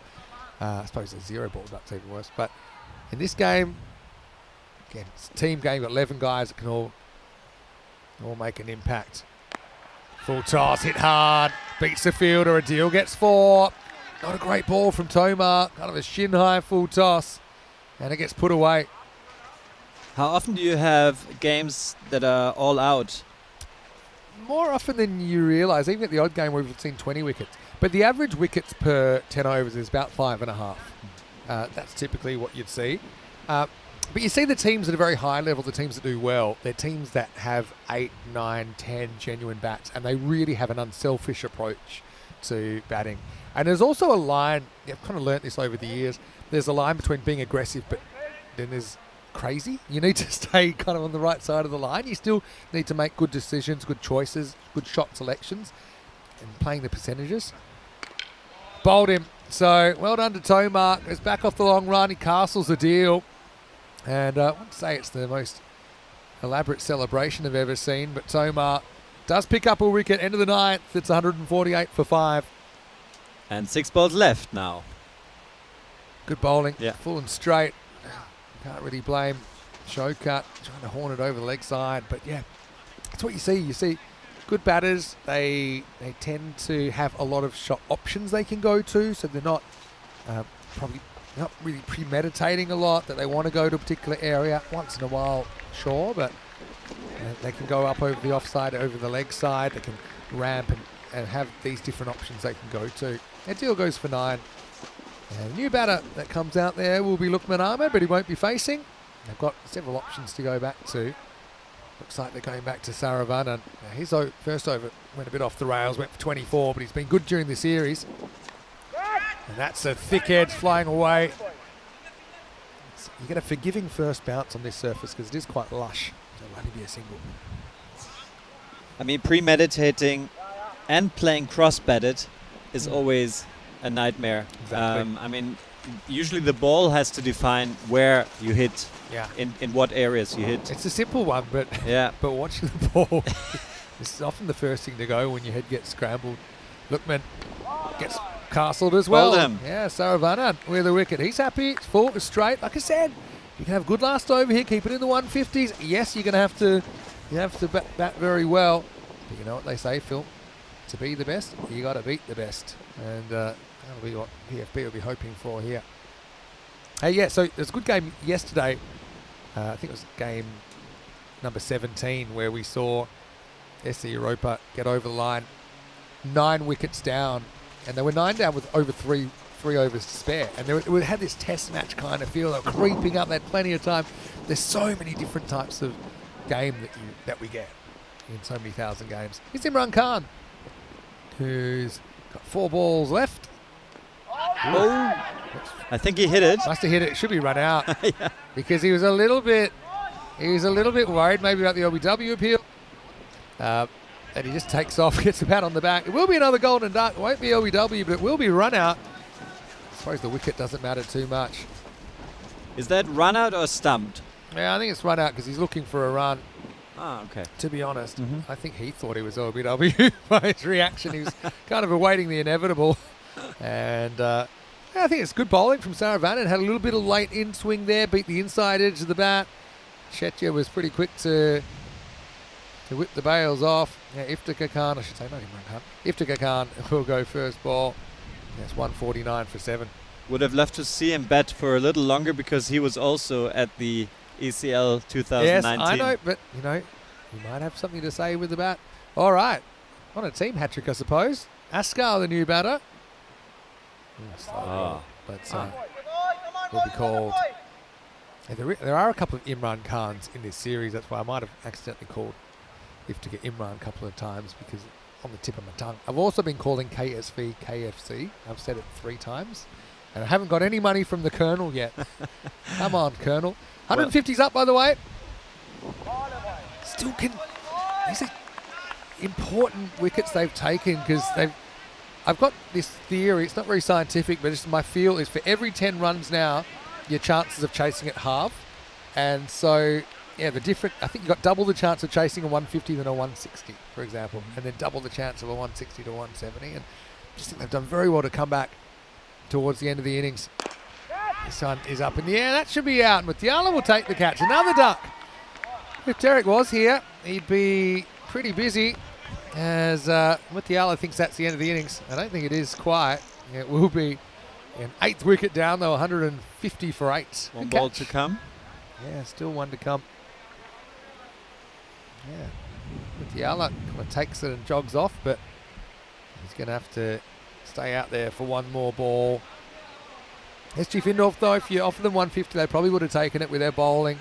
But VFB, they're kind of like the team you can never quite get rid of. You can't really put them away too easily. They'll believe they've got nothing to lose here, Fallersleben. No one expected them to come this far, I don't think. They accept themselves. Last ball coming up. And it will be the keeper, Shams, will get one. Might as well try for 2. Bowler fumbles it, and that's why you try it. In fact, you might as well keep running. Well, he doesn't run because it hit him, but he probably had every right because there was no one backing up. So in the end, it'll be 2 to Shams, and SG Findorf are going to finish with 152 for 8 off their 10 overs. Advantage to Findorf, but maybe not quite the size of the advantage they would have hoped for. Yeah, 152 is gettable, but if Findorf perform well, then Fallersleben will have trouble. But I think it's a very competitive score, and we'll have a good second innings. It's almost like they've climbed a mountain a couple of times, Fallersleben. They find themselves at the bottom of it, and it's probably the biggest mountain yet. Maybe not the tallest, but it's got the toughest terrain with Findorf, a very good bowling and fielding side. Let's go back and have a look at the start. And Wardak, it was an early casualty. He was out for just 2. Mutiala slowing it down in the second. But then this key partnership between Bazat Oria and Farooq Arabzai took place.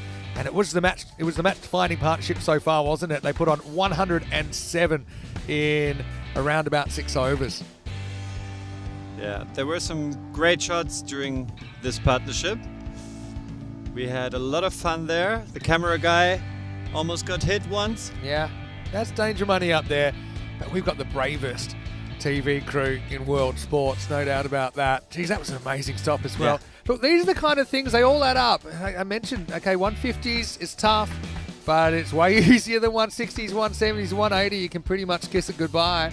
But I think that SG Findorf, I mean, they're very satisfied with the output of Bazat Oria. He's gone back-to-back half centuries. His 83 was quite special, wasn't it? And some of that power, I mean, that was an absolute monster 6 into the trees. Seemed like he'd never get out, but then I mentioned the C word and he only lost one more ball. Fantastic catch. Yeah, Boomeretti doing really well. Just kind of turning with the flight of the ball. Bazat got plenty of pats on the back. And then Arabzai, he kind of took centre stage. Unfortunately for Tarakale, it's a kick pair for him, but he won't care as long as he comes out on the winning side. But then I think, credit to VFB. That last over, there were only 4 runs in it, 3 wickets fell, and things took a bit of a turn. Arabzai ran himself out, really. Needed to get the hustle on. He was millimetres short. It would be just that 1-6 really down the stretch, and nobody else really able to clear the boundary as they were restricted to 152. So VFP, all to play for. Like I said, nothing to lose. Should be a pretty interesting second innings. You can see there, Ankit Tomar, he was quite clever in the ninth. But Really well bowled in the last overs as well. yeah, he did take a wicket off the last ball of the night. So we actually saw 4 wickets for 4 in the last 7 balls. And I suppose he's got those wickets to play with, but the bigger issue was that they weren't able to find a boundary in the last 7. And what looked like a 170 score turned out to be 152, and there is quite a big difference. 83 for Basit Auria off just 24 balls. He was striking at about 3.5 runs a ball, so a very good rate from him. Arabzai 41 before he was run out. Good direct hit from Boomer Reddy, who also took a good catch off his bowling, so he was involved in the 2 key dismissals, wasn't he? Apart from that, Ashraf with 11, but only 4 balls faced for him. And I suppose the other thing for VFB, they only conceded 4 extras, so they didn't give away too many for free. They do end up conceding 152. And bowlers, I mean, no one really went the journey. They battled, didn't they? And they had to battle. 5 wicket takers in there for VFB Fallersleben. Yeah, Vishal Saravanan with 2 wickets stands out. Yogesh Pai's been really good, I think, as well. But 1 for 22 holds his own. But there was no real standout bowler. I suppose everyone got a little bit of treatment, didn't they? Look, we'll take a break then. We've just got a few minutes. We'll be back, and Fallersleben will be batting for their tournament life. 153 against a very strong Findorf side to make the final. Should be good viewing. Vinny Sandu here, Mr. Maximo with Philip Backstadt. We will take a break and see you very shortly live from Germany. You're watching the European Cricket Series.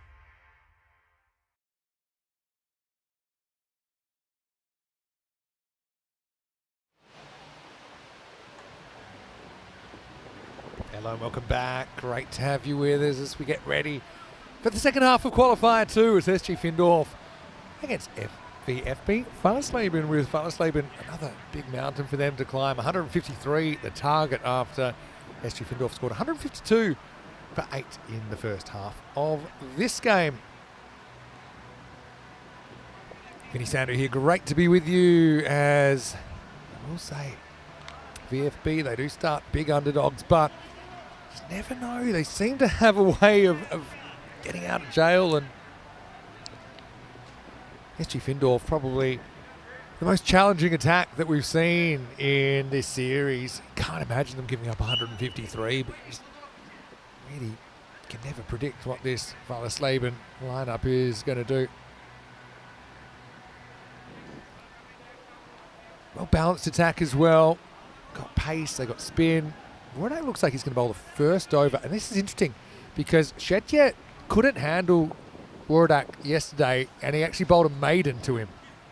And so interesting that Shetje facing up, Wardak saying, all right, give me the ball straight away. He normally bowls the second over, but he's saying, all right, I'm going to bowl the first and see if we can get the jump. So here we go, 153 for VFB to stay alive in the tournament. And he's going to get him first ball. It's a bit of a lazy swipe from Shetje. He gets an inside edge and it bounces onto the stumps. And so Wardak strikes another Royal Duck on finals day. And it's 0 for 1. And, well, couldn't have a worse start, really, if you were VFB. Now, Vinny Sander here, Mr. Maximo. Philip Buxton, he joins me once again. Can you believe another first ball wicket? Incredible. We've had 3 today. Maybe 4. I'm I'm losing count. But yeah, there's in a funny way, like we said earlier, if you're going to make a duck, make it a quick one and leave it to others. And I know it's not what you're planning to do, but I will say that for VFB, for the most part, it's been their middle order that has done the job. Now, interesting here with Ankit Tomar coming out to bat. And to be honest, he hasn't had a great time with the bat so far in the tournament, but he's decided with an early wicket he wants to go in. He's another left-hander, and they want to keep that left-hand, right-hand combination. First one's quicker one from Wardak, and gets a bit of bat on it, thinking of 2, but it's not quite there. You've also got Tanvir Khan, who's come in for the final series. It's been caught the engine room, really, of Fallersleben. Guys like Yogesh Pai, guys like Hasiba Bid, guys like Saravanan, even Boomeretti at times, that have been able to do the damage. Well, let's see. First look at Tanvir Khan.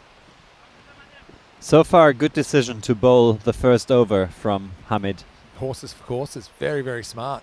Saw a player at the other end that he troubled yesterday. Got him! There you go. And it's another golden duck. Wardak, he bends it through the gate, and VFB have lost both openers in the first half and over. It's 1 for 2. Wow, what a start for the skipper.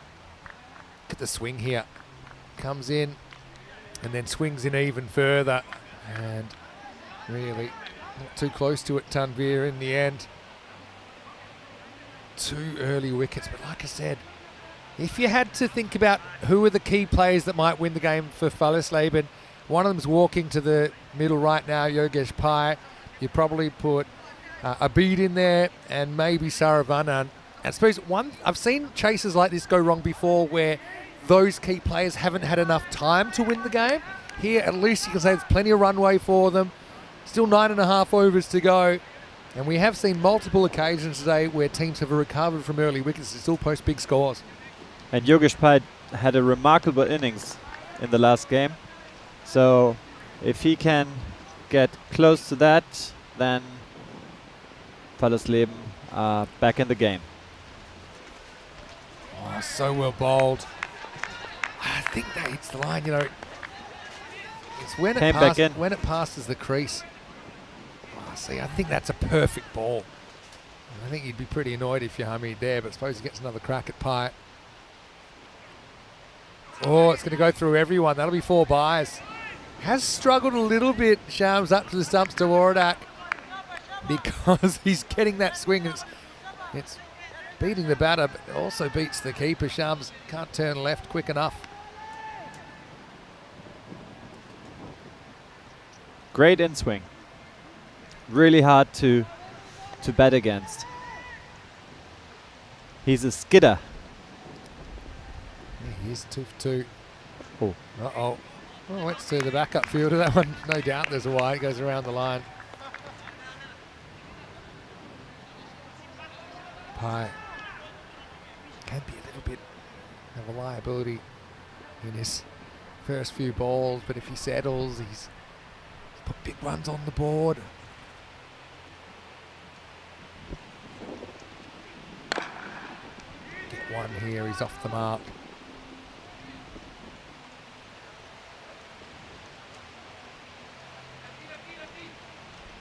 It helps psychologically if you're off the mark after 2 golden ducks in this over.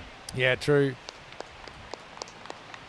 So one last ball now from Hamid Vadak. Don't know, I was just surprised to see batting so high. I would have thought they'd sent Yogesh in 3, maybe Mutiala. Oh well, it's in the air. Is it going to carry? Fielder comes in. Brilliant catch. What a catch. He is such a good fielder. And Tarakale, he will create another dismissal from nothing. He anticipated, he sprints in. Perfect technique that he's got as well. Gets 2 hands under it. And 3 wickets fall in the first over. An over that had 2 singles, 4 byes, 2 wides, 3 wickets. Wardak has decimated the top order. Top 3 all back in the shed at 8 for 3 after 1. What a catch. What a catch. And he's hurt his underarms because he was sliding on them. See how much it means to the youngster as well. Puts the love heart towards the bench. And Tomar, again, he goes for a second baller. 8 for 3. It'd be very ECN finals day for Fallersleben to come back from here. And they got to bat like there's no wicket trouble. I think that's the thing. Whoever comes in now, you've got Pye there, you've got Hasib, Abid. These were the 2 that turned it round this morning, and they pulled off a big chase. They're the 2 big wickets now. Arab Zait is a handy addition to SG Findorf for these finals matches. But Yogesh and Hasib trying to turn things back. This one swings just a little bit too much according to the umpire, and that'll be a wide. Funny, because that wide call, I thought it was a harsh one earlier in the over, but the extra ball actually brings the wicket. So sometimes there can be a pot of gold at the end of the rainbow, or a silver lining to the cloud.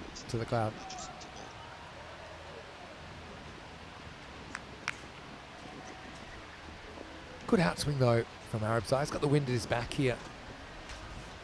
Floating slip in as well. Oh, there is the big shot. Doesn't really get it, but it will get to the rope for 4. Pye's first boundary. You know, one thing that I would love, Phil, would be a GB. A GB for PB.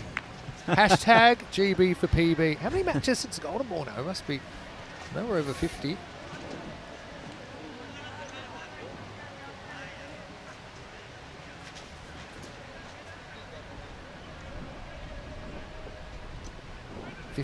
Matches since the Golden Ball. There you go. It's about time that we had a Kiel Golden Ball. And a reminder that today we are very excited to be live and free on YouTube in India. Hey, I saw a clip that you did, Phil. And by the way, I would encourage everyone to spread the word that we're now on YouTube globally. But you did a video in another language that it was one of the first times I'd seen. It's like an AI thing, right? Yeah. Talk me through that, because that was amazing, so convincing. Well, there has been a change in regulation in Germany last October that you do not need a university degree to get to Germany if you're in IT and in other sorts of areas, in business areas. You just need 3 years of work experience. And I wanted to bring this across, especially to India. So I talked it through in German. Yeah. Edged and gone. That's the 4th wicket, and Pai goes. Oh my this God. has turned into a huge disaster. Pai's got them out of many a mess, but it won't be this time. That's a good catch by Shams, because it was already climbing and the edge took it even higher, but he grabbed it from above, and it's 13 for 4. That's a very good catch. You can see the Yogesh long way from the ball. Front foot went outside leg, and it won't be a miracle from Yogesh this time around. He's disappointed, but what a series he's had. He's out for 5, and it's 13 for 4. So we need skilled labor in Germany, and that regulation made it easier. And as I'm interested to get more people from India, from Bangladesh, Pakistan, Afghanistan into Germany to play cricket, I wanted to bring this message across in Hindi. And so this AI thing translated my language perfectly And into Hindi. Looked like you were your Yes. mouth was making Also these the sounds. lips. Yeah.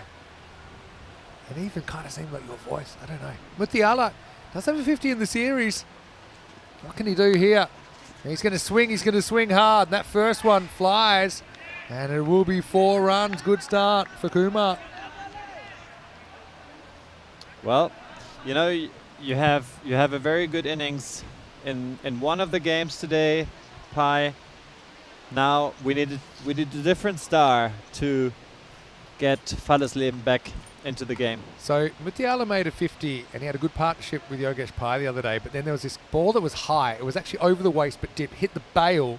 Got called a no ball. Mutiala was looking for a run, and it ended up being a run out of the bowler's end. When Yogesh didn't really want to leave his crease, and then so he sent Mutiala on his way, but then they ended up winning the game anyway. So it was interesting, but it actually cut short what was Mutiala's real breakout innings so far. Can he bring the magic here? Needs to. You can see Arabsai is a pacey customer. That one swings a little bit too far as well outside the off stump.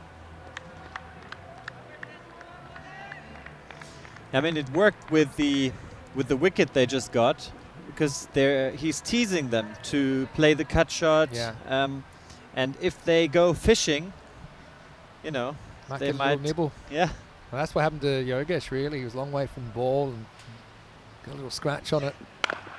That's hit pretty well, actually. Mutiala gives it the kitchen sink, but gets it through point for another boundary. Fight back coming. It's a great format to watch, isn't it? Yeah, I mean, if you get your head above the ball, if you get your head into a position where you can actually hit it and watch it closely, then it's easy. But the one where he got the wicket, the batsman just didn't watch the ball closely enough. Fast ball the second. Oh, high. Really That's high. very Oh, look, he wants it, doesn't he, Tarakal? Oh, he's going to take it. This guy doesn't drop catches, and he's just explaining that in no uncertain terms. What a catch by Tarakal. He's got amazing hands. In the end, it's all cuddles and rainbows. I wanted to catch it. I wanted to catch it. No, I wanted to catch it. Normally, I would have said, yeah, the outfielder has the right of passage on this ball. But I think Tarakal, he's just so confident he can catch anything. And interesting, he's the younger one, but he kind of has a bit of social capital, doesn't he, in the field? And so he calls it, he gets it, and it will be. I don't think anyone called there. I think that well, they both called mine, and only one was right. Bazit Orio, who's, by the way, a very good fielder himself, says, hey, it's almost like Tarakal is like, haven't you been watching me been watching me fielding? Say, look, I'm here, and I'm going to catch it. And then, of course, everyone thinks it's hilarious. It would have been a different story if the catch had gone down. It's a four-handed catch.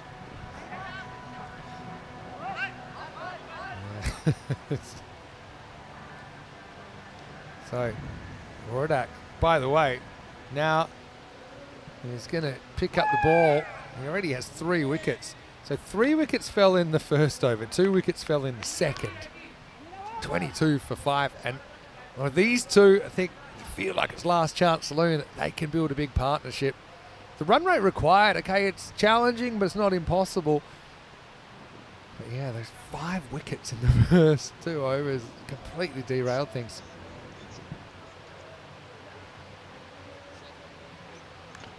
Oh, another one. 6 Played it down on. now. Really, the writing's on the wall and it's in font big enough for everyone to see. As VFB have lost a 6th wicket. It's a 4th wicket for Hamid Wardak. He's got 4 for 5 and VFB Fallersleben falling away at 23 for 6.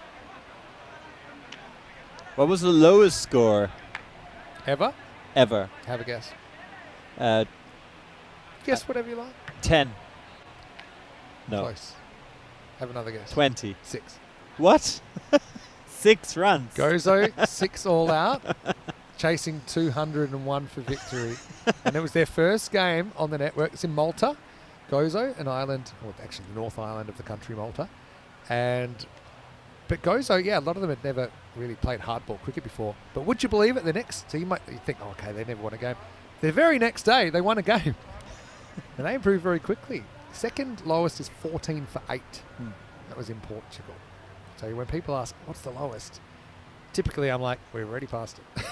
Here's Bowler getting a bat. Oh. Bowler.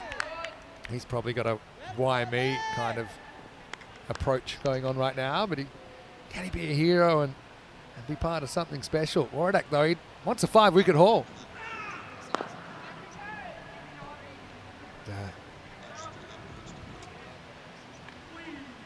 So, bowler's off the mark. Great arm there. Wardak's a good example. Last time you would have called him, he was bowling kind of left arm seam up, but he's kind of adapted himself to a slightly different bowler.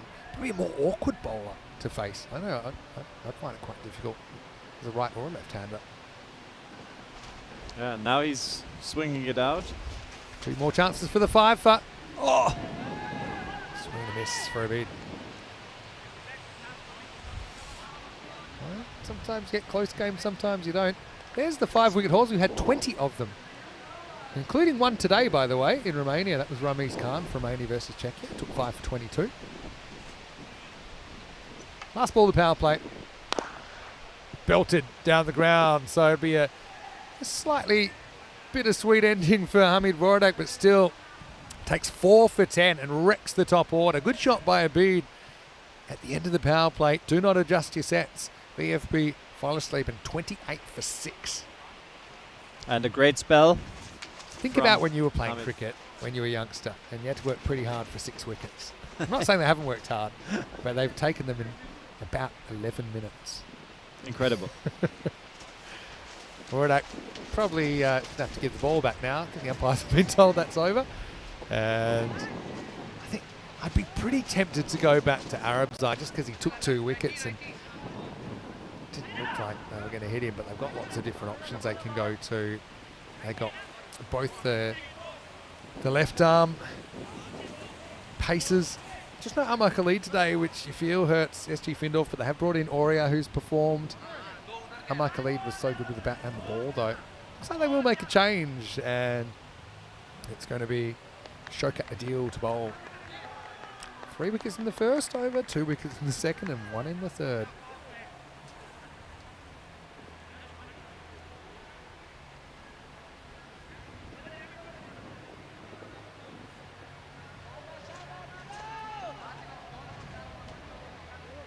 So,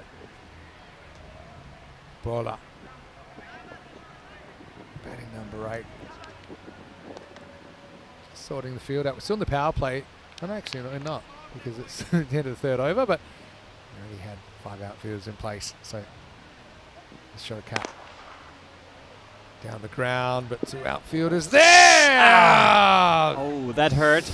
Oh no.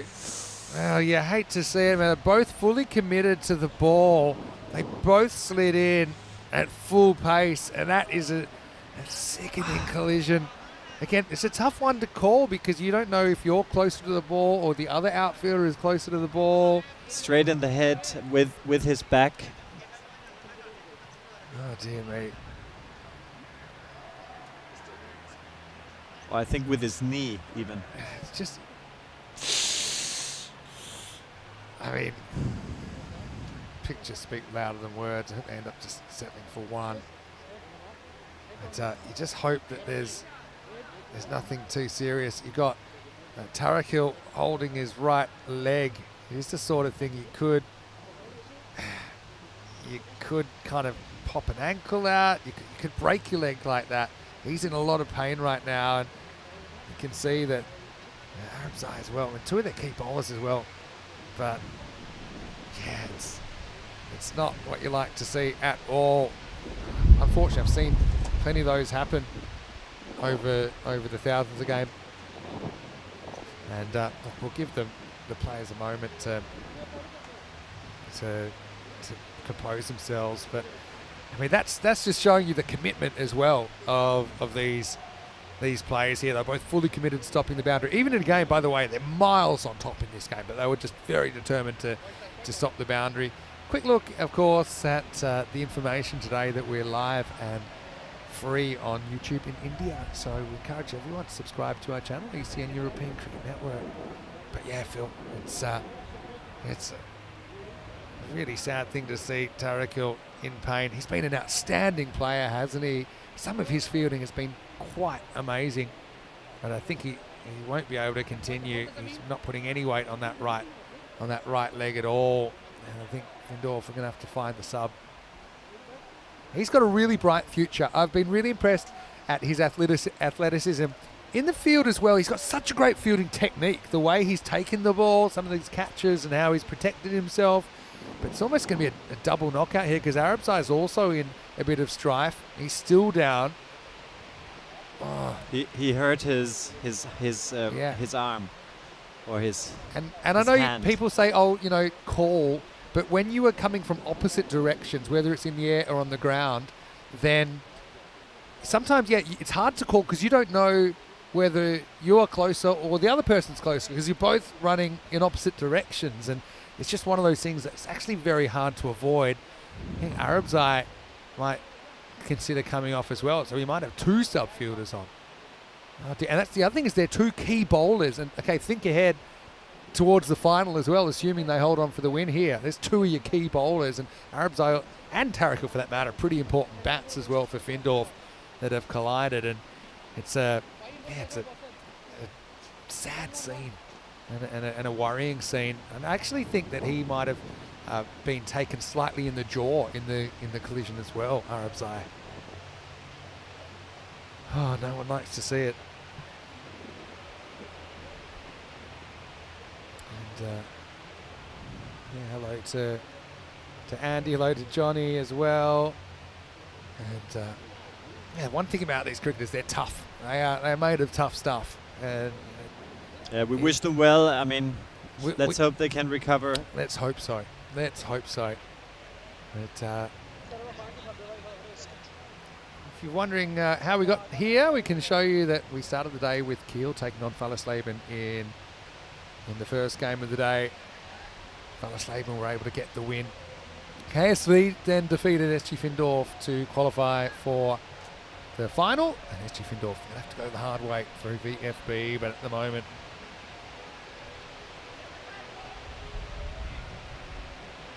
that final, by the way, it's about an hour and 45 minutes away.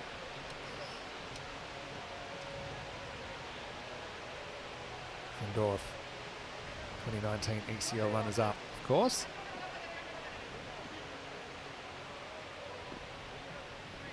And,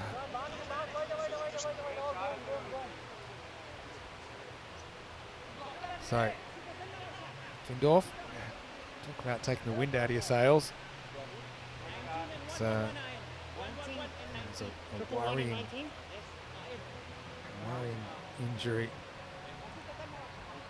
But we'll continue. Just getting the latest info about whether we've got one or two subs on. It's over. It feels like it's been going forever. It's only one ball old. But VFB 29 for 6.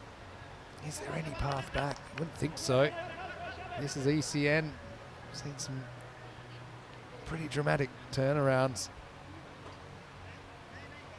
Hasiba Bid faces up. He's been in good form.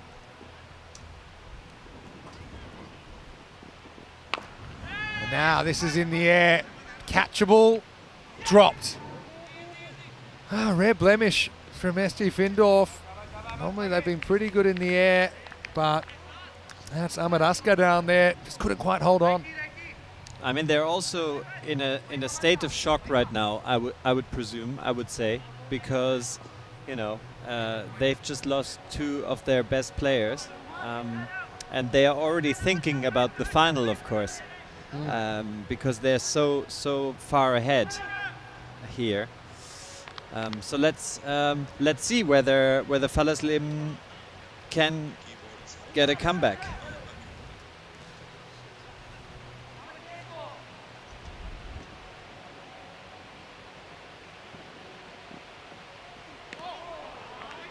Down the leg side, this one be called a wide. Deal. Been very impressive. He's been good under pressure as well, which is something you look for in a young player. Just turned 18 during the week. Shoka to deal. What were you doing when you were 18? You were playing a bit of cricket, weren't you already? At the age of 18, I was playing for the MCC Young Cricketers. At Lords. That's when I started. I got offered a county contract. Ooh, that's a good bouncer. It's been called a wide. I always think, is it a wide if you've had to duck? Because it's you saying, do you think it is going to hit you in the head? I don't think that's wide. I know the umpire's got to make a quick call. Anyway, I'll almost lose his head.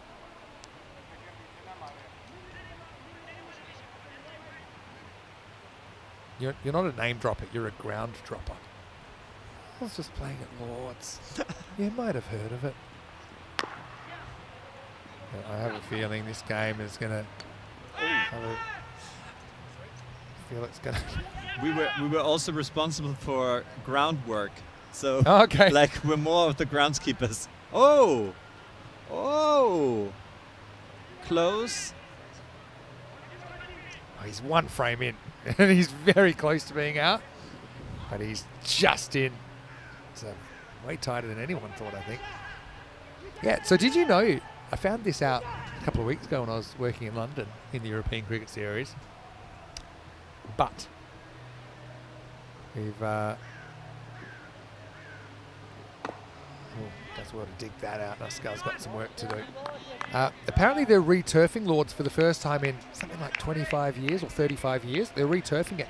And you can buy a section of turf 120 centimetres by 60 centimetres.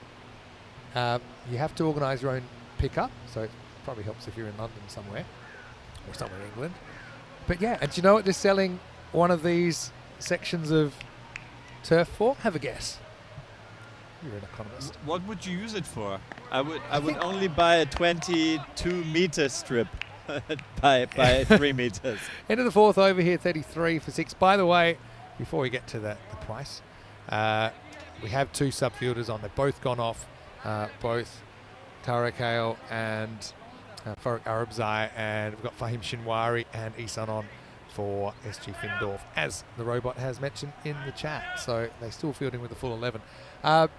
49 pounds. And I think the idea is you can plant it in your garden, and they give you tips about, so you could basically have a little bit of Lords in your garden. Does that appeal to you?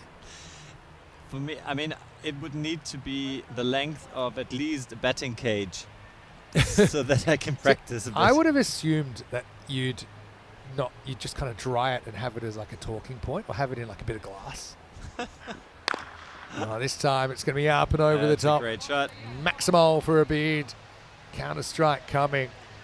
And really, I think both teams are pretty upset with how this innings has gone so far and away. Obviously, SG Findorf potentially losing 2 players, and obviously BFB losing 6 wickets.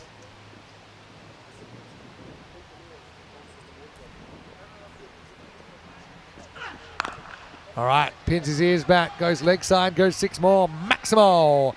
This would be the comeback of all comebacks if a bead could lift them out of this. But you never know. I say the longest journey starts with a smaller step, and can a bead come up with a big 100 or something like that? Yeah, or at least 100 partnership between these 2. Then they'd be in the game. Bazit Oria hitting the ball pretty well earlier.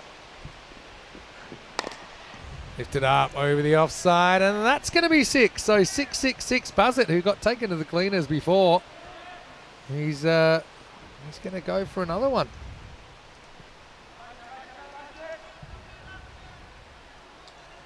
50's up.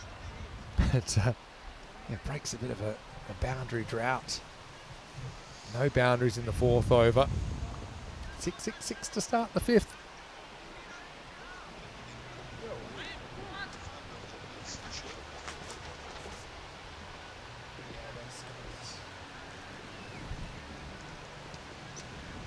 Warrior with the comeback ball. Oh, dropped. I think it got some glove or top of the bat down the leg side, and that time Sham's not able to climb the ladder. Got the right glove to it. Just not quite able to hold on. The beat survives. I like this from the robot in the chat. Slow ball from Bassett, worked leg side, long chase, foot fielding. Successful foot fielding. If there was such a thing as a good foot fielding ground, this is probably it, because there's not too many bobbles. Not that we would encourage that kind of thing. But yeah, the robot saying ECN's new business model. If anyone wants to buy some of the Kiel ground, well, let me know. We can work something out. Thank you, robot. Have to collect it at night. Got to keep your sense of humour. If you don't laugh, you cry.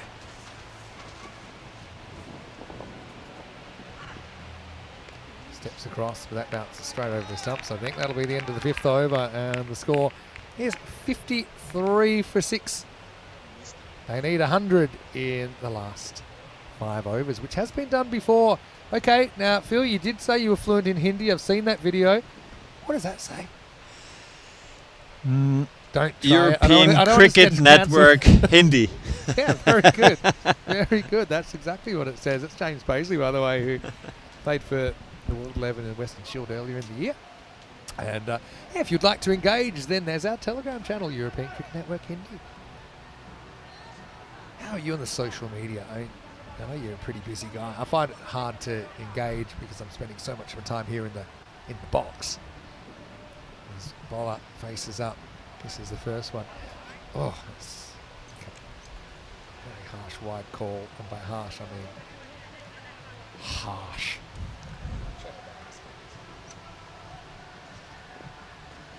So, yeah, but that belongs to the bowler. It's an inside to me. It's been a miss this time once again. Yeah, so like, do you TikTok? I don't do TikTok at all. Yeah, I only do the Instagram. Philip Presents. Yeah. You know. Philip Presents. Follow Phil on Instagram. And do you have like a manager? I used to, but I quit. I didn't want that anymore because I'm not that important. You know, Hugh Grant actually did his management for himself. Did he? For 5 years. Did he? Yeah. Is he available? He always made up an American voice. Oh, did he? Yeah, and he called the production. Did he really? Yeah. That's amazing. No, Hugh is not available. Phil actually does quite a few different English accents, which is pretty good, seeing it's not his mother tongue, but he does a particularly good posh English one. Maybe I can convince him. No, you see, we had Kurt earlier in the morning, and I don't need to imitate what we've already heard as an original tone. Very good. Remind me of those guys got kicked out of Lords after trying to headlock the Australian team. Right now, though, Slaven, they must know that things have crept out of control with all those early wickets. They've had such an exciting journey to this point. They can certainly be very proud of their 3rd place. This is Philip Baxter, who's with me in the commentary box today. Special guest, although he feels like more a part of the family. No swing and a miss this time. But yeah, Philip and I did ECL 2019 together. The first ever ECN tournament. Here we are on the final day in Kiel. So yeah, you mentioned, I know you've done a lot of TV by the time that we did ECL 19 together, but is that the first time you've done cricket commentary, or had you done it somewhere along the line? No, that was the first time, absolutely. And it's after that I did ice cricket once, Yeah. which was a celebrity cricket tournament on Yeah. ice in Samarit. Yeah, I do remember it very, very well. That'll be And the end. now I'm back here. That's all I did. I was going to say that I remember we kind of had to work that. We had a practice day there. We had kind of some local cricketers and that were testing the cameras, we were testing the commentary and how do we do it. And honestly, in the practice, let's be honest, we had no idea what we were doing. We had absolutely no idea. We were kind of just like jabbering over each other. And I'm glad I never had it to air. That's it, so that's gone. So that'll be a 7th wicket now as a deal breaks through.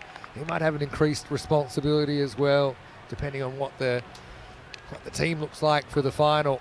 I mean, we don't know that. I will say that of the two that collided, Tarakal seemed in bigger trouble with that leg injury. Arabzai, obviously he's off the field as well, but a bit shaken up. They've got a bit of time. Still an hour and a half. We can just see him there. He cannot walk. So unfortunately, I think this is something for the orthopedics. Yeah, you hate to see it, but especially when they're already so far ahead in the game. That's the end of Karthik Bowler, who's the 7th wicket to fall, 56 for 7. But yeah, VFB, I know they'll finish with a disappointing results, but certainly have provided so much entertainment and made memories that we'll never forget. Those 2 last ball chases. Yeah, so yeah, we had our practice go, didn't we? And then and we worked it out, I think, for the next day. All right, Safi gets the ball. They need to find a couple of overs from somewhere, and Safi gets a taste of the big time straight away. Maximal belted by a bit down to the ground. Well, now they're with the back to the wall, so they need to fire it out. They only have 4 overs left. Yeah, I mean, what's the rate required? It's up to about 4 a ball required. So you need to have, it's almost like lining up all the numbers in the lottery, I say, at this stage. You need to, although having said that, I mean, Arabzai isn't available, Tarakal's not available. So you're seeing some part-timers. That bid creams this through the covers, and that's going to be 4. So, like I said, you just got to try and get 24, 4 overs in a row. And I will say, you know, someone like Safi, he's barely bowled in the series. I'm not even sure he has. And he's getting his opportunity because of those injuries. So, yeah, who knows? Maybe a bid can provide a supersonic over here.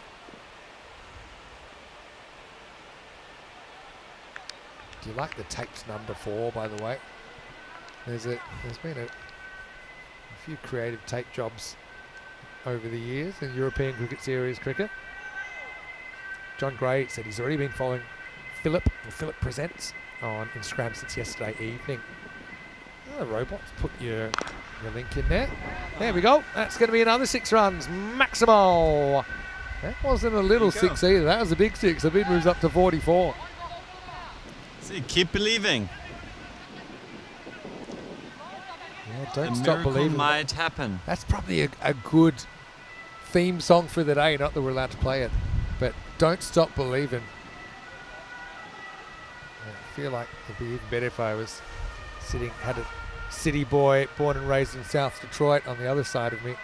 But don't stop believing. One of my favourite karaoke goes to. What's your favourite karaoke song? Angels. Oh yeah, classic. Robbie. But, you know, we had some rain this morning, big clouds, dark clouds, rain, and then I said, no, this is not going to last long. We're going to have blue sky, and now here it is. Yeah, good metaphor. Safi tries round the wicket. This is up in the air. It's going to get over cover, and that's going to run away for 4. So, well, Beard is genuine last chancer, isn't he? Steps away. Kind of late on it, but there's no outfielder at deep cover. 4 more. The over goes magical. I had a question. how can I play cricket in Spain? I think that Jai's watching from Spain. Just join a club. That's what European cricket's all about. All right, that's lifted up. There's 26 off the over. Maximo, 50 for a bead, brings it up off 19 balls. He's really been left to shoulder the entire load. But he's had a very good series with the ball and even with the bat. Some sort of chance. Any sort of chance. 7 down, still fighting. VFB Fallersleben, you wouldn't expect anything less. Gone to Safi as the 5th bowler. It's a small win, but does mean that Abid will retain the strike, leg by to finish, but 27 come off that over in total, and it's 83 for 7 after 7. Well, it's a good start for the possible comeback. Another 3 overs left. But you know what's really great is that they feel so proud to play at this tournament, to play for European cricket. I mean, they've come here to Germany and they didn't even know there was cricket. Now there is even a televised, commentated European cricket, and I think they are just proud to be here. That's why they give their everything. Yeah, they absolutely do, and that's something I've been inspired by time and time again. Just a reminder, the final is coming up in about an hour and 25 minutes right here on ECN, a huge day, triple venue. And, here comes Oria, the second over, and what a shot! Plays it late, plays it into the trees. That really flew off the blade of Abid. Maximo, 6 to start the over.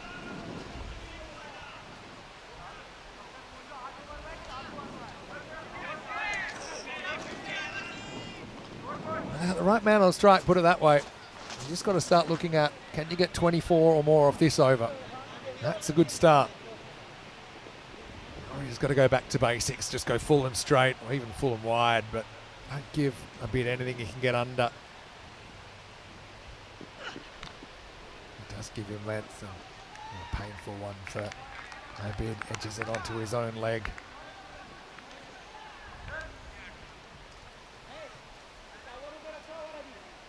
So it does look like we'll get a rematch in the final. SG Findorf, I think, probably playing the way into underdog status with those 2 injuries. That'll be a real interesting one to see if one or both of those guys can take their place. At the moment, it's not looking likely. Leg side. Umpire stays put. Says there must have been something on it. There's the 2. There's Arabzai and Tarakale, and you can see Tarakale's got his right shoe off. That's his leg was felt the impact. Okay, the sock's going on. That's a good sign. And Arabzai obviously took a bit of a knock. Looked like maybe to the head. That's a huge collision. bruise, huh? Yeah. So don't do everything possible to get on the park. But a good throw here might be trouble. It would have been. In fact, if that had been taken cleanly by Buzzett, it would have been out by metres. Unfortunately, he's not able to take it. It was a throw on the full. Probably didn't need to rush towards the stumps. It'll be academic, I think.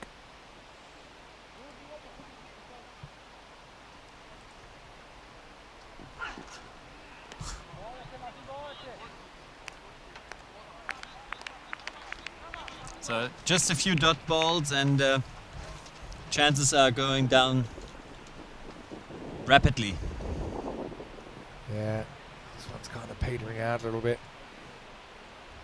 as we thought it might. That's High. up in the air. Well, he's got plenty of time to think about it. Comes in, can't get there.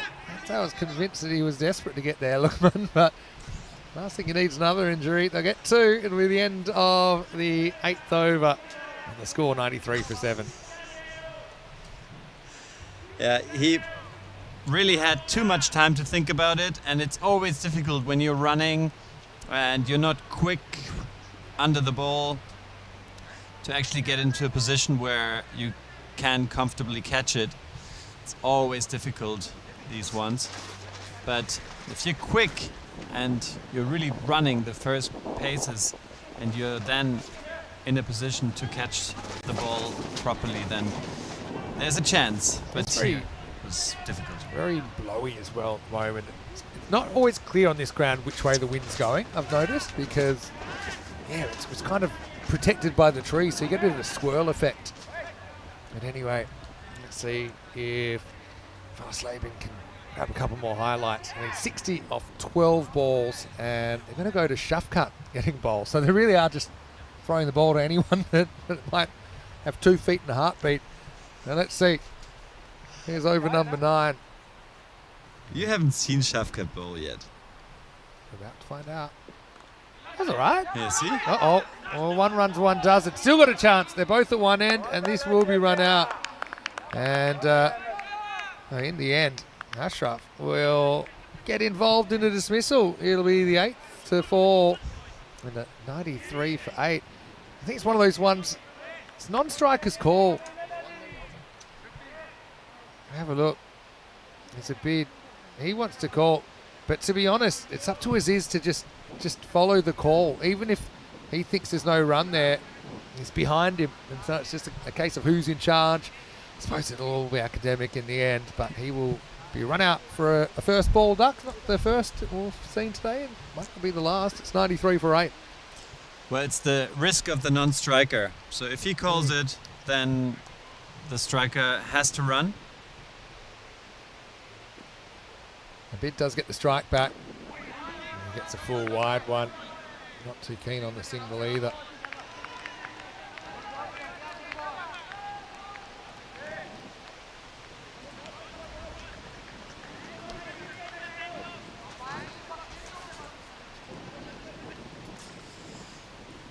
So Findorf with possibly 2 players who are injured. That's the big question mark, isn't it? Bold. I like Ashraf's bowling. Might have to go to his numbers. Because like I said, a lot of these Findorf players we haven't seen for quite a long time.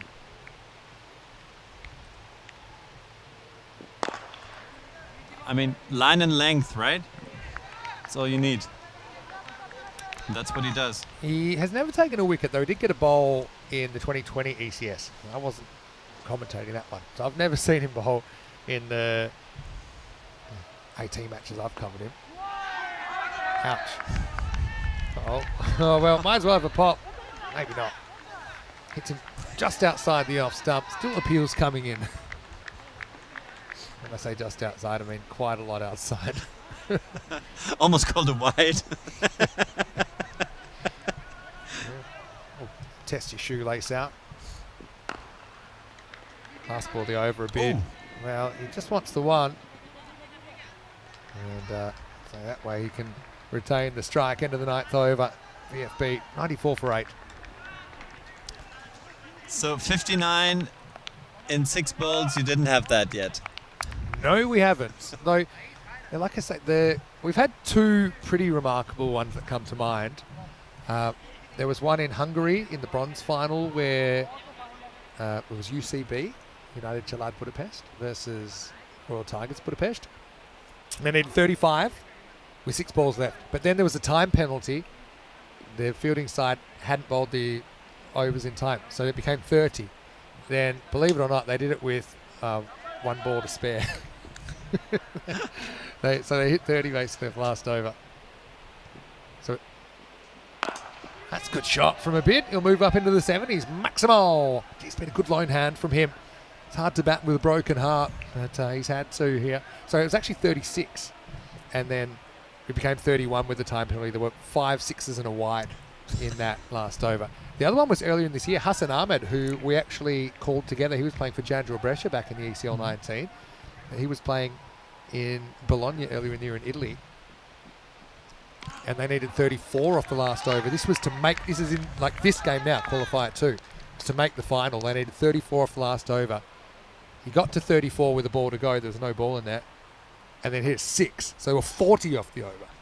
And so Yeah, so it was 35 to win, 34 to tie. They tied the game with the ball to go. Then he hit a 6. So 40. Hypersonic, we call that. Not just supersonic, hypersonic.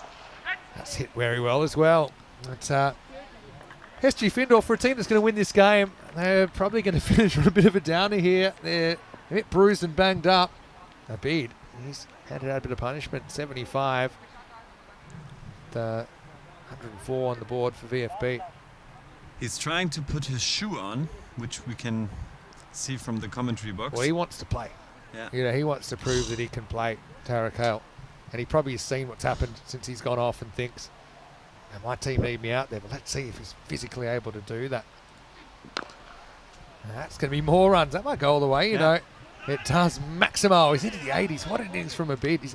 He's 81 out of 110. Incredible. No, but the bruise was massive. I mean, I saw it. It was swollen like hell, and so I don't know whether it's going to be possible to play. But I think he's so keen, and he's so, he wants to do this. Yeah. So that he tries to get fit.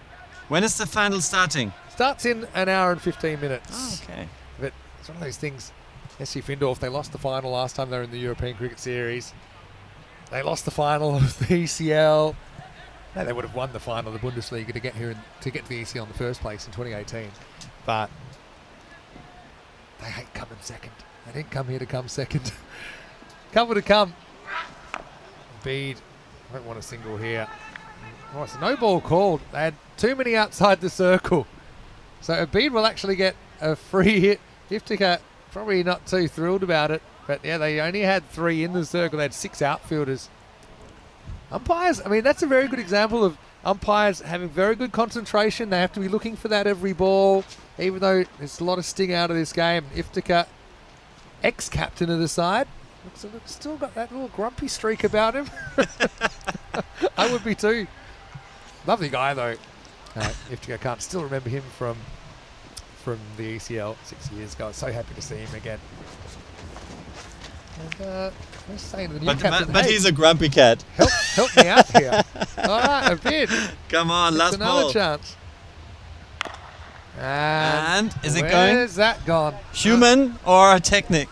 Oh no. It's gone for 6. So Maximo for a bit. He'll end up on 87. It's the highest score of any batter in the game, but it won't be enough. VFB 116 end up going down by 36 runs. Plenty of headaches for SG Findorf, although they do qualify for the final. I think KSV, they've sat back and just watched SG Findorf have a few injury issues. Good to say Tarek Hale's up and he's trying to jog onto the field. And, well, that's a good sign, I suppose. Like I said, we're only an hour and about 15 minutes away from the final. There we go. That's Tarek Hale. He's happy. He wants to celebrate. There's the enthusiasm. And if you ever want to see a left armer steaming in on a broken leg, you might see it in the final because he's keen. I think you need to have 3 or 4 men to try and stop him taking the field. I guess we'll know what the team looks like pretty shortly. But what I can say, it is confirmed now that we have our final matchup, rematch of the ECS 2020 final in the north of Germany, because it will be KSV taking on SG Findorf. And we're so looking forward to that game, and we're really excited to see whether both players will recover and whether their will to play for Findorf in the final will be enough to play. Yeah, so the final will start at 3:15 GMT, which is 5:15 in Central Europe and 8:45 in India. Toss is coming pretty shortly. Keep your eyes on the screen to see that toss result. I feel like KSV probably would like to bowl, but I feel like Findorf, they're probably better off batting first. They've had more success that way in the tournament, but we'll see. Whatever happens, may the best team win. 1 game to go in our German adventure. Let's go back and talk about bad starts. Don't get much worse than this, with 6 wickets in the power play, derailing this fella's Laban innings. 4 wickets by Hamid Wadak, the captain. Great decision that he took the first and third over. Really rattled through that. And second over, he got 2. Yeah. Second bowler was... Yeah, Arabzai, he took 2 wickets in the 2 wickets, second. yeah. And look, that was pre-collision. The collision did kind of cast a shadow over this innings, though, didn't it? We'll see that in a moment. But yeah, Arabzai took 2 wickets in the second over. Now, this is when he was on fire. He was able to get Yogesh, who, you know, is a really important player. Just tried to play that away from the body, wasn't in great position. And then Mutiala came out. He was going to give it both barrels, no doubt about that. This is, again, another catch, Tarakal, when he's in better shape, basically floating back front of the pack in front of Bazat Oria. But yeah, 4 wickets for Voradak. Looked like he might even be able to bring up a 5 for at one stage. But Abid, he was left holding the baby, so to speak. This is a huge moment in the context of this tournament, not just this match. 2 key players colliding, and I suppose time will tell, Phil, if they will be able to take their place in the final. Yeah, we both hope so, and I think you out there, you also hope so, that we will get a final of 2 who have already played today, isn't it? Yeah, that's right. They played earlier, and obviously KSV, they were able to put a big score on the board. Maybe KSV do want to bat first. Again, they were sent in by Findorf in Qualifier 1 and were able to get a big score. Remember, earlier on, the fantastic performance by Jacob Aratoon, the Australian, who's recently moved to Germany, scoring 97 not out. In the end, they threw the ball around. Kind of literally, as it was a little bit of hokey pokey there, as is, had 1 foot in, 1 foot out. Got a bit of free coaching in running between the wickets before he was asked to leave the field. But, you know, Bid, you got a feel for him. He played a lone hand there, finished 87 not out of 37, so his highest score on the European Cricket Network. But it'll be with a heavy heart he remembers that innings, because I think for a fair bit of that innings he knew that they were going to be headed out of the tournament. And, well, there's a good sign. I mean, that's the closest thing to a fitness test you'll get on ECN. You've got Tarakal running on, trying to put some weight on that right leg, which was involved in the collision with his teammate. And I suppose we'll know probably in the next 10 minutes or so whether he will be suiting up for the final. 87 not out for Abid, but nobody else able to reach double figures in that innings. SG Findorf, they had the runs. Probably lucky they did in the end, because not everything went their way in that second innings. But yeah, Abid, it was a good innings, wasn't it?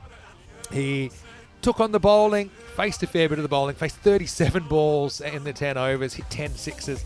Bowling-wise, 4 for 10. Wardak was excellent, 2 for 14. Arabzai, before he had to go off, and Adil Shokat again continues to impress the 18-year-old with 1 for 8.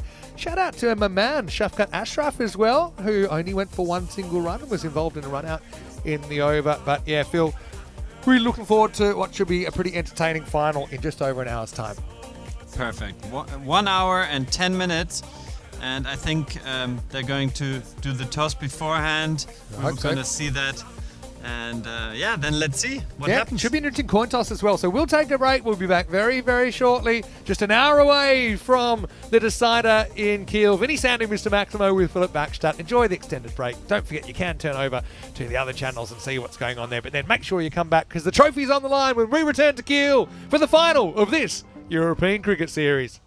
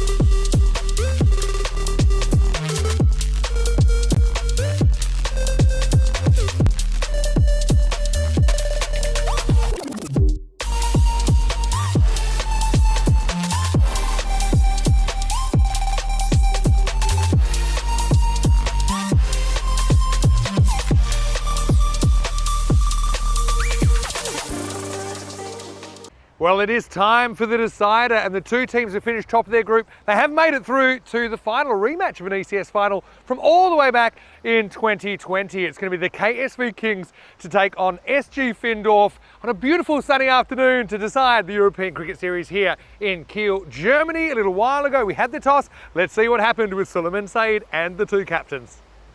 It's the time for grand final. KSV against SG Findorf. SG Findorf to call. Heads. Heads is the call, and it's heads. We're going to bat first. SG Findorf won the toss, and they will bat first. SG Findorf get back to basics and get back to kind of what got them into the top spot in the first place in their group, which is scoring runs and defending them, and they're taking on a foe which they weren't able to overcome earlier in the day. KSV Kings with a pretty comprehensive win earlier in the day, 173 to 137. SG Findorf will be relying, I'm sure, on Bazit Aurea again at the top. He's had back-to-back 50s so far. Some team news, both Arabzai and Tarakal, who collided with each other in the previous game, are in the 11. So they have made recoveries, and I had a funny feeling that if they were breathing, they'd be in the 11, and that's the case.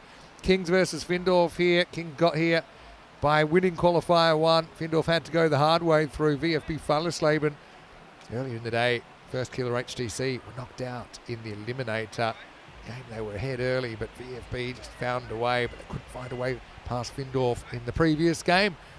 I want to say well done to Romania and Czechia, by the way. They ended up duking out a 2-2 draw in that series, and they shared the spoils. Right here, KSC Kings, they are 64% favourites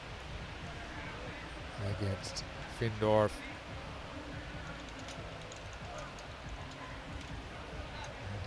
It is Findorf, just to be really clear, who is in the final. So hopefully, yeah, nice and comfortable. Obviously, there's still cricket going in Belgium, in Austria State, with Austria versus Belgium in Velden, where the hosts are trying to square that series at 2-2 after Belgium won the first two games. Austria won the third, and the fourth is in progress right now. Danny Hudacek is over there.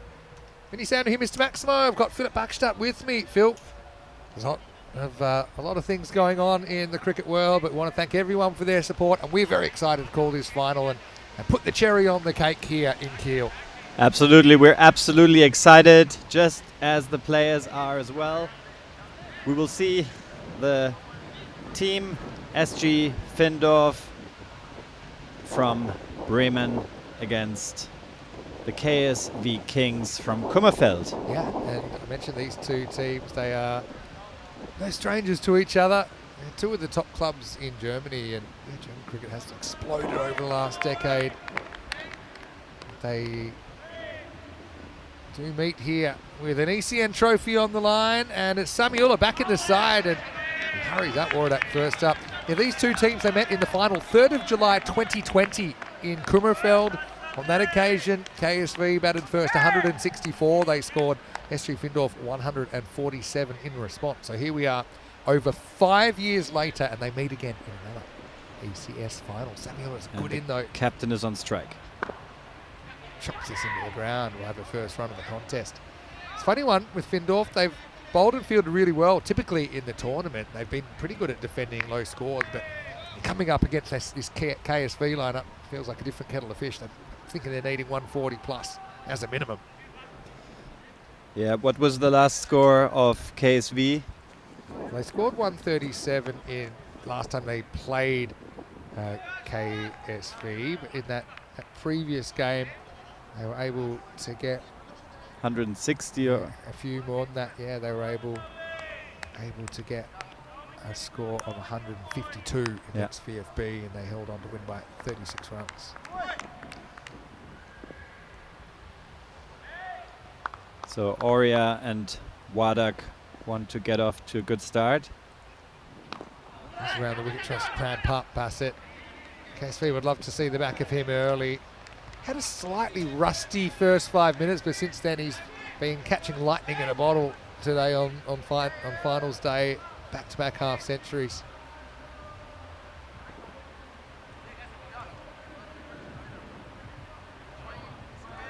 Wadak hit a 37 this morning.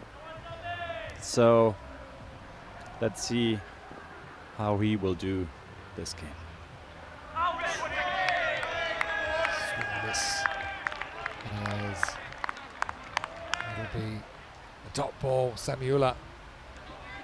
He's batted and bowled well in the series. Haven't seen much of him lately. He's back for the big dance.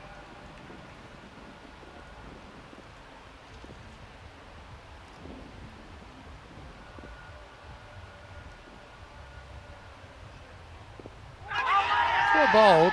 Seems like he hit the ground there. Another dot ball. Very tight first over this one for KSV.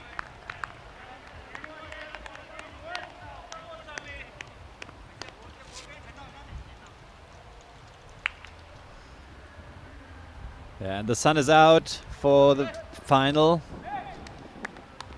Yeah, it's good to see as well. A few clouds in the morning, but they've cleared. Nice ball to first. Good drive straight to the field. A bit of hesitation with the fumble. Or get through for the run. And a very tight first over for Kummerfeld. They keep Findorf to 3 without loss. The construction of the pitch is also good because the sun doesn't come directly into their eyes. Yeah, you got to try and go the old north-south if you can orientation. It's very nice here. Hey, tomorrow the Austrian adventure will continue in Velden with the first day of T20s.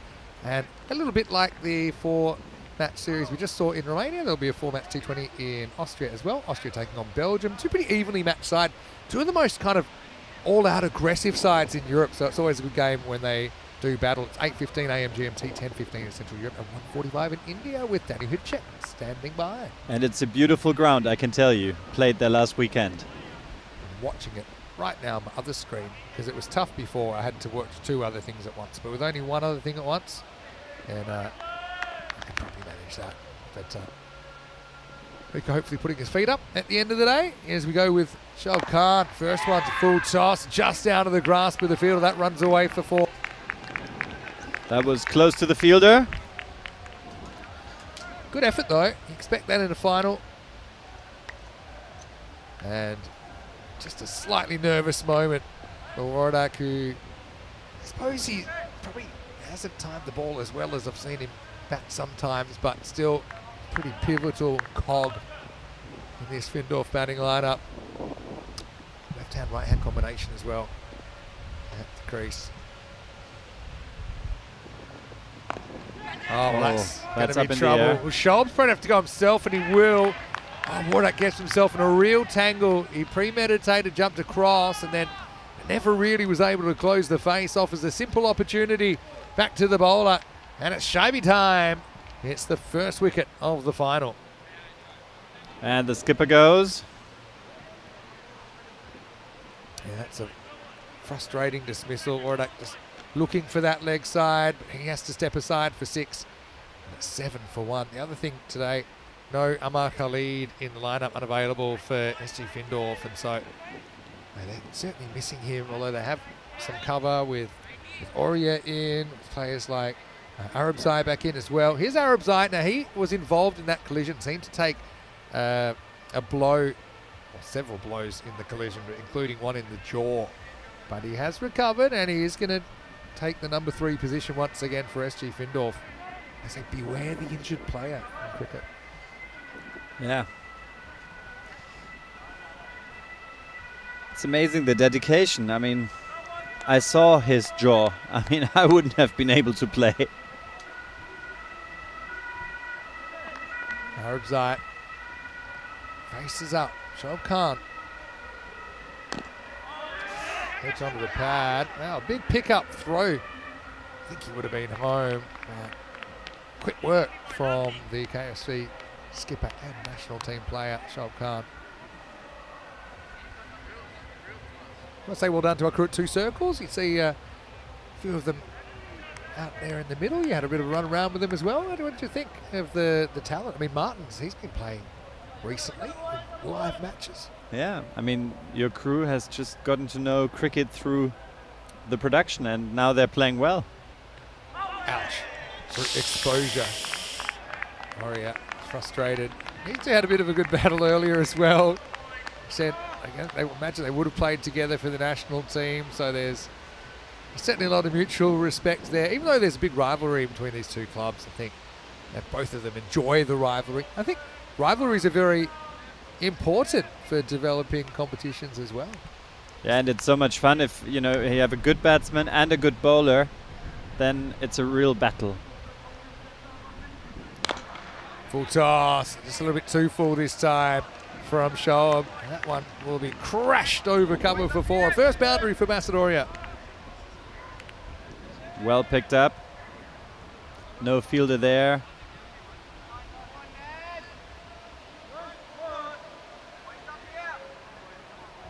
Shoaib probably trying for a Yorker there, but slightly over pitched. Tenorio held his shape well.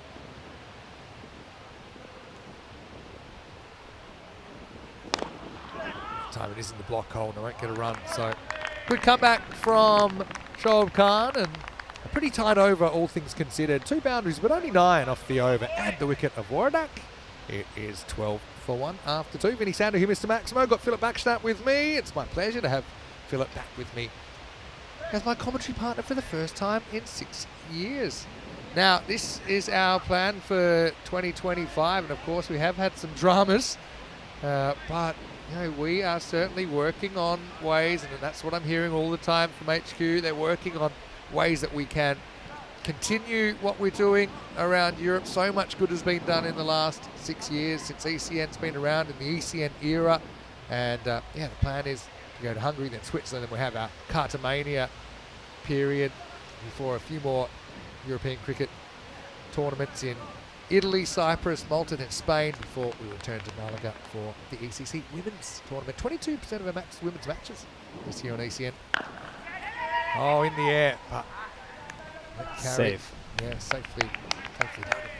I mean, we certainly didn't imagine when we first commentated together in 2019 that it would turn into what it has, and we kept in touch, even though obviously you're not, wish you were available to come on all these tournaments with me. I think we'd have a great time. Obviously heavily committed to what your media commitments here in Germany, but I think we've been to over 50 cities with European cricket. Incredible. Some of the numbers are quite amazing. All right, that's going to be 6. Just a low full toss. No ball called. And so that'll be a 7 up, and probably just what SG Findorf needed to try and get going. Watch the front foot here from Samiula. Yeah, it's hard to tell, but the umpire says no, that's on the line, it's not behind. And unload 6 runs, actually a 7 up.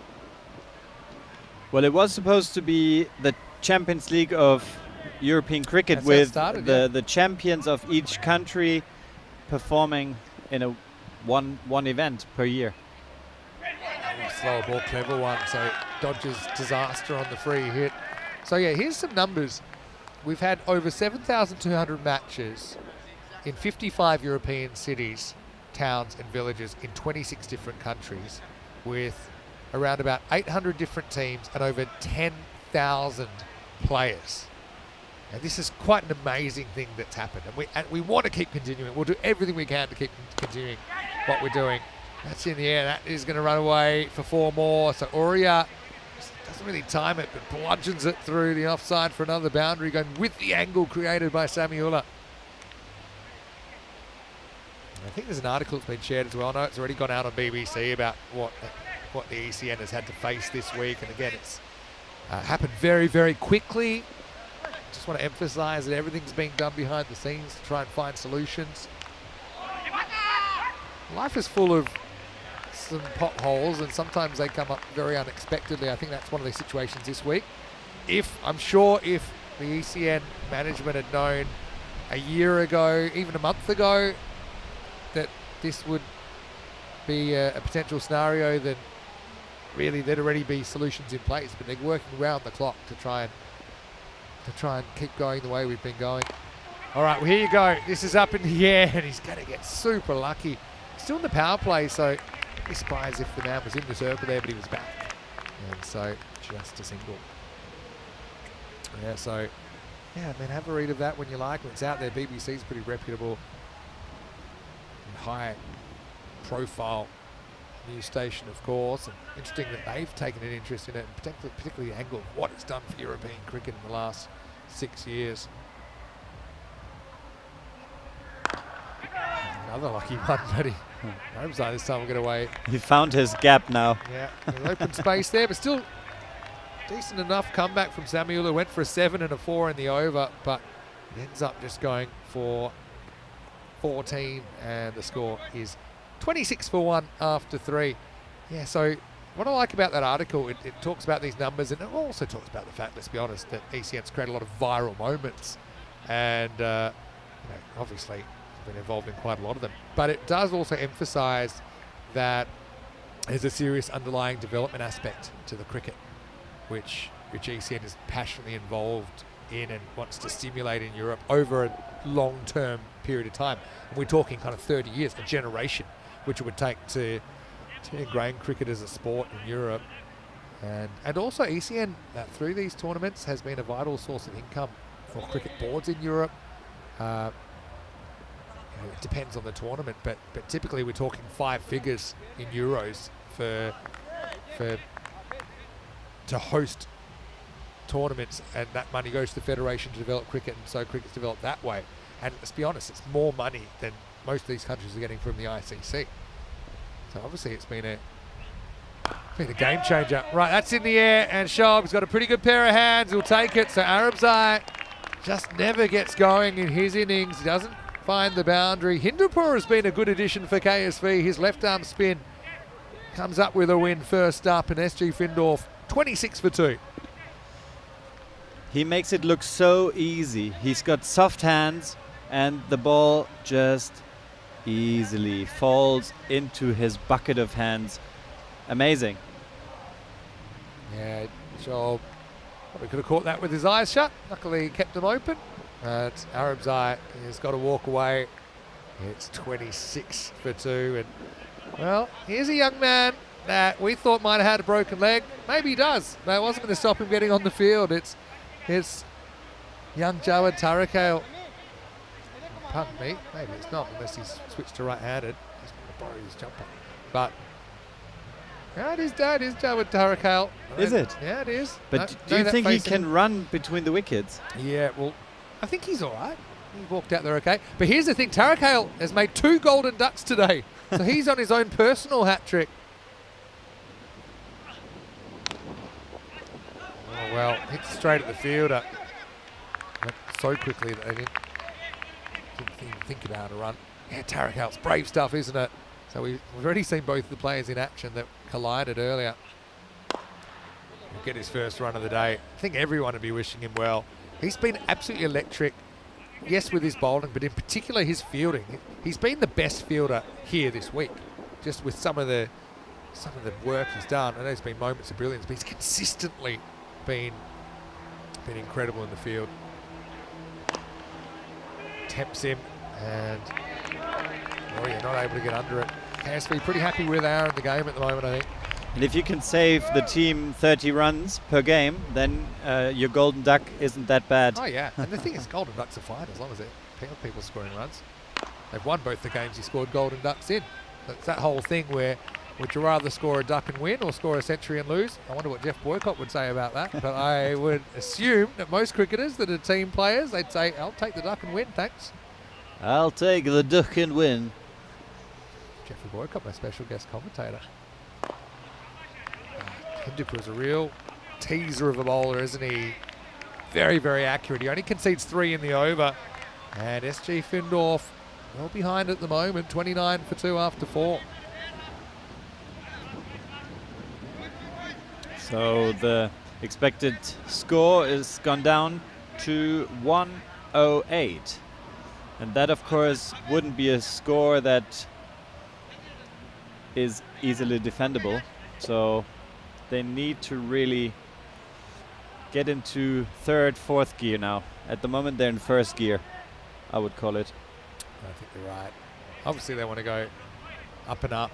Like I said, Khalid not playing as a blow to their batting and also their bowling. But still, they made it to the final, and this is T10 cricket. Anything can happen. Normally does. So here is Abdullah Malikzada with over number 5. Little helicopter shot, but almost brings about his downfall. In fact, it does. Well taken down there. That's Abjut Jadav that takes it. Geez, he hit that pretty well. Could have manipulated that one, Tarakal, but he's fresh out of luck. And he'll go for just 2. SG Findorf lose a 3rd wicket now, 29 for 3. It was quite a remarkable shot with a little helicopter. But Jadav had other ideas and pouches the catch. Yeah, he ran towards it, had soft hands, and the ball stuck to his fingers. Yeah. So off he goes. Jabat Tarakal, brave guy. Brave guy. See him in the second half. I'm sure he'll want to have a bowl. But, yeah, thanks for all the nice messages as well. Karthik's in there. And like I said, maybe it's the start of a new phase, but certainly pretty bullish that ECN will find a way to continue in whatever capacity it can. It's up in the air. Shoaib again will take the catch. Another golden duck. This time it's Ahmad Askar. And Findorf kind of getting Findorfed like the last game we saw them do it to VFB. But they've lost 4 now in the 5th over. They're 29 for 4. Yeah, and don't hit the ball to him, because he's got a pair of safe hands. Look at this.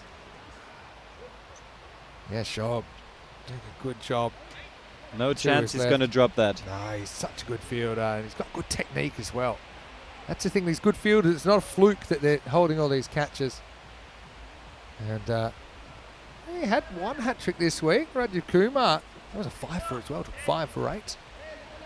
Could we have a hat-trick in the final? And Malik Zada, 2 balls, 2 wickets. You can't start any better than that.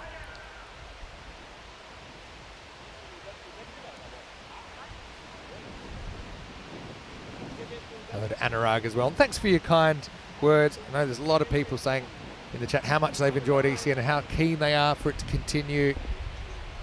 Trust us when we say that we are too. Hat-trick ball. Danny Hudacek. Well, he's on the air right now and he's still having his influence felt. He might be in the very south of Austria and we're in the very north of Germany, but another wide on hat-trick ball. Trying too hard.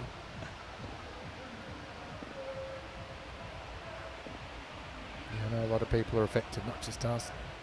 The companies, a lot of people are affected overnight. This is going to be worked away nicely, and this is Shafqat Ashraf, who had a leading role in the group stage, was asked to open the batting. Oria's kind of replaced him at the top, but he comes in during the first half of this innings and gets off the mark with a nice little tuck behind square. Yeah, really nicely clipped off his legs. And because of the outfield here, which is really well prepared, it could go to the boundary easily. 34 for 4.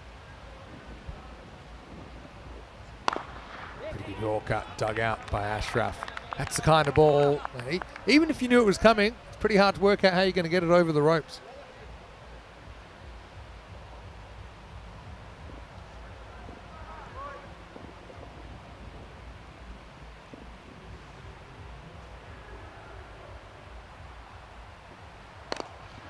This time, almost a York, not quite. Ashraf squeezes it out for 1.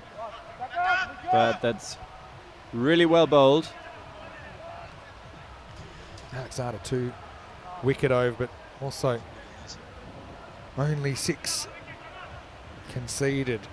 So SG Findorf, they faded pretty quickly to 4%. Hoping to turn the corner sooner rather than later. Alexander wants the big fish. Oria, 22 yards away. Cutter just wide of the mark and will be called a wide. Yeah, so keep the comments coming in. There's also random questions time. So ask me whatever questions you like. Whatever questions you like. And again, it doesn't have to be about cricket. I will say that actually I am on a 2-week break and then I'm coming back for Switzerland, then rolling into the Cardamania, so I won't be on the mic for a while. Full toss taken off the stumps by Oria. We'll get a single, retain the strike, but a great over by Malik Zada. He goes bang bang, 2 for 8 in the 5th. It's 37 for 4. Let's welcome you into the commentary box. Vinny Sandu, Mr. Maximo. I'm here with Philip Markstadt, my good friend, my very good friend from the very first day of ECN on the 29th of July 2019, the very first ECL. We do encourage you, get behind European cricket, make your voice known, make your opinion heard. It's obviously been a very, very unusual day, but also we are very, very bullish about the fact that we will continue and solutions will be found, and we've got to keep what we're doing happening because it's done so much good in the world of European cricket. Yeah, and make some screenshots and post them on Instagram, post them on all your social media, and really we need your support on this because it has done so much good to European cricket in the last 6 years, and it needs to continue. Yeah. So thank you. The power of people. That's up in the air. Full toss first up. And almost creating more injuries in the SG Findorf bench as Hindupur gets it wrong for the first time, really, and Oriat smacks him out of the ground. Yeah, be heard, be vocal about your support. In the end, it's the power of the people. In the end, ECN has succeeded because it's captured the interest of so many people. And it's one of the greatest things that we've been able to keep it free for everyone that wanted it to be free. Right? Some people have chosen to pay a small monthly subscription, and we always appreciate that. We're probably more of a token monthly fee. But this is the thing. I always just think it works out something like 20 cents a game, or 5 cents, 2 cents a game, or something like that. The amount of games we've had in the air and gone. Wonderful catch. Yeah, Ashraf's the next to go. Hindupur angles it in, and KSV can't do anything wrong at the moment. That's Hafiz Hassan that takes the catch low to his right. Good flexibility from the big man, and Ashraf is the fifth to go, 44 for 5. And, here he goes.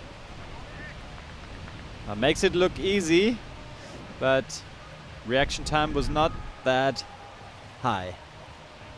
Yeah, that was a good catch, wasn't it? I mean, the guy's got legs up to his shoulders, but he seemed to manage to just lean forward and take it clean as a whistle.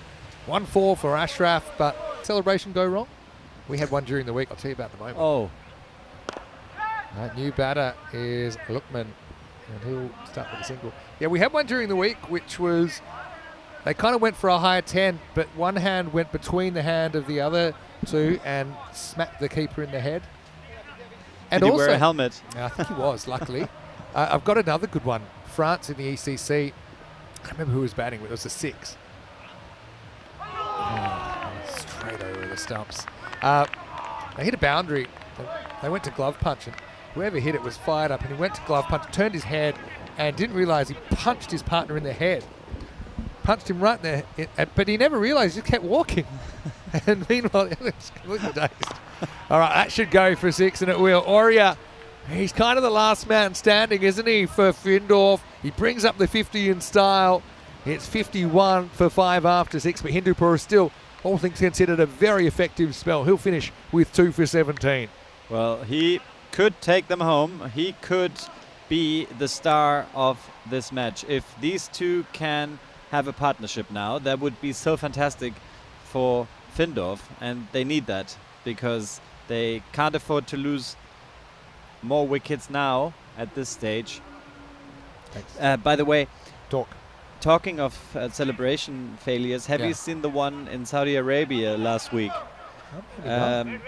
Under 17 football, and he gets the goal, celebrates, and then he jumps, and he thinks there is a platform behind, but he jumps right into a hole 5 meters down. Luckily, he wasn't injured.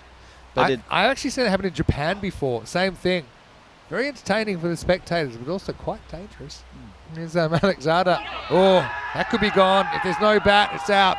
There's no bat, it's out. And it's going to be Lukman Ahmed who's the next to go. He looked dead in front. Findorf 51 for 6. So this is... Look at the little bit of tail here left to right. Look at a little bit of tail.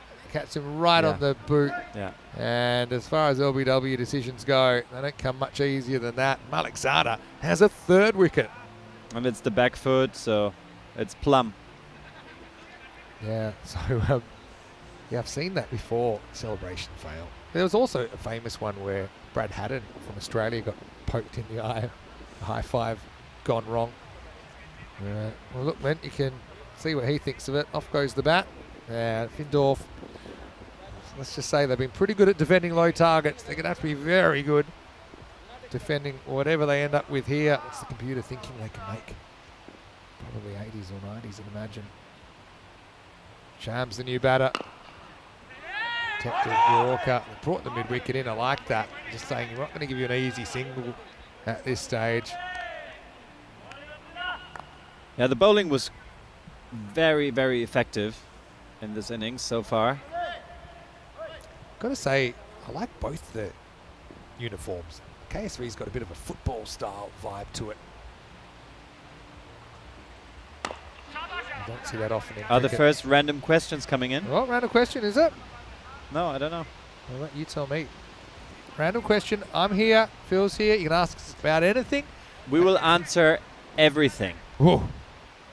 Careful. Yeah, John in Africa saying, as a relative newbie, 4 months, I'm finding ECN immensely watchable and enjoyable. Be extremely disappointed if it came to an end. It's a great community feel to it. It's so true. One thing about ECN cricket is, one thing I like hearing people say, it's very relatable cricket. Because we do almost all levels of the spectrum, from beginners all the way up to basically professionals, everybody who watching is probably on the spectrum somewhere there. There's somewhere on the line, and we really have made an effort to pay respect to every game that we cover, whether it be, you know, England 11 versus Netherlands, the Euros final, or, you know, a club match somewhere where it's with a bunch of developing players, where some of them might even be playing. Imagine playing your first game of cricket and it's on TV. We've had so many of those situations, so something makes us very, very different, obviously. Absolutely, and then the whole professional setup, and players can re-watch it afterwards. Definitely. It makes them so proud, so yeah. I'm a big fan, obviously. And okay, here's a random question that's come in from the robot. A little bit personal, but I don't mind.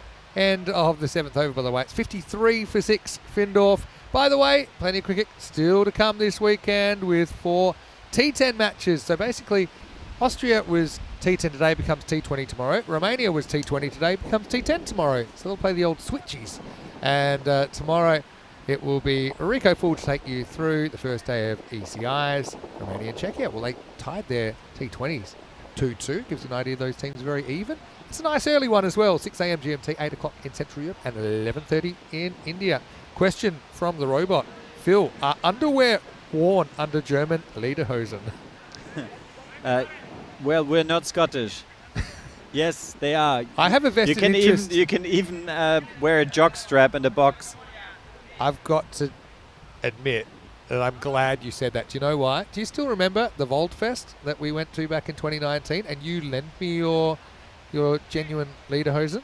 Yes. And if the answer was no, they're not worn, then you told me. Then you would know why you got rejected. It was a great time. As Shoaib comes back over number 8. Expected score 86 right now. Looks a bit thin on the ground. But yeah, thanks for the random question there, Robot. We appreciate it. Yeah, but just a quick note on, there's a lot of questions and comments about the format, T10 versus T20. I think there is room for this format, and you just got to say people have voted by the viewing numbers that we've had over the years. It's such a digestible format. You've got so much happening. People have less time to watch things now. The thing is, you can turn ECN on any time, and you feel like you're caught up straight away, and you can just watch it. You know, in 10 minutes, you're probably going to see 2 6s, 2 4s, a wicket, and probably a drop catch.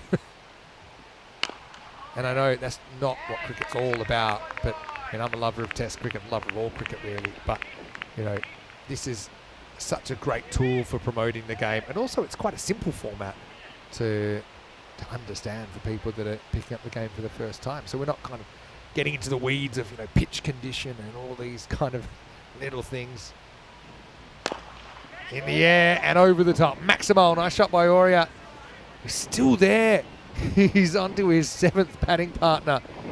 And has had more partners than the quarterback at the box social, but he's still there fighting on. Another 6 runs. Well, they do need him. Aurea needs to stay there and get his 50 plus. I like this also from the robot asking, are the raffle prizes in German corporate cricket events rigged? How's the monster boombox, by the way? That seems like that seems like something pretty fresh in the memory. Here's Aurea. That's the thick edge, and it's just outside the tentacles of Hassan there. That'll be 4 runs. Did you win your own raffle? Yes, unfortunately, my daughter won. Oh, your daughter, okay. The main prize, which was a huge boombox from JBL. That's pretty good. So, like, is it like an 80s throwback? Stick it on your shoulder, or is it more of a mobile speaker? You can, roll it around, and quite big. It's huge. Yeah. Very good random question. My ex-wife wasn't that happy that the apartment is now booming. Seems like it might have been rigged now. But thanks for the question, Robot. I'm just going to reflect on the history of the robot, which I think was all the way back in 2020. We started calling the ECN account the robot. I mean, you never quite know who's behind the robot either. That's one of the things I love. Sometimes I have my guesses. And we actually crowdfunded, this is one of my highlights, in 2023 we crowdfunded for a robot costume. We got it from China. I had to cancel my credit card because let's just say it wasn't exactly a reputable site. But believe it or not, we did get this delivered to Spain. All right, in the air. That might be caught. Got to come in a long way, but he'll get there and he'll take the catch. Shams is the next to go. Another good catch taken by Jadav, coming in from the outfield. And Schob will finish with a second wicket, 2 for 20. His figures, 2 overs to go. Findorf, 64 for 7. And Aurea will now get his next batting partner. He is still there, but the next batsman really has to stay and get some runs on the board or give Aurea the strike in order for Findorf to, stay in the game, because they need at least 100. Yeah, they do. And here's Shams. Just never got enough of that. And good anticipation by Jadav to come in. So, you can see the wickets falling pretty often. Only the first and third didn't have any wickets. The fifth actually had 2 back-to-back. And now, looks like it will be Fuller Fakarzai to bowl in over number 9. We'll say it all happens in the 9th. Let's see if it does.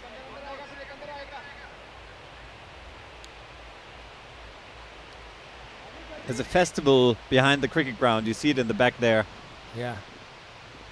Partying going on. We don't know if it's a circus or if it's musical. Oh, it's a good shot. Great shot. Aurea has been a proper one-man band today. Guy we have seen in German colours many times, and just lifts that one up and out of the ground. Maximal moves to 49 on the brink of a 3rd consecutive half-century on finals day. Later, Monty Lucen, thanks for your input as well. And, just a little bit too full from Fakarzai.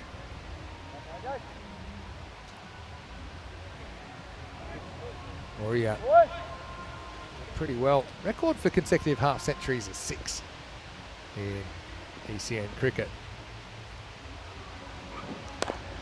But he may not make it. That's in the air, and Schob should take it. He will.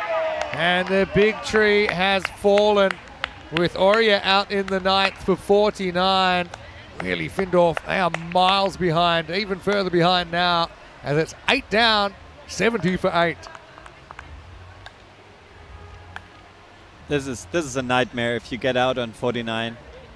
This is always the worst. Yeah, I mean, probably from a team point of view, that's probably the bigger issue. Yeah. Because 49 for Aurea, but the next highest is 6 for any of the other batters that we've seen. So Aurea, he's been brilliant here on finals day. And he walks off pretty crestfallen. I can understand why. Another good catch for Shoaib Khan at 70 for 8.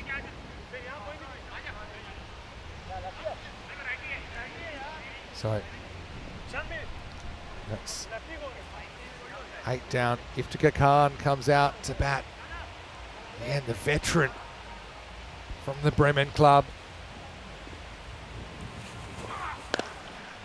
Drive this pretty solidly, but only a single. Scary thing is here, I mean, your best case scenario, let's say you get an absolute heat, you got 9 balls to go. Let's say you go at even 4 a ball, 36.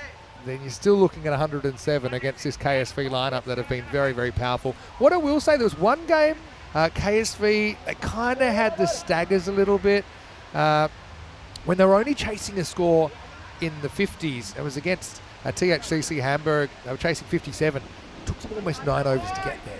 And we saw a little bit of, what's the word? A bit of an Achilles heel to their batting. And even good teams, they'll fall over occasionally.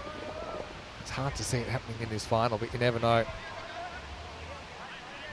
Here's Showkat Adil. He's showed a lot of promise this week.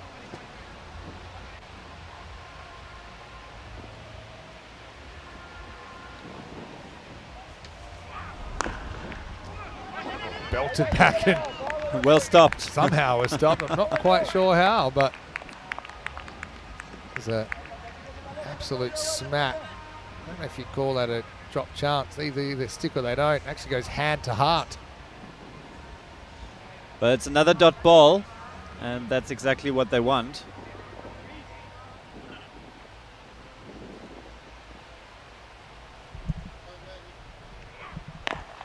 Goes over the top. That one will clear the ropes. Nice shot by Adil. Maximo. You say it all happens in the 9th, and Adil is trying to whack his way to some kind of a score. Remember, they did defend 93 earlier in the week.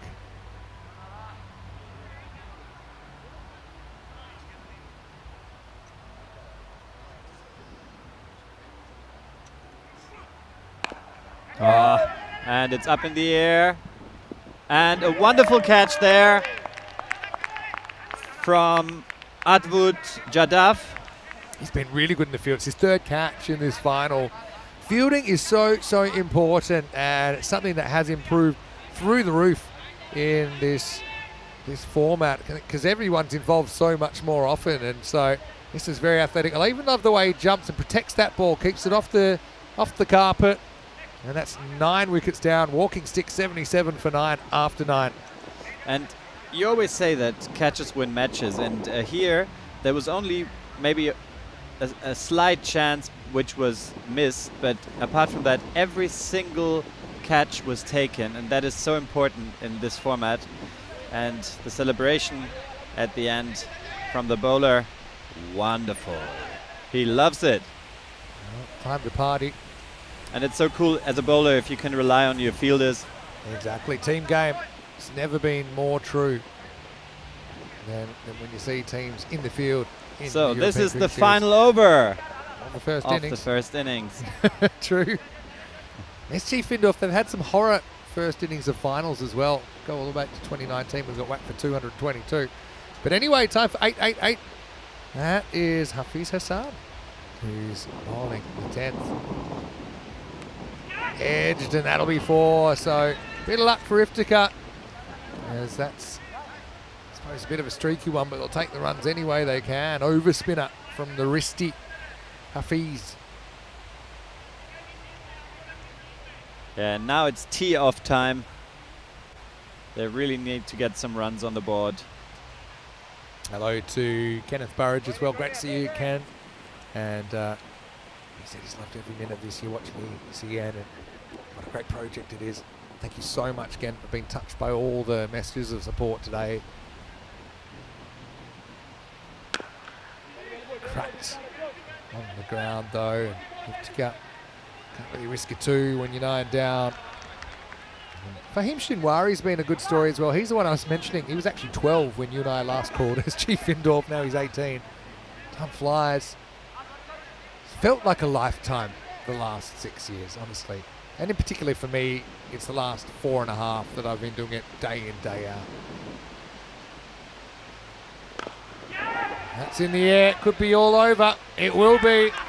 All out for 82. Shinwari holds out another golden duck And so SG Findorf in this final, they won the toss, they elected to bat, they've scored 82, and they've set themselves a very, very difficult task. But they did defend successfully in the 90s earlier in the week. They'll have to defend an 82 against one of the top teams in Germany, but they'll be trying with every inch of their being to do that in the remaining innings. Well, remember the last game when Findorf played? They got 5 quick wickets, or even six in the quick power play. wickets. Yeah. Look, and then it will be game on. And KSV, we know they've occasionally had the heebie-jeebies in a chase, a low chase as well. Wardak found himself in about 7 minds there, ended up popping up to Shoaib Khan. One of the features for KSV, though, not just the bowling being on song, but the catching. They really did back up their bowlers. Yeah, some wonderful shots, but also all the catches were taken, and that made the difference.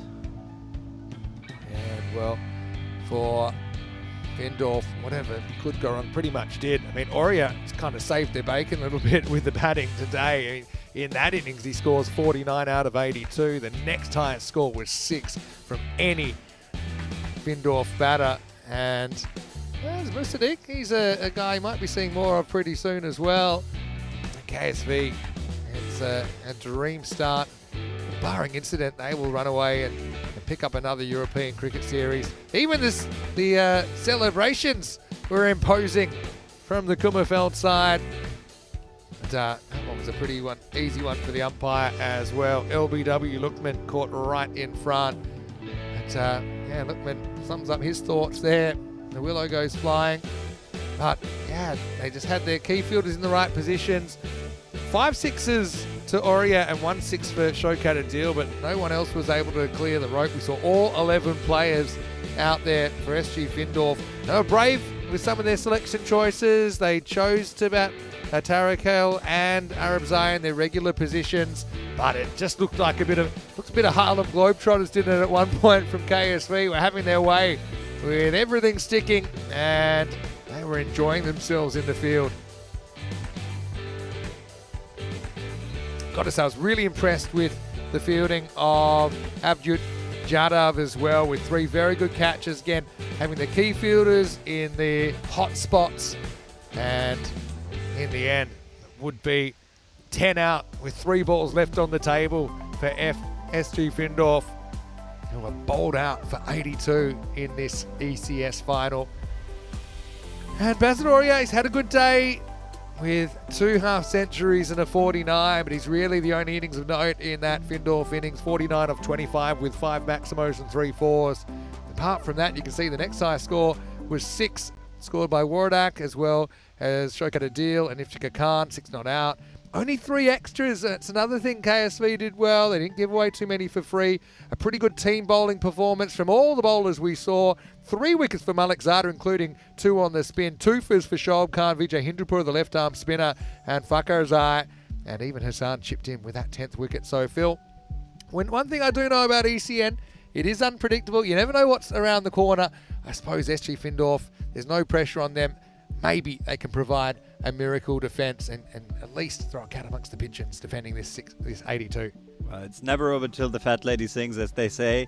And we had games with the German national team, for example, where Italy scored 70 and we beat them. Yeah, it can happen. It can happen. It can happen. We will take a break. We'll see if it will happen, though, in just a few minutes' time. Findorf defending 82, KSV 83 required for the victory. Vinny Sandu, Mr. Maximo with Philip Backstadt, and we'll return in a few moments to conclude this European cricket series in Kiel, Germany.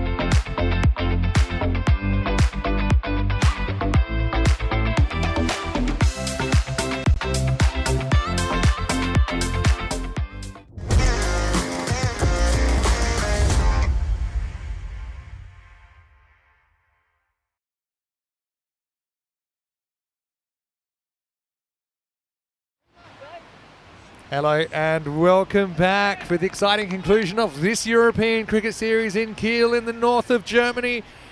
This is the final. Two clubs from Kummerfeld and Bremen doing battle. It's KSV Kings to come out chasing 83 for victory against SG Findorf, who were bowled out for 82 in the first innings of this decider. Well, SG Findorf, they started this tournament with a pretty decent defence of 93, and even now, that's the lowest score defended this week successfully. They need wickets, they need them now. And there's Wardak to get us going. Shoaib Khan on strike. Oh, and he almost gets a chop on first ball. Both these two have been in German shirts very recently. They were teammates in the Euros of cricket last year in Spain, but right now they're at other ends. Wardak has been a very effective bowler in his second coming. Left arm slinger. Straight down the ground. Too spicy. That's Tarakale who's there at long off, but had no chance. Solid drive for 4. Any sound to here, Mr. Maximo, and former German international and all-round nice guy, Philip Baxter, joins me for this conclusion of the final. It's a great pleasure being here with you, Vinny.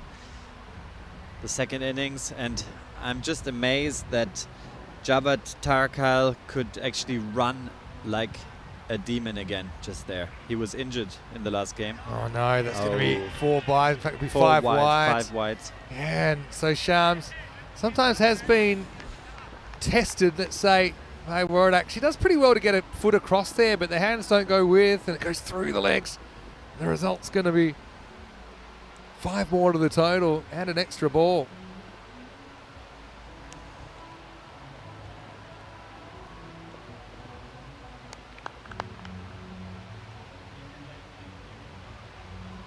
Shoaib Khan. It's a good keep actually from Shams this time, but it will be a wide down the leg side.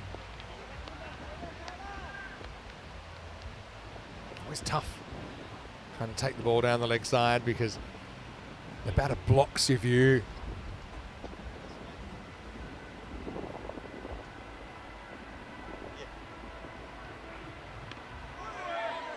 Good bowling once again for Wardak, using that angle in. Thing is, you're going to have to play out of your skin, and you're probably going to need a fair bit of luck as well if you're going to make a game of this if you're SG Findorf.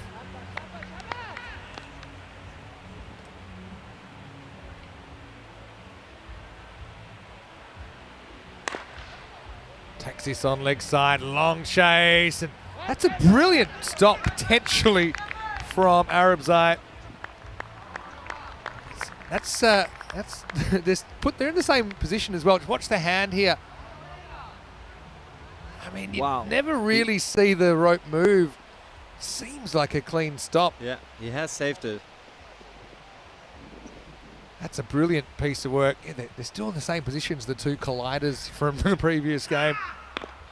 Slower one this time. Clever bowling from Wardak. Rolled his fingers over the top of that one. And KSV, the thing is here, they can bat fairly low risk, needing 8 and over at the start of the innings. They've got 13 already. They got gifted 5 for free. Malik Sada facing the first ball now.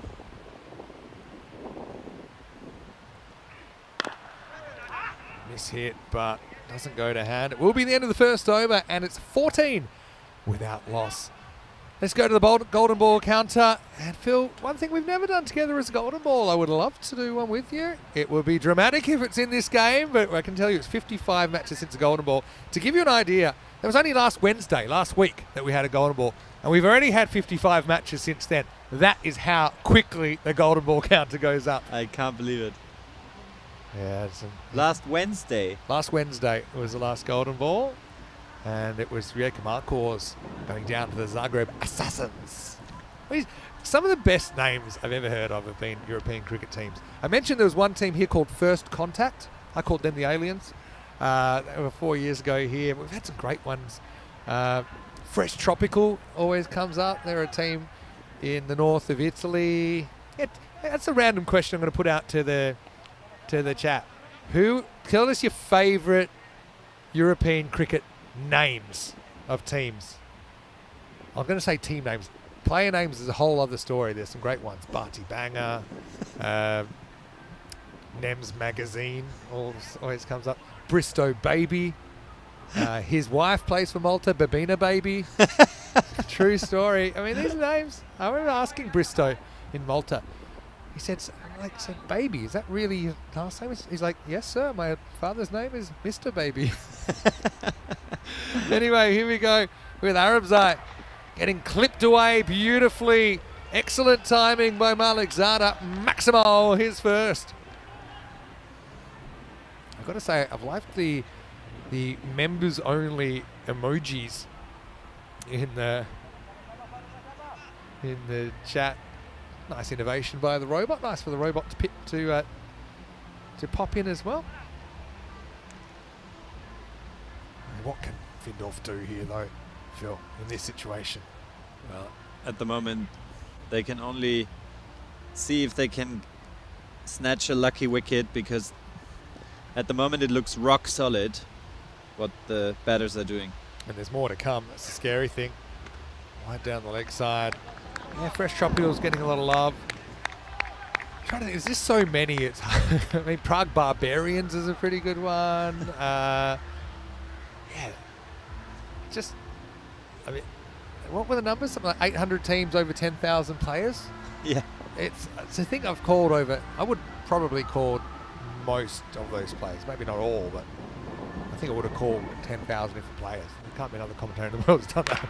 All right, in the air. Fielder's very straight. And now he's going to fire the throw in. That's Tarakale. He's a bionic man, isn't he? He looked like he'd broken his leg earlier. I don't think he was faking it. Slowly kind of regained movement and power and confidence. And now he's out there still giving everything in this finals. Lovely to see. He's going to put his feet up tonight on the couch, I'm sure. Here's another good name.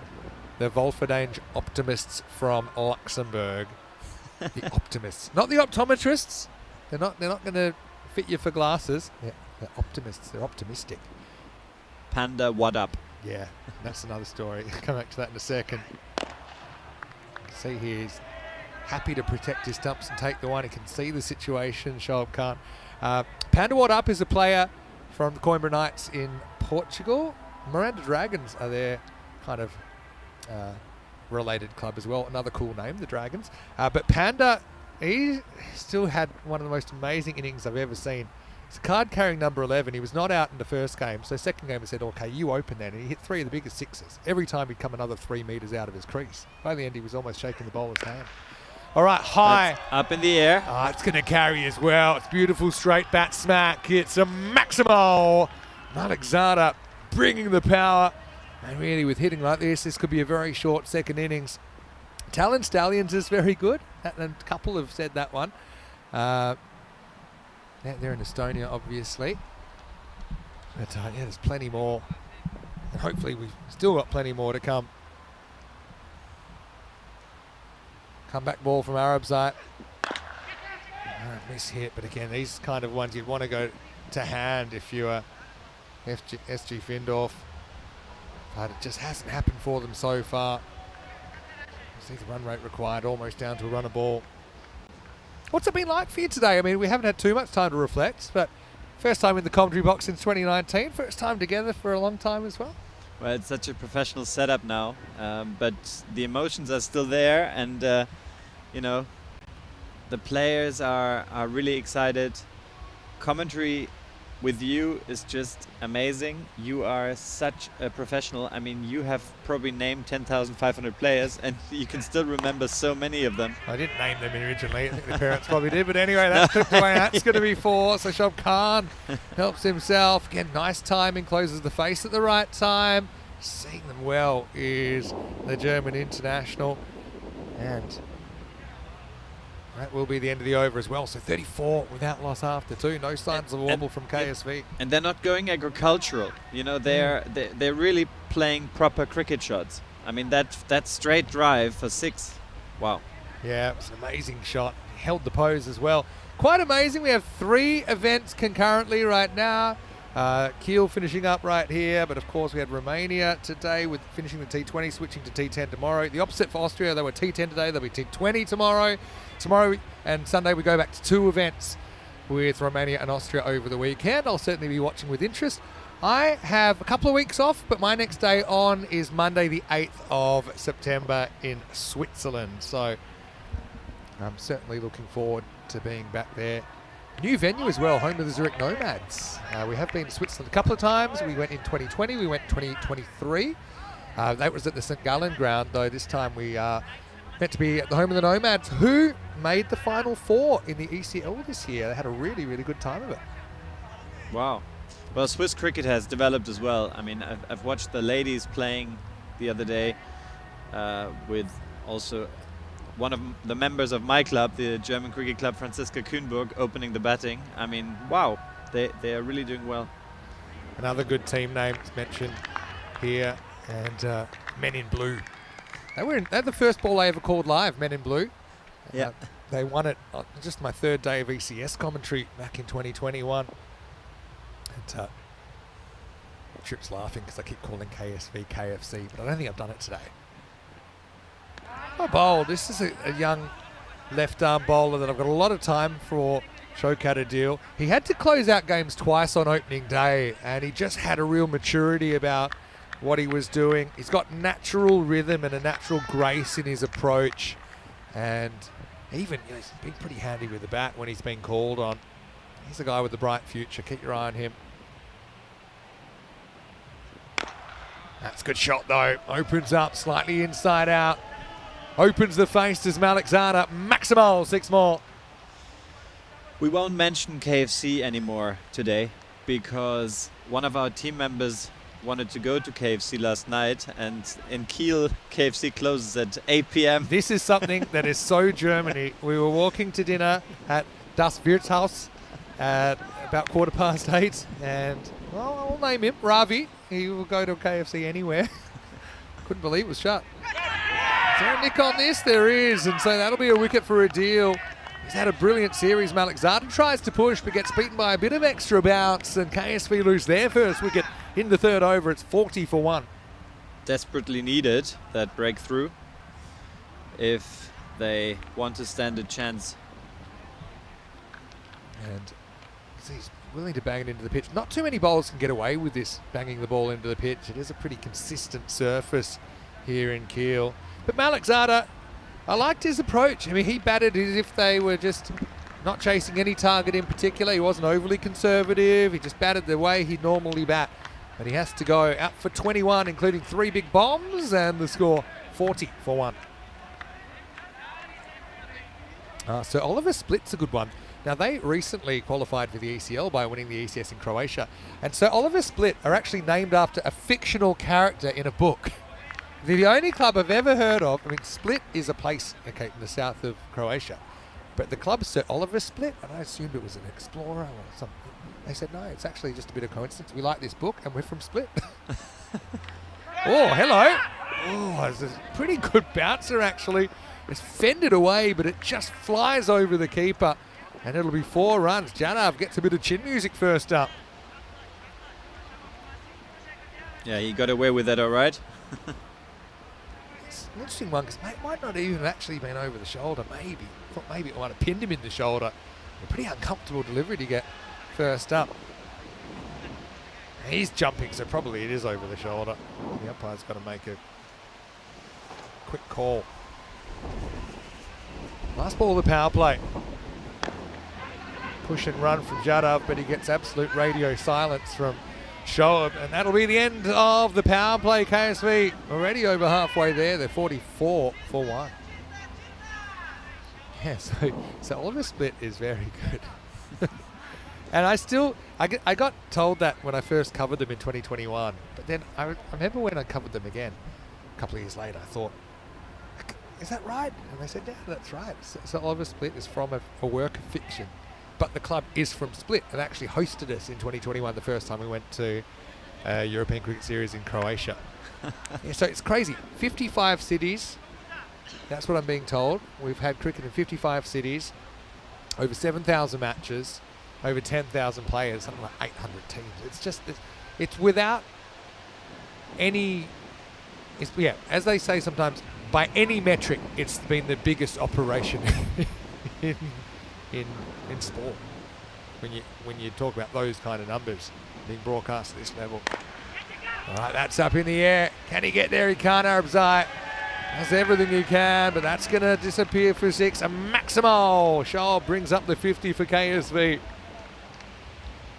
That's a quick 50, considering that they only need 82, 83. Yeah.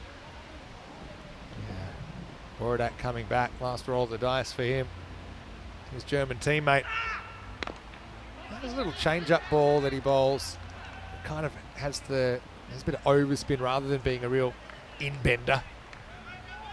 But Jadav is out there now with Shoaib. He'll face up. Took some brilliant catches in the first half of this game. The standard of fielding, especially, and I love a field like this where the players have confidence to dive, they shouldn't get hurt because it's such a nice surface to dive on. I've seen some real acrobatics. So well bowled. Borodak probably, when he plays for Germany at the ECC, if he gets picked, they've got to use him with the ball. That's a genuine rough ball to face. It's like a backdoor slider, they'd call it. In baseball, halfway through the over. 6-1-0 so far.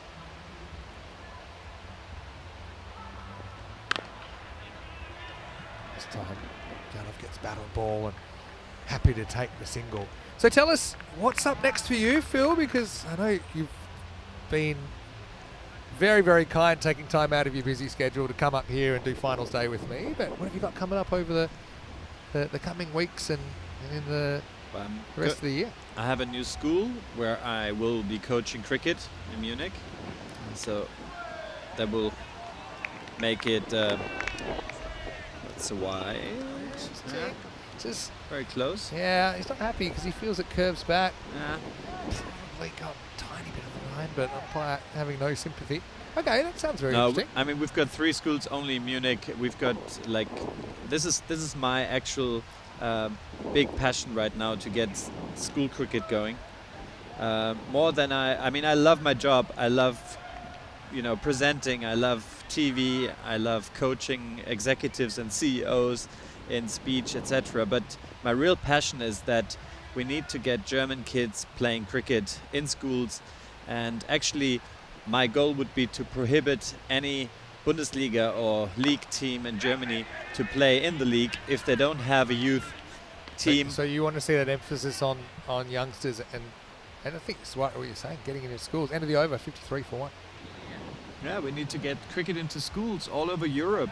I mean, this sport is so clever. It is tactical. It is team sport. It is, hand-eye hand coordination. Yeah. Catching, throwing. I mean, the kids I coach, they don't know how to catch. They don't know how to throw. And cricket coaches all this. And I think it's a sport that, because of the ethical part and the spirit, it really makes a difference to their lives, like it has to me. And Kurt made a really good point earlier, saying he loves the way it brings people together, and not just with your teammates, but with your opposition as well. Team story in a moment as Adil is going to blast one past the outside edge first up. New over beginning. But while I was in England, I was invited to go to Twickenham Cricket Club, and they had just finished a game against the MCC. And unfortunately, I'd done the whole day, so I missed the actual game. But went and was chatting to the MCC guys, chatting to Twickenham guys, chatting to people at the club. It was such a great atmosphere there, obviously. And I know that English model is probably used as a bit of an aspirational model for Europe. And there are certain places like the Netherlands where you can go. There's a clubhouse, there's an atmosphere, there's a life, there's a community to it. And there's something special about the cricket club, I think, because it takes so many people to make it happen. It takes, groundskeepers. It takes volunteers. Somebody to make the tea. It's quite different because cricket is typically an all-day thing, and so for an all-day thing, it's a bit different to even just playing a football match for a couple of hours and going. It is something that takes extra, and it takes a village, and I think that's why it resonates, and that's why so many people are passionate about the game. And that's why I was so impressed with Velden, for example, where Austria plays Belgium right now. Velden has such a wonderful club, and they were cooking for us. They were preparing the pitch. I mean, it was really good fielding once again, Arab side. Great fielding. Recovering from a tough nut before. Now these clubs have to be, you know, role models for the future, and then also kids will have an easier access to these clubs and the sort of spirit that they know of. That's what we need. Yeah, exactly. Well, I'm really happy that you can communicate that to everyone, because I know that from knowing you, how passionate you are. And the other thing is, it is a frustrating thing, cricket in Europe sometimes, because you're against so many things. You know, trying to secure funding, trying to get people passionate about it, trying to create pathways for those that are passionate about it.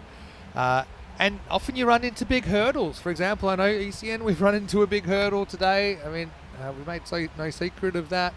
Something that's popped up very quickly and kind of without warning. But you got to take them on. You got to still fight the good fight. You still got to go with what you believe in. And I think one thing that I think people love about ECN is the authenticity and the accessibility that they have to the product. The fact that people do talk to us every day. People do take a genuine interest in the development. And that's very clear. It's something that certainly has touched my life a lot. I must say a huge thank you to everybody out there for your support. I've had so many messages today, more than I can actually reply to. But I want to say a big thank you to everyone. So how you can support the school project Monteluce? Basically, what we need is support from the government, that finally cricket will be taken up as a school sport, even in continental Europe. And my full name is Bechstedt, and you will find me on Instagram on Philip Presents, or just, you know, drop me an email. And I'll get you to put the information in the chat in a moment. But first, why don't we welcome you into the commentary box. Vinny Sandu here, Mr. Maximo for ECN. Got Phil Backstadt with me. It's my absolute pleasure to have him here. And look, I've just got to say, it's an uncertain time at the moment. It's the start of a new era where, you know, we're going to have to find solutions to keep going, but every effort will be made to do that. But on behalf of ECN, I just want to really, really thank you for your support and transforming my life, and to everyone at ECN for transforming my life, and not just me, but everyone that's been involved, whether it's a part of the Blue Crew, part of the commentary team, the headquarters crew, the viewers, the players, the teams. I know there's been so many people, tens of thousands of people that have had their lives touched by ECN, and that's why we're so passionate about continuing the work that we're doing and continuing this cricket generation and this cricket project, and let's all dig in, do whatever we can do to keep things going. Well, one person that's just going is Janav, who gets done. And have a look at Jawa Tarakale. I mean, he's an inspirational story. He was involved in a very, very ugly collision earlier. He couldn't even walk off the field unassisted, but he's come back and he's back to bowling rockets. A brilliant Yorker is hitting the target to start the sixth over. It's 57 for 2. So, yeah, Sonny can get in touch with Phil at Philip Presents.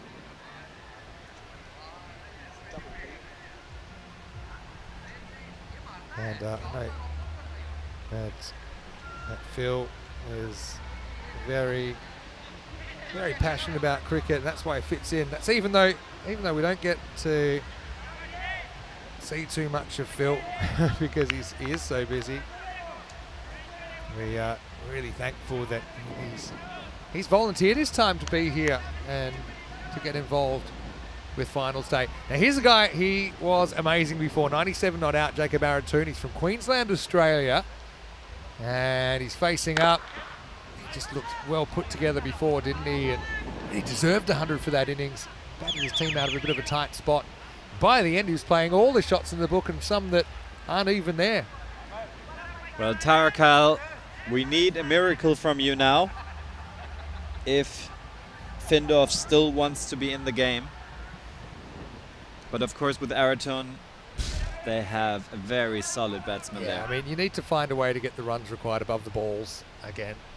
That's not going to be easy. Tarakale's going to try. He's going to try a bit too hard. It'll be a no ball for height, so Shoaib will get a free hit. Tempted Yorker, I think. Did the job earlier, but you can see there, remember, he's on his tiptoes there, so I think if he's standing at the crease, it is hip high.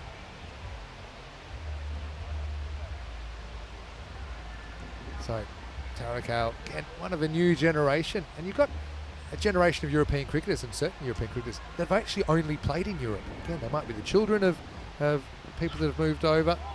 Good slow ball. I like this ball from Tarakale. Bowls it well. But if you might look at a national cricket team, there's plenty of examples actually, and say, oh, you know, they don't seem very European.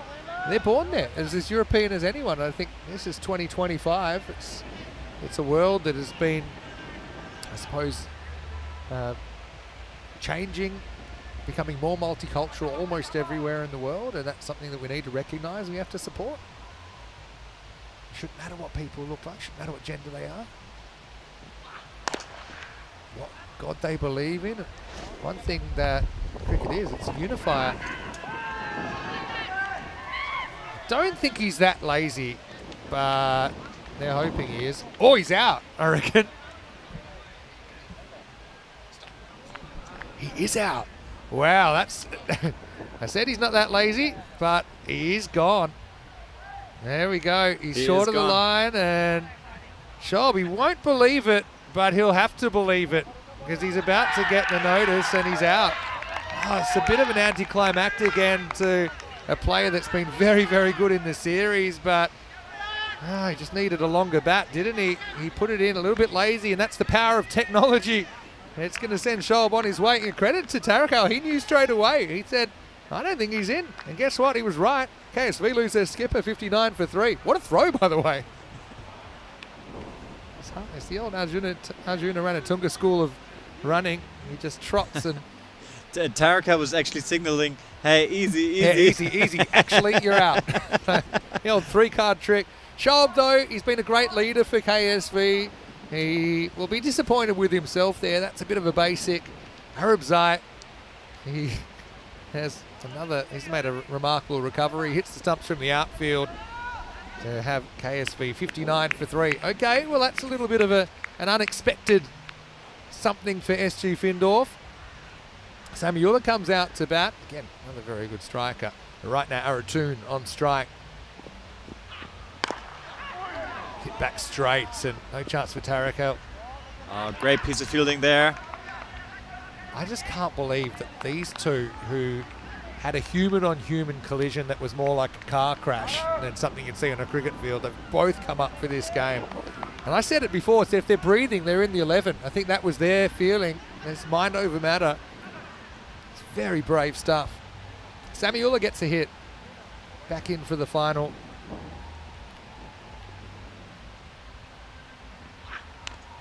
Oh, genuine edge. Uh-oh, that's trouble. It's going to go for 4 and really sums up how this final's gone. As I think that's Iftika down there. Last bounce just dilled him a little bit, and he'll be very disappointed to concede that boundary. But I will say it probably won't make too much of a difference in the wash-up. End of 6 overs, it's 64 for 3. Monty likes my expression that I mentioned earlier.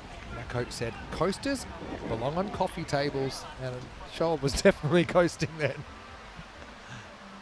But look, in the end, given the game situation, probably doesn't make too much of a difference. But one thing I love about SG Findorf, they're still fighting it out here. I mean, they're a proud side. I know they'll be disappointed because I think this will be 3 finals and 3 losses on the European Cricket Network, but we're so happy to see them again. Over 5 years since we saw them in European Cricket Series, and obviously they've got a really exciting player group. Here's one of those youngsters. We didn't see him playing earlier today, but we've got Fahim Shinwari, the young right armour, to come in to bowl. Let's see if he can pick up a wicket or two. Not this time. Bit of an umpire discomforter. But a single start like that got those outfielders pretty straight. Well, that actually went to the...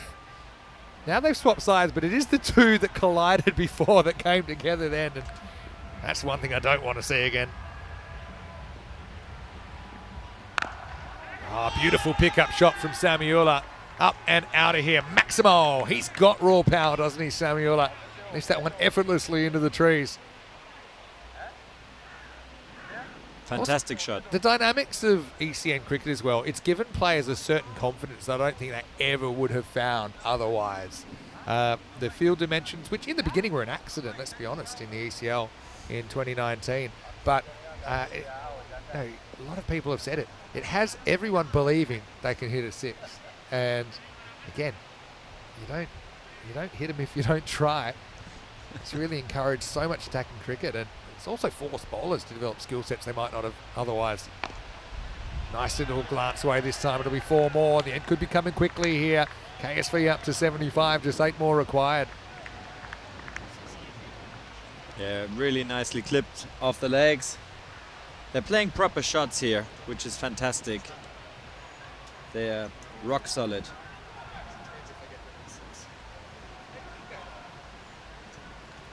Don't forget, we do have the award ceremony still to come. I'll be hosting that.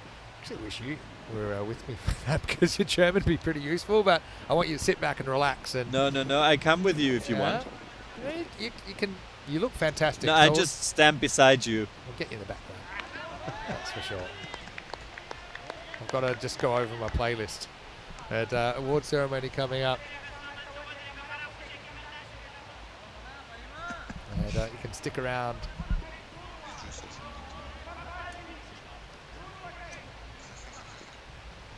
Big thanks to our crew at 2 Circus as well. We'll be setting things up very quickly. Gold and silver medals and the MVP, of course. That's a nice shot. That's going to fly away, and it's going to be 6 more. KSV, they're all on their feet in the dugout near the rocket tent, ready to invade the field. It does look like they will be picking up another European cricket trophy. 5 years after we saw them win in Kummerfeld, and 4 years after they won right here in Kiel. Only 2 runs to get. Hold me, Phil. 2 to win. All right. It's Shinwari. Would love a consolation wicket. KSV are ready to invade. And that's up, and that will be game over. Maximo for Samuela, and it will be a win for KSV, bringing it up in 7 overs exactly. A fantastic performance from such a strong side. It wasn't always plain sailing for the club from Kummerfeld, but they picked up their 3rd European Cricket Series, and they've swept aside the competition here on finals day in Kiel. In just 7 overs, they got the runs, and they finished on a Maximo. That was the last Maximo before your holidays. Yes, it is, and so it seems fitting that the last ball of this European Cricket Series would be a Maximo, but congratulations to KSV, to their captain Shoaib Khan, to all their players, all their support staff as well. And they deserve the victory. You know, you got to feel for SG Findorf. They did show courage, didn't they, in that game? There's no doubt about that. They were always up against it in that final, but it just wasn't their game. And that's T10 cricket. I think we know that now. We know that some games will go your way, some won't. And even when all hope seemed lost, they continued to try. You could tell they gave 100%. The couple of players that came back from what looked like really nasty injuries in that qualifier 2, they got on the park, and a lot of mutual respect between those 2 sides. But I don't think anyone can disagree that Kummerfeld Sportverein, they are worthy winners of this European Cricket Series. Yeah, and also this is what cricket is all about. You know, you line up for the handshake at the end, in whatever format it is, and maybe you even have a drink together afterwards. Yeah, or share some time together, or share a meal together, or whatever you feel like doing. But there is that camaraderie within teams, but also between teams, and I think that is very important. But KSV, they only dropped the 1 game along the way. It was to Kiel, actually. back in match number 9. But apart from that, they went undefeated in all their other games. They share a moment together as a team. It's always a special thing. And they're a team, I said it actually at the start of the week, they're probably one of the best teams in Europe that have never qualified for a European Cricket League. I just think they've got so many good players. Obviously, to win in Germany, there's so many clubs. It's such a high level of cricket. It's very difficult to do, but I'm sure that's something they've still got an ambition to do, to qualify for an ECL. Award ceremony coming up, and that will be in about 5 or 10 minutes' time. Big thank you to everyone in the chat, though, for your wonderful support today. I've been moved by it. Keep supporting ECN however you can. Spread the word.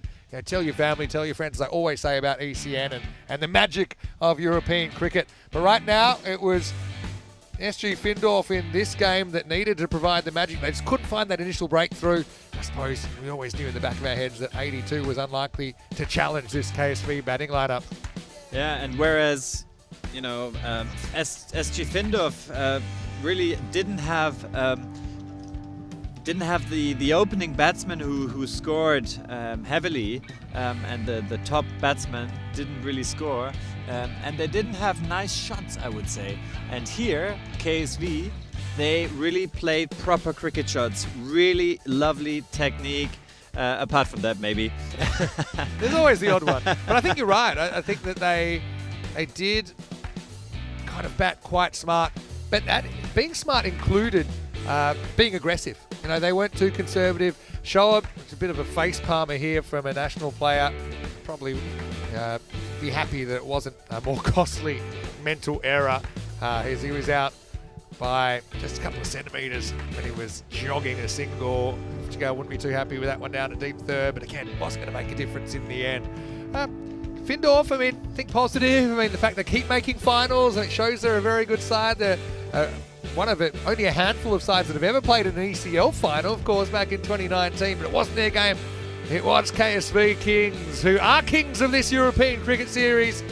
And Samiullah, he was a bit of a beast at the end, wasn't he?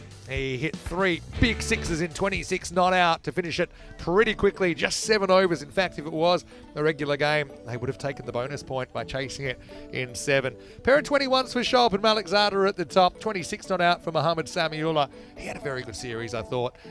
Just 10 extras in there as well to help them along the way. But KSV Kings, as expected, I suppose, they knock off that target of 83 pretty quickly and without too many dramas, just a couple of little wobbles along the way, you could argue. But SG Findorf, again, you cannot doubt their commitment, the fact that they were able to get those players up. I think they just demanded selection. They wanted to be out there. They wanted to have their say. Tarakale, miracle recovery from him, took 1 for 7, best of the bowlers. Adil Showkat, also brilliant, I thought, probably equally as good, the other left armer with 1 for 14. But again, great to see so many young players coming through, great to see the experienced players mentoring those younger players along the way. And now we'll say it again, this format of the game, it tests you in unusual ways. It really makes you a little bit introspective and think about what you are made of. And I think that these European cricketers, no matter where we go, Phil, they're made of tough stuff. Absolutely, and it was such a lovely ground here in Kiel. They prepared it so nicely, and wherever the European Cricket Series is happening, it's always so wonderful to have all these players, all the setup. You have done a fantastic job. You've been doing this for 6 years, and it's been amazing. Thank you so much. It's been amazing. Honestly, it's been let's be honest, it's been quite an emotional week, not just for us here, but for so many people associated with European cricket, and for people that have had their life consumed, touched by it, for everyone that's passionate about what we're doing here on the broadcast. Obviously, that's my area. I'm very passionate about trying to put out the best TV product as possible, and I'm very proud of what we have achieved in the last 6 years from very humble beginnings, and we could have done it without our wonderful partners at Two Circles as well along the way. So many people have been involved in creating what you see today, and so I'm very, very proud of it, and that's why I think everyone is certainly spending 24 hours a day at the moment, trying to work out exactly what European cricket and the European Cricket Network can look like going forward. But one thing's without doubt, we do feel the love, we feel the support, and I'll put my hand up and I've said I will do whatever it takes to with everything within my power to keep ECN growing and to keep us on the right track with our ultimate mission, which is, same as you were saying earlier, to develop cricket in Europe and to make it a mainstream sport and to also showcase European cricket to the world. But on a personal note, I want to say great big thank you. You've gone the length of the country to be here. Something we organised about a week or two ago when we realised that Tina wasn't able to be here because of the World Cup qualifiers. And I just hope you had a great day. It's a fantastic day, and I think the audience, that you are the ones that everybody here is working so hard for, and I think it's also very entertaining, these games. I mean, there are so many entertaining parts of it, and I think this is also what you love, and this is why everybody's working 24/7 right now to find solutions so that it can get going and keep continuing. Yeah, and I've got to mention Rico as well, who started this tournament. He covered the first day for me as well because I couldn't make it until day 2. But Rico did a sensational job. Of course, he's in Romania right now. But to everybody else, I mean, Tina, again, she would have loved to have been here. She was a bit disappointed, as was everyone, that she wasn't able to make it. But to everyone, Danny right now is in Austria. I mean, Phil G, Shoban, who's coming to Romania soon, Corey, of course, Rhino, everyone along the way, Charlie Hunt, Nish, the list goes on, but that's just the commentators, obviously, to the Blue Crew as well. They've worked very, very hard to create this, what do you call it, like an ecosystem that allows us to pump out cricket at such a great rate. And like I said, we're really hopeful that can continue and continue to, I suppose, support the mission that we're talking about. On the bottom, you can see our social media at European Cricket. Why don't you post something? Why don't you message someone? Why don't you do whatever you think you can do, obviously, with the dramatic week we've had. It was very exciting as well to be live and free in India, and that's something that we haven't been able to do before, so that's a positive out of this situation. So we heard from a few other people in the chat.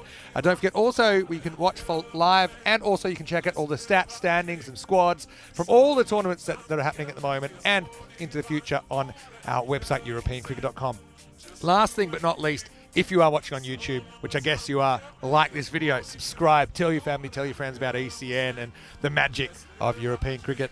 All right, we've got some work to do, okay? Thank you very much. We have the trophy ceremony now. We do. And please let us know and post everything you can so that we can keep entertaining you. We're hoping that is exactly what happens. Philip Presents on Instagram. Check him out, Phil Backstadt. Mr. Maximo. Big thank you to you, and I love the work you're doing as well. We will always present with a smile on our face. We are very, very lucky to do what we do. We're very thankful for all the support we've had. So keep smiling, stay together as a community.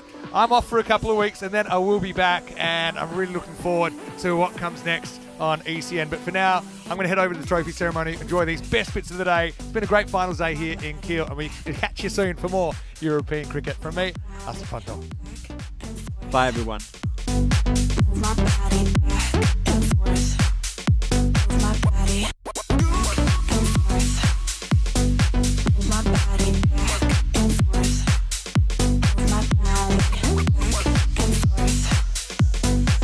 My body back and forth. My body back and forth. My body.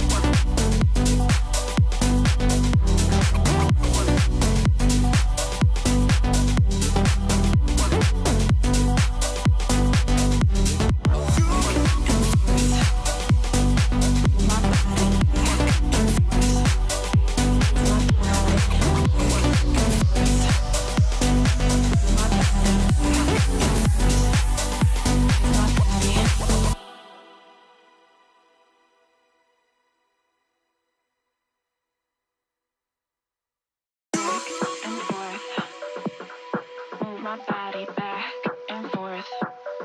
Move my body back and forth. Move my body back and forth. Move my body back and forth. Move my body back and forth. Move my body back and forth.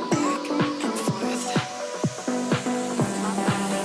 back and forth. Move my body back and forth.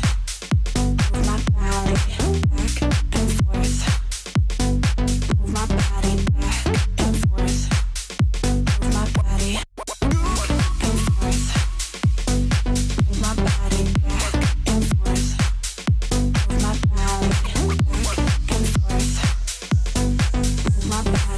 and forth. Move my body back and forth. Move my body back and forth. Move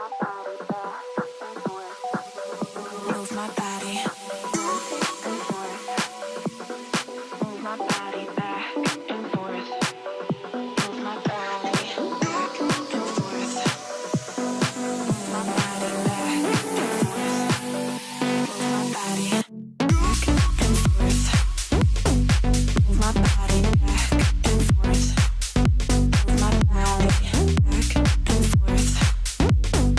Move my body back and forth. Move my body back and forth. Move my body back and forth. Move my body back and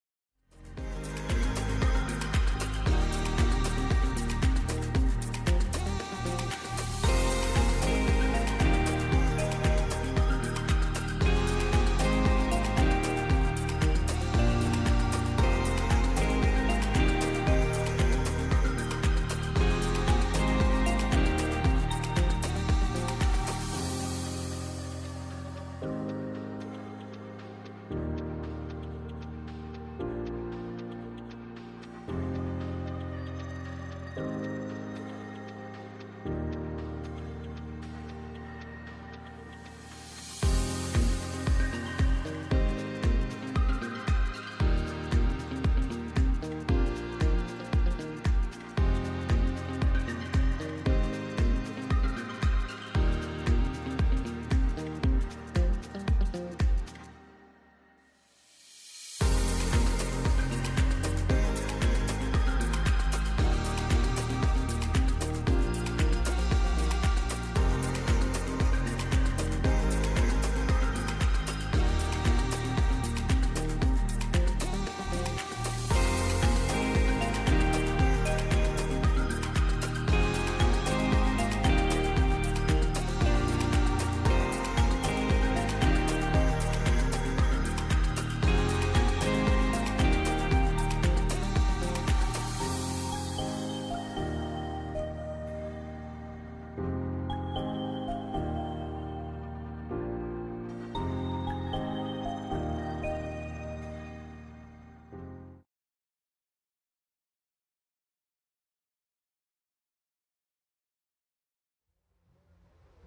Hello and welcome wherever you're watching from around the world to the trophy ceremony for the European Cricket Series here in Germany in Kiel.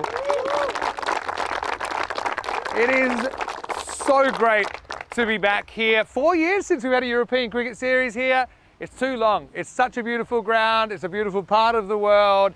But even more importantly, it's a beautiful sense of community with the cricket. I know that it's quite a drive for most of you to come here and to participate. And so firstly, I want to say a big thank you to all the players that have given up their time, worked their schedule around this. Hopefully you've enjoyed the magical experiences of the European Cricket Series. And I do want to appreciate the efforts of everyone that's participated this week. So my first thank you is to you. Thank you very much. Of course, we couldn't have achieved what we've achieved without our partners. I want to say a big thank you to them. They know who they are, obviously.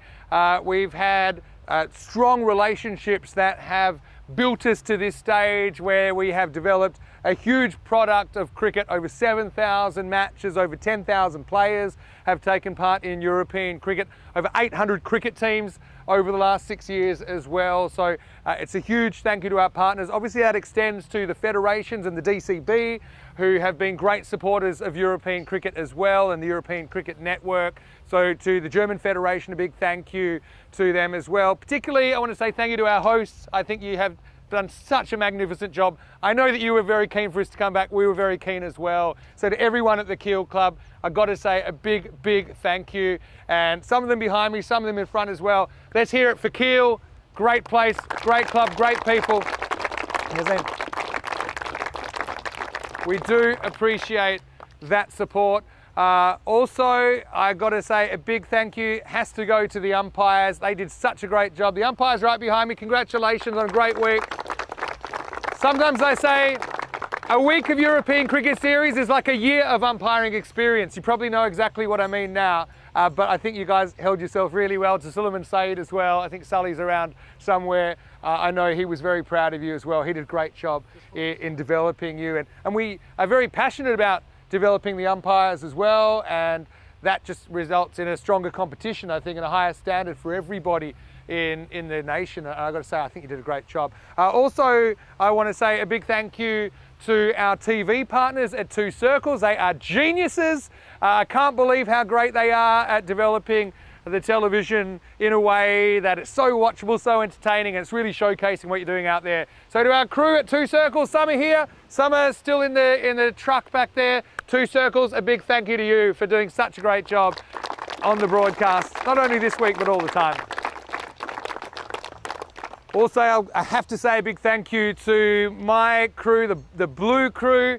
It's not my crew, it's the crew I'm a part of, and it's the crew I'm very proud to be a part of, all of my teammates, and they know who they are. I know we've got Paolo, they're still working because they never stop working. So to all of them, whether they're here, whether they're at ECN HQ or anywhere around Europe right now, there's other tournaments as well. We had 3 tournaments today. The ECN crew do such a great job. Long days, but there's total commitment. So big thank you to all the ECN crew members out there. A lot of love. I've got to have a special thank you, obviously, to Rico, who started the week. Rico does a great job. I've done thousands of games with him. He's currently in Romania, but he wanted to pass on his best wishes and his congratulations. But I've got to say, Phil Backstart, it was great to have you step into the box today. Phil and I commentated the first ever ECN day in 2019, and it's 6 years since. It's been great to have Phil today, so thank you. Phil's travelled all the way from Munich to be here and to be involved in the finals day today. Okay, let's get on with the ceremony, and before we do, maybe one last thank you, and that's to all the spectators. It was great to see so many youngsters around. I like to see just hitting tennis balls and all kinds of things. They're the future of the game. But to all the spectators and everyone else that was involved, a big, big thank you. So keep supporting German cricket. I do have an MVP announcement. There is an MVP trophy. This is a bit of a tricky one because teams generally playing 4, 5, 6, maybe 7 games. And I suppose the voting committee look at a number of things. They look at the numbers, but they also look at how the runs were scored, when they were scored, what impact they had on the games. And the decision came through that the MVP of this tournament was actually from VFB Fallersleben, and that was Yogesh Pai. So congratulations to Yogesh. Yogesh, unfortunately, obviously was ready to start the journey home, but I'm sure he'll treasure his MVP trophy. I would like to also now just acknowledge all the teams that made it to finals day. Obviously, first Kiel HTC, it wasn't to be, but you certainly provided some amazing highlights. I mean, that catch today, you did it again. It was an amazing catch, almost in the exact same part of the field as 4 years ago. I know you're disappointed but you can be very proud of what you've built up here, and I can feel that sense of community. I wish you all the best in the future. So first killer HTC finishing in 4th place. VfB Fallersleben were a real story, went pointless in their first game, worked all their way, had 2 last ball finishes, ended up winning the Eliminator, but finishing in 3rd place ultimately. We do have some medals for the runners-up. SG Findorf, you'll always have a special place in my heart as long as I have breath in my body. The first day I ever commentated, you were there, and I still remember those things. I still remember your run to the final in 2019. Losing's a part of cricket, I think you know that, but you can be very proud of the club you've built. Great to see so many youngsters coming through as well, and great to see the feel and the positivity in your camp. So I know you'll be disappointed to come second. We've all experienced it, but you can be very proud of your club and the way you played the game. So I'd like to invite the silver medals to be handed over to Hamid Rodak, the SG Findorf skipper. Let's hear it for SG Findorf.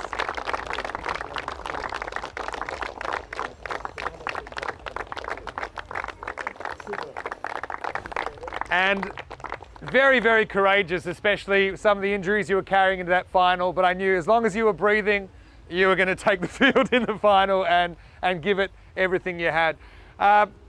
Look, the gold medalists, the winners of this series, obviously a big congratulations to them. Their 3rd European cricket trophy after winning in Kummerfeld in 2020, after winning here in 2021. And I said this before and I'll say it again, probably one of, if not the best club in Europe that hasn't qualified for a European Cricket League. I know that's something that's on your radar. It's always a carrot that's there. It's the original European cricket tournament to foster development at the club level. And it's at the point now where in our last ECL we had 35 clubs, and it has been that way for a couple of years, coming together. And obviously whether it's this year, whether it's in years to come, we'd love to see you there. I think you've got a great history, a great player group, skillful player group, and there were just probably too many individual performances to mention, but I think Jacob in particular, your 97 earlier in the day was an amazing innings. To Shob, obviously loved the way you led the side, and just winning's a habit. You found a way to win, no matter who was on the park for you, and I wish you all the best for the rest of the season and of course going forward. I'd like to invite you up to collect your gold medals. Please welcome them to centre stage. Kummerfeld Sportsverein, KSV Kings, the winners of this European Cricket Series.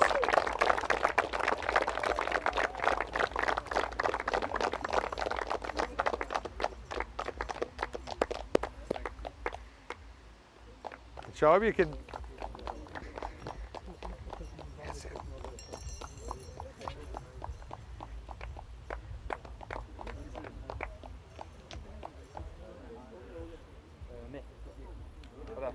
Yeah, just anywhere here is good.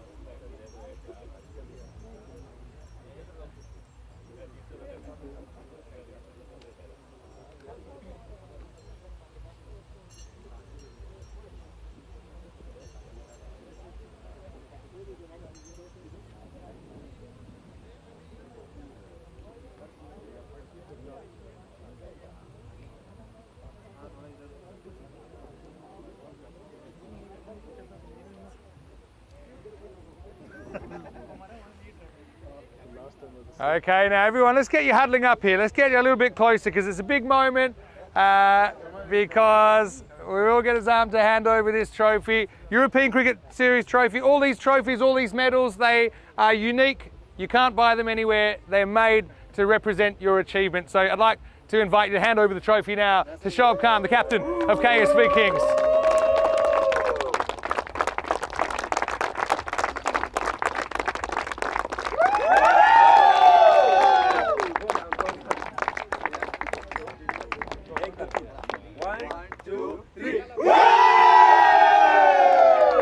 Fantastic stuff, and look, it's been an amazing series. We hope that we can keep doing what we're doing. It's been a challenging week for sure, but every journey has a few speed humps. I'm just so thrilled to be able to do what I do every day, and I thank everyone out there for your support. On behalf of all of us here at the European Cricket Network and the European Cricket family, stay safe, and we'll see you soon. Tomorrow, in fact, for more European cricket on ECN. For me, it's hasta pronto.